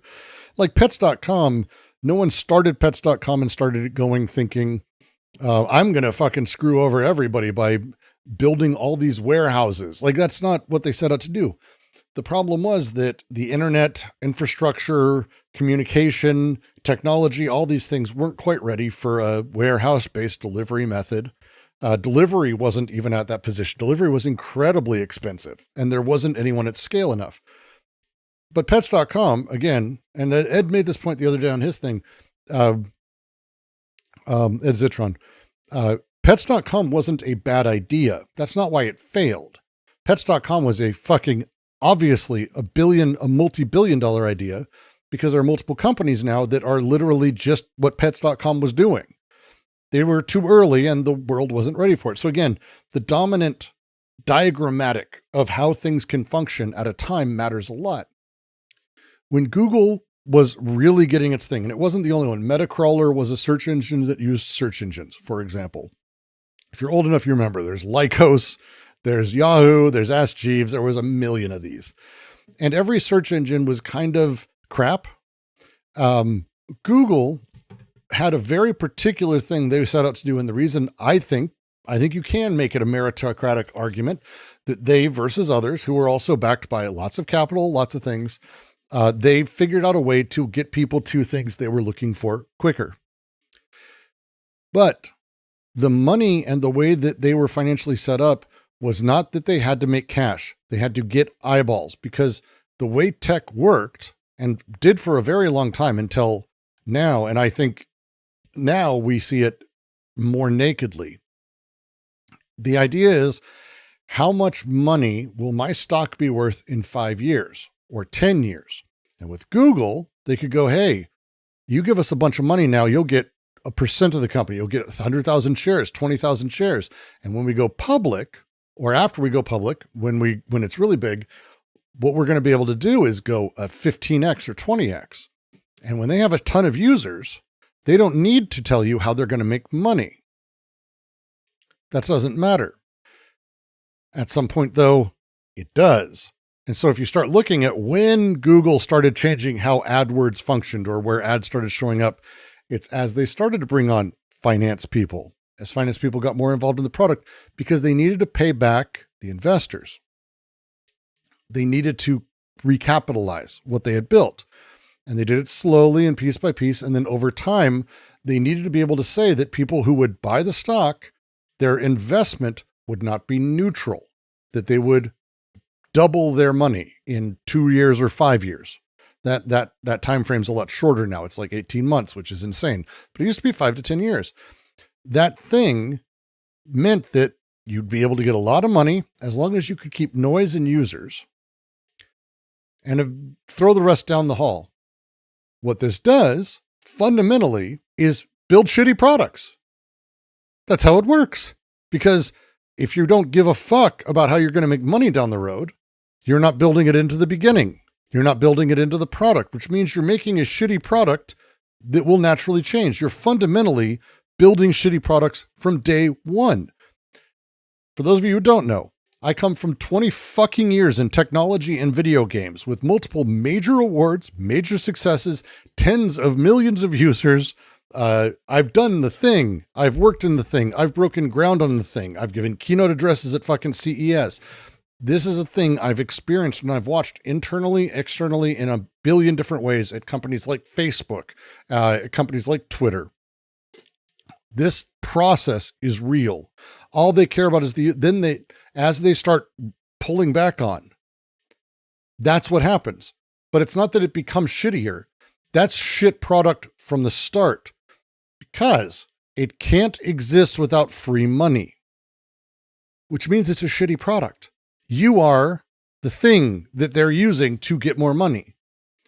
It's lies. That's the lie. It's always been the lie. This setup is how we get to where we are today with AI. They will put $500 billion into a company without a problem.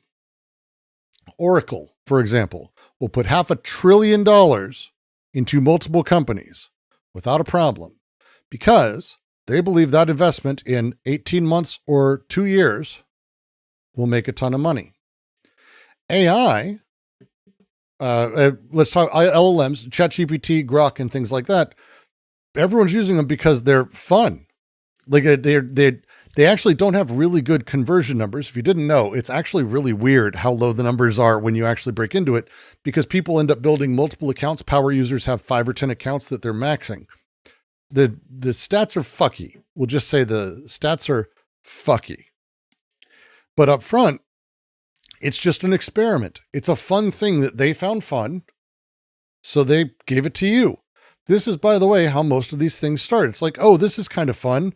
Oh, I can tweet out a word and you can get it. Oh, this could be fun. This is how most tech things, decent things, start. Oh, I want to match with friends. Oh, cool. Well, let's try that. And this becomes a trend. This becomes a push.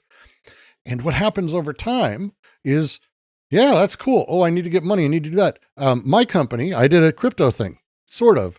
Mine was simple. I built a prototype this was early 2001, maybe late 2020. I built a prototype for a Minecraft server that would mint 40 tickets, and they'd be NFTs. And the tickets would match to your Mojang account. When you logged in, it would basically hold the ticket in an escrow. And if you died in the server, it would destroy the NFT. And you could never log in again because only those 40 tickets, those were the lives. And so 40 accounts can go in and that's it. And I set this up, played it with a few of my friends. It was fucking hilarious. It was the weirdest way we've ever played because at the end of it, no one could log into the server. It was gone. It was permadeath. It was a fun, stupid thing that my friends and I thought it was hilarious. Did I do Bitcoin mining? No, none of that. No. I didn't believe in tokens. I didn't do any of those things. This was the idea. It was very simple. It was a permadeath system that you couldn't be cheated around. It cryptographically signed the keys to the server. And there was 5 or 6 servers that my friends and I played on that each of us died that is just gone. That's it forever. And that shit was hilarious. And I mentioned it. Another friend played it and he went, I have friends who probably would like this. You should talk to them. And then I went, ended up, one of them was one of the founders of the ESL, Ralph Reichart. And he was one of the first people I ever pitched. And he went, because I was just telling him about it. And he was like, I'm in. what do you need? And he just offered me money and he offered me connecting. Did I earn from it? No, I ended up going almost bankrupt, and it destroyed a significant chunk of my life because I didn't do it for the money. We didn't build a token. We ended up not releasing any of those things. We were trying to build something that fundamentally was fun for our friends, but that's it. You can't monetize this. There was no way for us to monetize it. And it just fizzled. We just never were able to figure it out. So it died. Conversely, another guy I know was able to, because he saw this trend, dive into NFTs, and he went nuts for them. And he ended up building some things that sold a lot of money, made a lot of money, and ended up being involved in some scandals. That first thing that I did with my friends was the fun thing. When I was working in VR, the first thing I think we hit was me, Sinclair, and Mark, Thea. We were building these. We built VR attractions for location-based VR. I was head of VR at Starbreeze, the company behind Payday, and I ran basically like U.S. ops. It's a confusing, long story, and we were trying to figure out ways to like build out cool things for people to have in like an amusement park or a VR arcade that was more built out. And we built one that was for The Mummy, for Tom Cruise's movie, which was surreal in a lot of ways. And we wanted to figure out a way to have this like helicopter moment, like in one of my favorite like scenes in any movie is where like the hero's like shooting down, like the fantasy of that's in video games. But we wanted to physically have you feel like you're standing on the skiff and like aiming out of a helicopter shooting down at like zombies and things underneath you. So we physically built out as much as we could. We spent weeks on this, and we built out like a physical quarter of a helicopter with thumpers and vibrators and wind machines and everything. And that thing that we were sort of aiming at. Got to sleep. See you. I'll catch the VOD tomorrow. I'm sure I turned out off a lot of people. People don't like talking about crypto or mentioning these things. I don't give. This is the work I've done. But we built this thing, and it was so convincing when you were in it. Like it felt like you were like in the air. That we would have people. We had my mom go in. We had friends. We had random people. I had David Cross do it, the comedian, who happened to be walking by when I was having a cigarette. And we always asked everyone to do the leap of faith, the Neo thing. We're like, I promise you, you're not in the air, but can you make yourself step forward? And no one could. They like physically couldn't find them because it was so convincing. This, we were like, holy fuck, we figured out this thing. We ended up taking that same concept and same methodology and building it out into this piece called Hero, which ended up winning Sundance and a bunch of stuff, a bunch of film festivals and a bunch of awards. I have a Lumiere, which is like the technical Oscars. That thing we built that we did was powerful and crazy and amazing. But did anyone ever do anything with it again? No, it's not monetizable. Building this stuff out is not monetizable. It didn't work. If it can't be monetized, it can't be done. It didn't work. Google as a thing, searches cannot be monetized. Fundamentally, they can't be monetized, but they also have to find a way to make money. So they go back to the set strategy that only has ever worked: advertising, telling people to go spend money in other places. And so you have this weird thing, the Las Vegas sphere. Friends of mine are in charge of the creative there, and I've asked them a handful of times. They've got a huge problem, the Las Vegas sphere. It's a great example of an overindulgence in capital. They can't do real time on that many pixels. So you can't do anything that's really that interesting. Like, if you know what I'm saying, you'll understand. It's fascinating. And Andrew's a smart guy, and the people behind it are very clever, and they've done good work. I've done work for Andrew. I've done work with Andrew. They're not going to be able to really figure out how to do that thing significantly. And I wish them luck, but they've got trouble. But across the board, it comes down to the same thing. A fun thing that you build that's quick you can maybe make it into a larger thing. You can make a video game that's prototype that someone finds fun into a larger thing. But turning it into a business that can make money ongoing, that can get money from people, that can have that investment, that can have people constantly putting money into it, that is particular. And there are machines for that they just attach your shit to, and in it goes. ChatGPT is in one of these right now, by the way, if you didn't know. ChatGPT is about to start doing advertising. So when you ask questions, it will be steering you towards advertisers. In my video on LLMs, you can go watch it. I talk about how this can be done subtly and evil, which is where it will end up. You can start simple, where it's like, man, I'm just so hungry. Well, why don't you try eating at Domino's today? Great. That's not the interesting version. The interesting version is I'm lonely. Oh, well, you know what would be nice maybe is a really good pick-me-up. Is there anything that maybe you can have delivered that's warm and cozy that'll make you happy?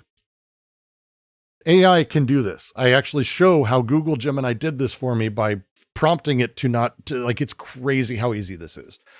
That's the thing they're going to do. And they're already there because the cool, fun thing itself doesn't make money. So they can't turn it into a single product because it's not a thing that you use one time. It's not a video game. It's not a toy. It's not a plastic bottle. It's not a statue. It's a piece of art. It's a thing. It is advertisements, and it's going to be advertisements.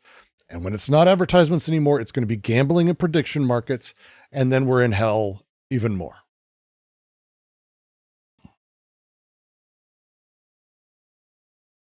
We're so fucked.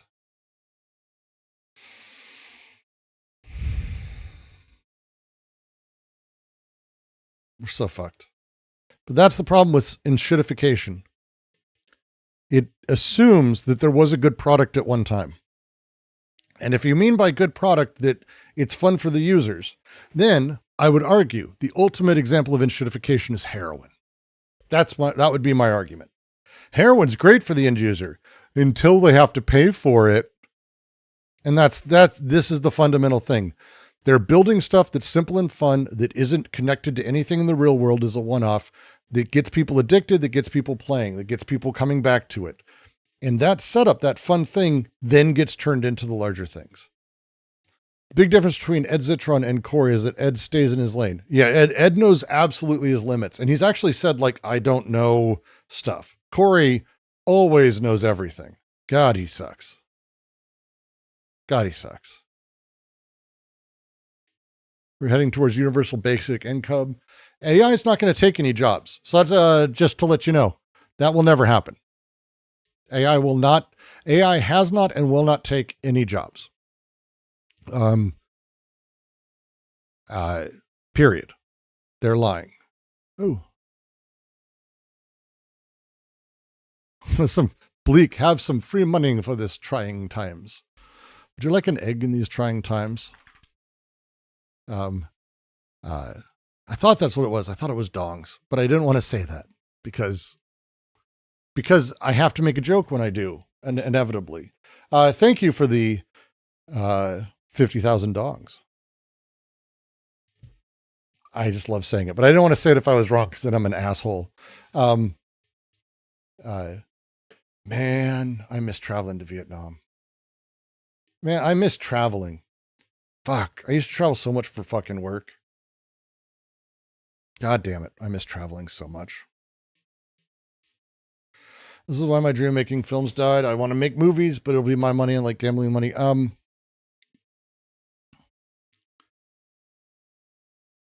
I think there's a lot of people who are,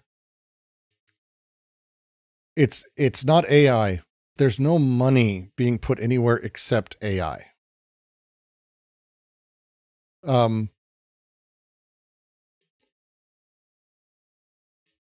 Friend of the show, Panos Cosmatos, who has made a handful of maybe my top 20 movies, one of my top 5 movies, Mandy. I love everything he's done. I think he's brilliant. He has, I want to get this right. He has a script that he wrote with the guy from Seven.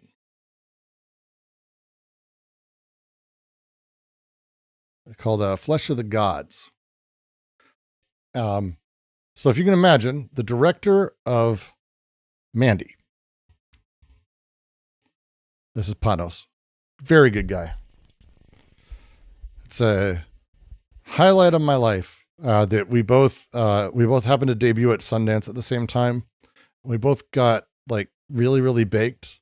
And I went to his premiere and he went to mine. And each of us was moved by the other person's thing. It was really amazing. So Panos has been trying to get this film financed for now multiple years. It has Kristen Stewart, Oscar Isaac, and Elizabeth Olsen attached. It's a vampire thriller written by the guy who wrote Seven.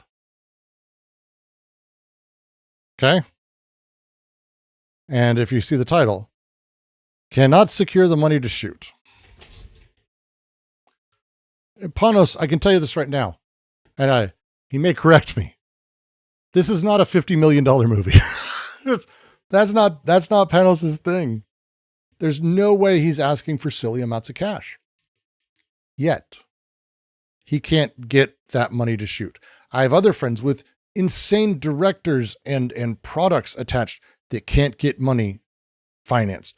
Simple products that they don't give a fuck. There's no money in it anymore. Is Panos producer or director? He's the director. He's the director and writer, and he worked with Aaron On, who's wonderful writer. He did God damn it. Sorry, my brain is leaving me. Holy shit, it's just too late. Anyway, Mandy, he co-wrote, but he's the director, and Mandy is amazing. Mandy's amazing. I always hope that he doesn't like get upset. I know he doesn't because we've seen each other many times since. But like when he's walking up, I watched the premiere I was at Sundance. I saw the premiere at Sundance, and I'm like baked out of my fucking skull. Beyond where he's like, fuck. And I'm like, it's not a movie to watch baked. Like, or do definitely no LSD. And he's coming up at the edge, and he looks at me, and I'm like, that's masturbatory greatness. Like I'm almost crying. Because it's just excess. The movie is so excess in every step of everything. Oh, it's so good. Oh, it's so good. And so there's no money being spent on him. We're fucked, my friends. Like there's nothing to be done. I can develop apps that would take a team of 5, 6 months and 3 weeks. No, you can't. I understand that you think you can. And I understand you can build something that works. I'm telling you right now, you cannot develop actual apps. Did Mandy make a profit? Mandy was crowd-financed and no one talks about that. So I'm not going to. It wasn't really that wasn't a thing they cared about. But it was a critical darling. Yeah, it was much more of a critical success. Thought directors use their own money in Hollywood? No. They go places where rich people give them money. James Cameron had Chip and his twin brother finance Avatar. I met them many times. They are finance people with a ton of money. Hello from Paraguay. Well, hello there, Paraguay. I'm always curious. 1 second. Peruvian soul. Thank you very much for the $4. It's very kind of you. Very kind. No, his name is Chip. 1 sec. I need to Google their names separately.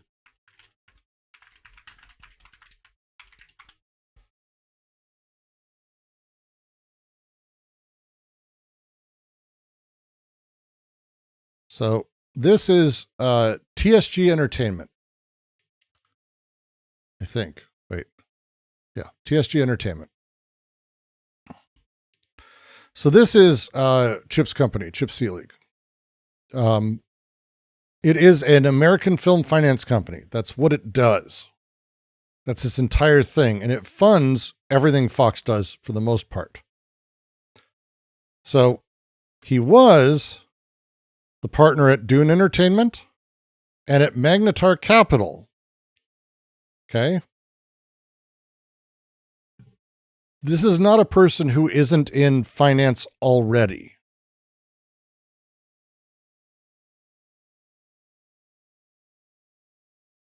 Right? Like, these are people who are in this space. They're 100 millionaires, billionaires themselves. Okay? Like themselves, that thing. They came into it this way. Alternative asset management firm in Evansville, Illinois. These people actively in the CDO market. Woohoo! I bet you that turned out fucking great for them. This is Chip and his world. No, Chip did this for dozens of movies. Here's the list of films by year that TSG financed. Okay? Because I know I knew him post this. So this was the era when he was working with Fox mostly. This was when he would come in and talk to Jim, and he was financing all the stuff we were doing. These are all the films he financed for Fox. Oh, look, it's still going. These are not cheap movies, by the way. Like, he did Sony, Kraven the Hunter. Great. Deadpool and Wolverine. Like, Madam Web, Ghostbusters, Frozen Empire. The studios don't fund these things. The studios have outside financiers. The studios are the production groups behind it that handle a whole bunch of the other legalistic other things. It's an incredibly complex. Give me a reasonable app to build. I'll create it in 1 week, production ready for free. Okay, sure. You can do that. It will not be secure, and it won't handle data the way you need to legally, and it won't handle APIs and data the way it needs to legally. Fundamentally, it won't. And then it's also not extensive because it's not being built in a way that will be able to work across multiple platforms. I say this as someone who's done this. I understand that you can. I'm not anti-AI. I actively use it to build shit all the time. But there's a difference between production and personal. And if you're doing it for personal, have fun. It's a blast. You can do a billion fucking things. It's anything I've ever needed to do that is basically, fuck, people do that. I've done this 1,000 times. I'm so tired of it. Or someone has. There you go. Your app can scale to millions of users. You're free to say that until it happens. Until it happens. And again, if I can state an app that you could build in, that would be, again, the point. That would again be the point. I'm not anti-AI. Again, though everyone else can let you know I'm not that. That's not my jam. Oh, scare with the music there. It was a little loud. It's not my jam. But when you start talking about having it distributed, having it handle cloud infrastructure, having it scale out, having it properly handle AWS as a thing, it will not be able to help you do that. You can make an app that can do things. I've literally done this. I've made an app that my kids can watch YouTube videos, and I put in playlists, and they can choose any of those. And what the app does is it grabs the transcript from the video while the kids are watching it, sends it off to Gemini, the cheapest model, requests it to send back 20 multiple choice questions on the video, different for if it's my daughter or my son. She's 3, he's 8. And then it fills out questions that they have to answer based on the video they just watched. That's amazing. How cool is that? Very, very cool. Absolutely not scalable. And I mean this as someone who, again, I created the first cloud-based system that Lucasfilm used. I brought Lucasfilm to the cloud, including ILM. I built the team that did that and the single sign-on for StarWars.com. I won 4 or 5 awards for best online game for a Flash-based scalable cloud infrastructure that started as not that, based on various cybersecurity regulations and rules that we had at Lucasfilm. I've been there. I've done this. I get you can do things. Do things right, do things well, do things non-hackable, non-crackable. The moment that you say that you can do something and scale it and have it to 1 million users, All you need is 2 users who are nefarious, who are immediately doing SQL injection, and you're done. You're done. You now are not only a vector, but you're legally liable for things. That's a bad day. It's a very bad day. It's crazy. I heard somewhere the real reason for the heavy investment is to sell nuclear energy to the public. If it was that, I would start cheering. Like, genuinely. I'm not anti-nuclear. I actually am exceptionally pro-nuclear. I believe we're in triage mode for the climate, and I don't give a fuck anymore. I don't give a fuck anymore. Just give us nuclear plants, build them, get it going. I build full stack, no fuse, RevMQ, SQL Server. Hey, great. Hey, again, well then, see, then you know what I mean. If you're a dev and have been one for 25 years, then you absolutely know what I'm talking about. You happen to already have that language built into you. So you have fun. You're not the person I'm talking about. Because you, right before I knew this about you, I didn't know that about you. Now let's say none of that was true about you. What would you say to that person? Thus my point. You might be able to do it. I probably can't, but I also know my limitations. I know 2 people I could call that could help me finish it and get a thing up there, probably. Sure. But you can make a thing. But again, I would also even go further. One of the things AI fails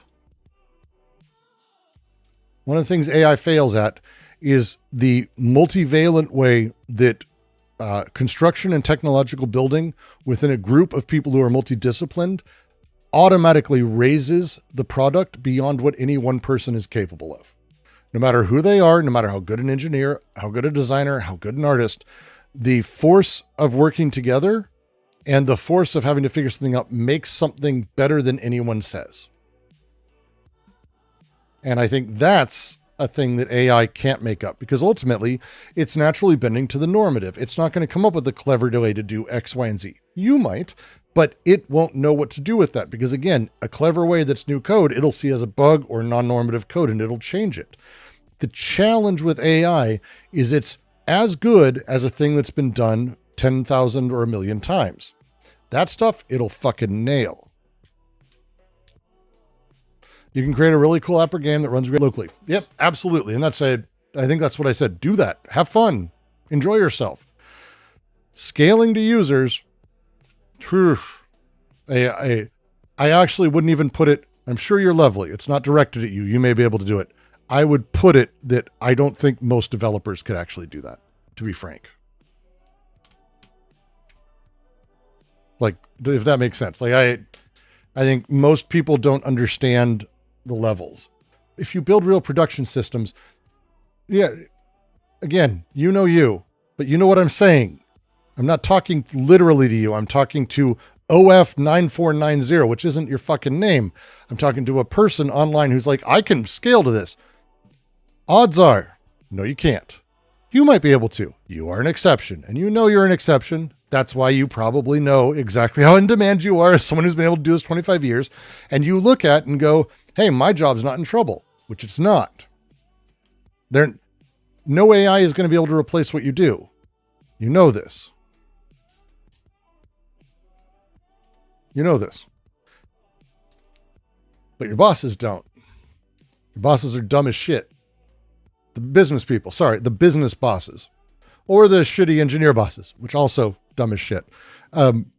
They will happily let you use AI at work and encourage other people to use AI at work to not have the junior jobs that you did for the first 4 or 5 years of your life that let you get good enough to be able to do the work that was required for the next 10 years, to let you do the work that was required for the next 10 years. That's the thing AI is doing right now, is stopping you and your types from existing at the start. The end is built into the beginning. We have the end already. Of course we do. We have a lot of people. That's great. But that beginning, we don't have them. And I don't think we're going to have them for a while. And I think it's a double whammy. not only because people are having to use these things work and it's handle more, just don't have the hardware needed a couple of places. I'm going to have a nerd conversation with you in a second because I'm curious. But to go back to my point, not only are companies using AI for the simplest jobs and encouraging mid-level engineers and people to use those. And this is mid-level HR people writing notes. This is writing production code. Oh, put this up in the website, code this into HTML for me. All the stuff that, like, my first real job in the world was working coding for a website called What They Play, which was a spinoff of oneup.com. If you remember oneup.com in the early like 2000s, it was John Davison and the guys from EGM made it. It was phenomenal. The One Up Yours podcast, that thing, they spun off into a parent site. I was a production code guy for that. It's the shittiest, most boring fucking work that would kill me, kill anyone. It's awful, awful, awful. It's just murderously boring. But that was my job, and it taught me a huge amount, not just by doing my job, but by being around it, seeing it, learning. Occasionally have to pick up after my boss, fix stuff he fucked up, or have him correct me on things, whatever it was. That's gone. But on top of it, the people who are actively trying to get those jobs are using AI to do that work. So they're not learning those things either. But you have to. You have to know how to do the thing. We have equipment that can make a blacksmith's job pointless. But if you don't start at the beginning as that thing, you never go. You never grow.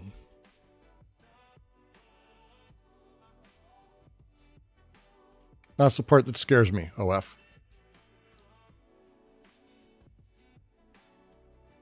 My philosophy chatbot. Oh, probably. It probably doesn't have philosophy in it. It's probably religious and other things. Oh yeah, we can try it. I'm happy to do that. Can I ask who you use? Like what? I'm a Claude guy. Hate to tell you, I'm a Claude guy. I am a true believer mostly in it. I think ChatGPT has shit the bed. I think Grok is embarrassing. Just Claude.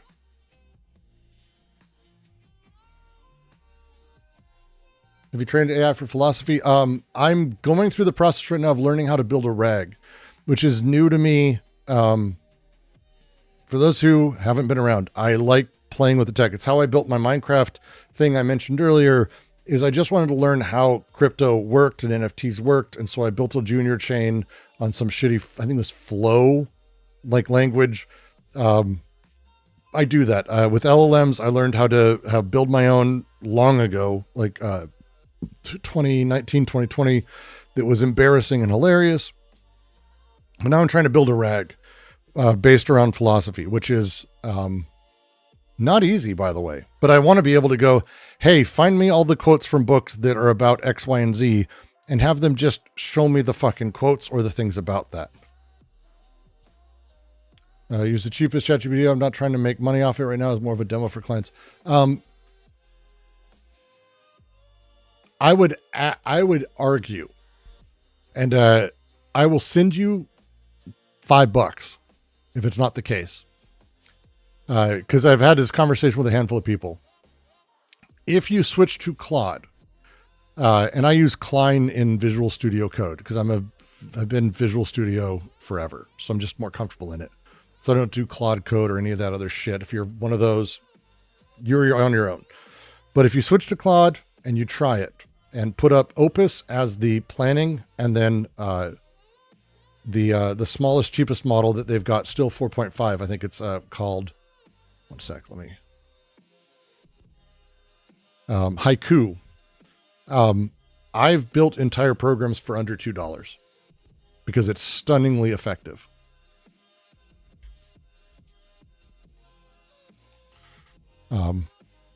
It's stunningly effective, and it's insane how much time and everything it's saved me. I recommend it to people and they go, are you fucking kidding me? Have a recommendation for programming students that are currently learning how to program? Yes. Learn how to program with ChatGPT, but also again, because there's not going to be an option. I hate to say otherwise. Even if we get to the point where AI fails and LLMs fail, fundamentally it is like having autocomplete at an extremely large level, and it's not going away. It makes too much of the busy work I hate simple. But I have enough experience to be able to see the busy work and to be able to go, nope, no, oh, not quite. That's not what I wanted. And that's what you need.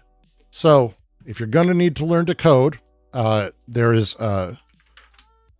depends on what you're learning to code. I won't tell you what you should or anything like that. Suresh, enjoy your first day on the Death Star.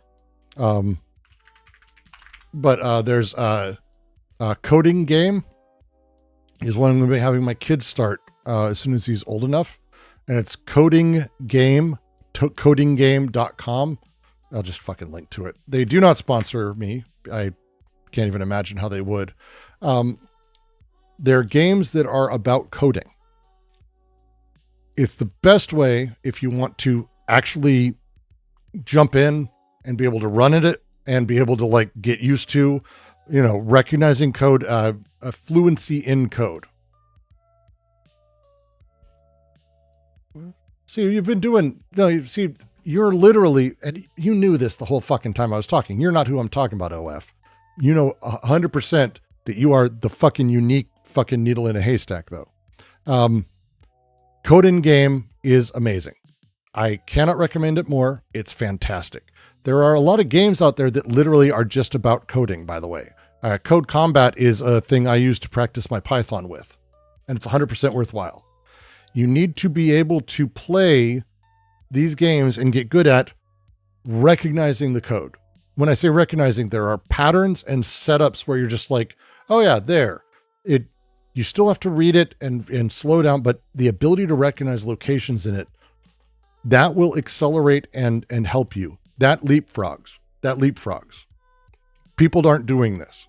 People are thinking that they can get good coding jobs by just being a vibe coder or by just having basic knowledge. You won't be able to, period. How deep do the games go? They're crazy. They get fucking crazy. Here, let me show you. One sec. I don't want to too much dox myself. Give me a second.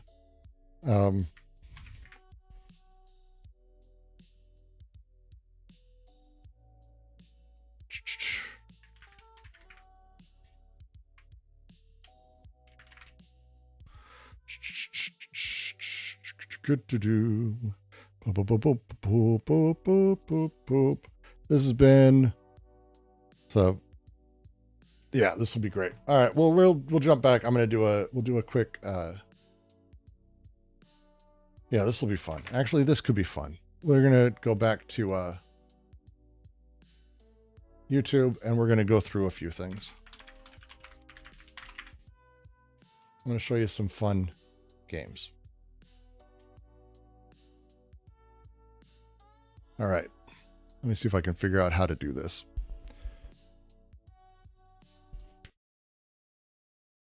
Okay, this is Joy of Programming. I bought this day one. Actually, I think I bought it super early access. This is a game where you program. And it's fucking great.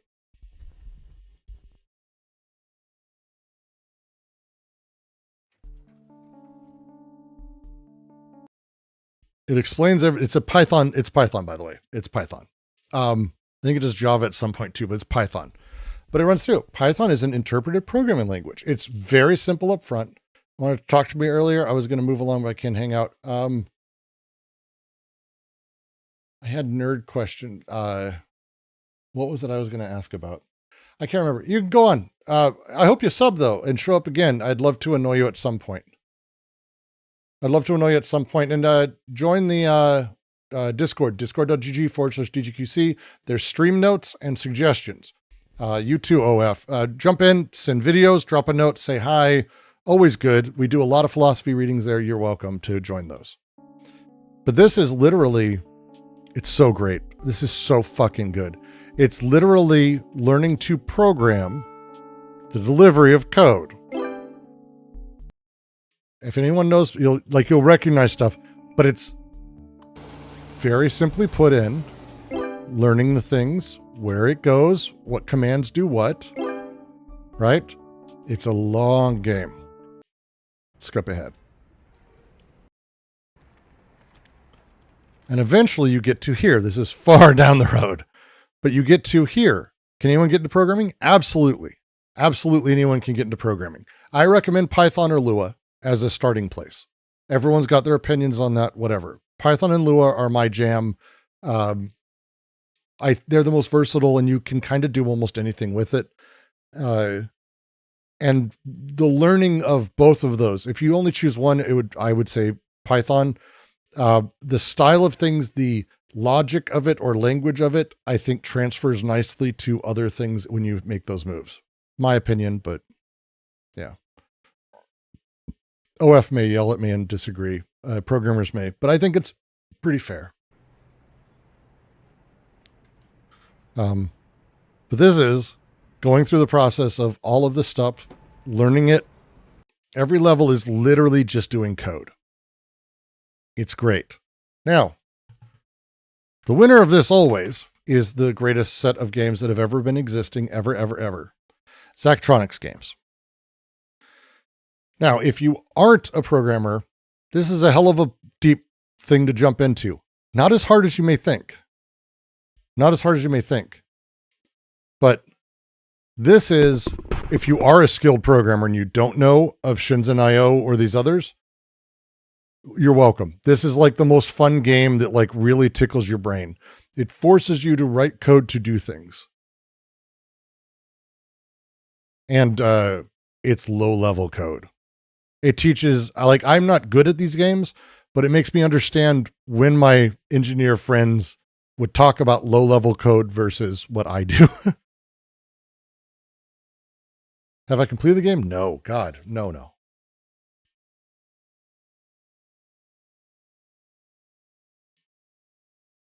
Zachtronics, they're just the best. Zachtronics games are like king of the hill as far as these games go. If you don't know them, I don't know how else to introduce them as a thing. Exapunks, next level. I'm terrible at all these games and I love them. I bought all of them because I love them and I hate them.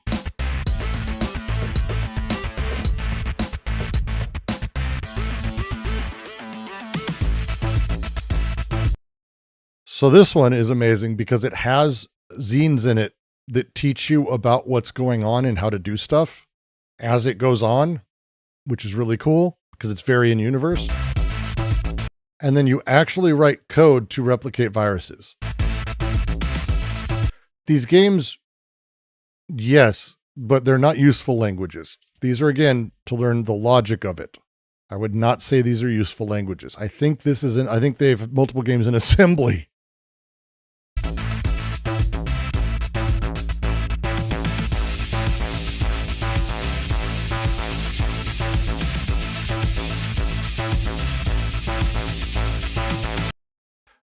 If you toss a link in at me, I'll happily take a look at it and let you know. Because philosophy, I'm going to be pedantic as shit.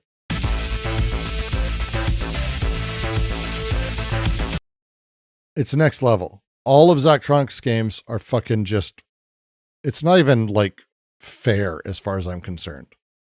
It's just next level as a thing. What's another one I have that I love? Bots are stupid. Easier. No, come on. Bots are stupid. Really fun game. This is Mario if it was coding. This is going to be I'm going to get my kid into this sooner. But it's literally, again, learning instructions, learning how to put stuff through. Okay. 0.5 is And so you literally are like programming a Mario guy, more or less. So we're going to move. Really cute, really simple. Not code, but again, this is one of the ones I'm going to get my son into soon because it's code-ish. I think I would say code-ish.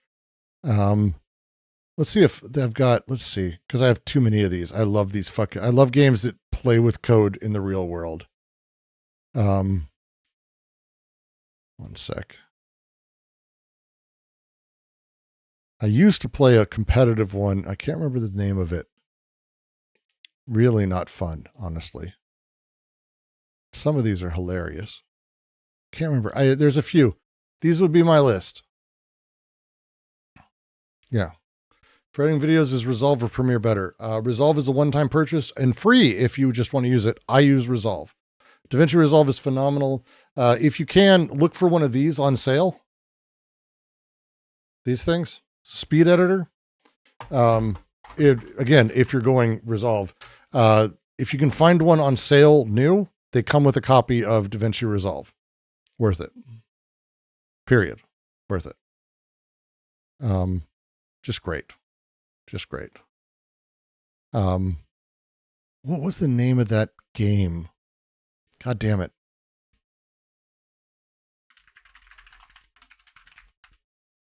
One sec. I'm trying to find it. I have too many fucking games.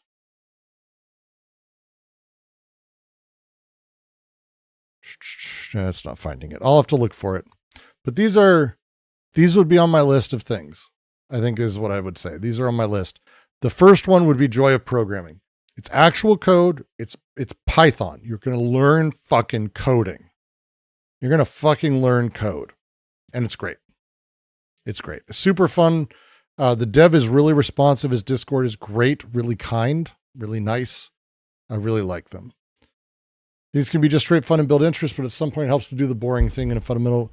Well, yeah. I mean, again, I think jumping into a computer course is never good because a lot of people don't understand what coding entails.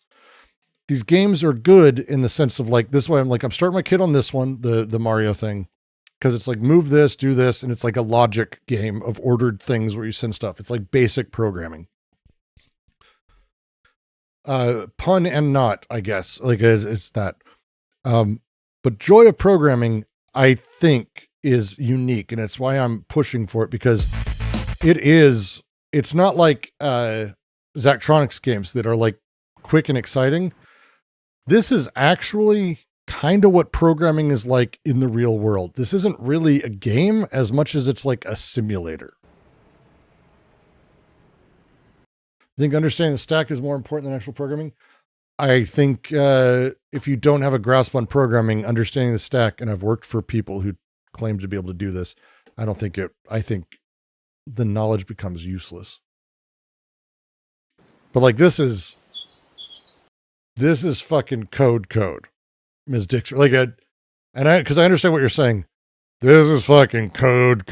This is the boring shit. And it's done in a fun environment and it keeps you going. But if you can't get through this game at like even a couple of them, you're like, oh, this sucks. Yeah, it's not for you. Because this is like as good as it gets. So, but this is like code. It's really crazy. It's really a lot. And I think they're pretty fun.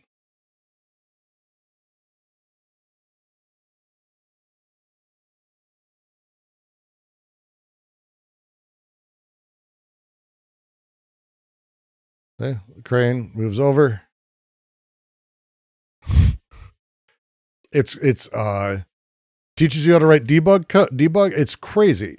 Like it's really kind of amazing that this dude made this game. I think it's one or two people too. I really get a kick out of it. Highly recommended. Highly recommended. But if you don't like it, you're not going to be able to do the rest of this shit, I think, as a thing. It's going to be a lot. It's going to be a lot.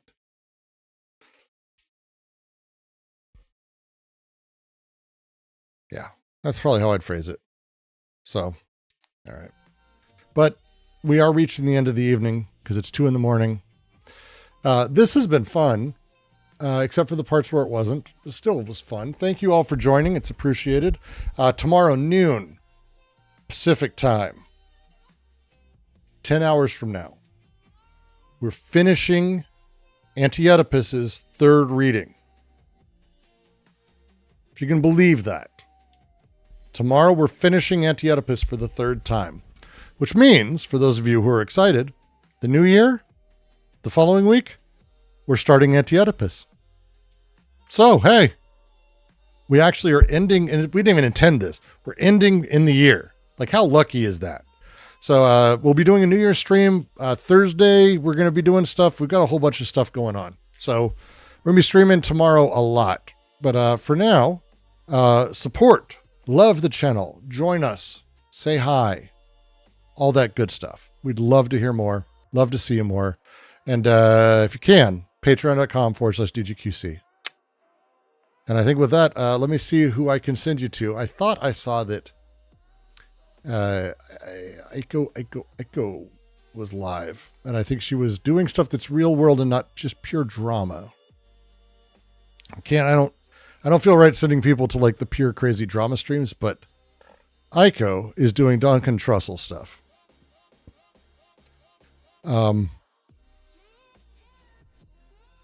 Duncan was a very kind and interesting person. And watching what Joe Rogan and the comedy scene have done to him is awful. And apparently Aiko's going over how awful that is. So, perfect. Go watch her. Give all my love to Aiko, please. Thank you all, and I'll see you all soon enough.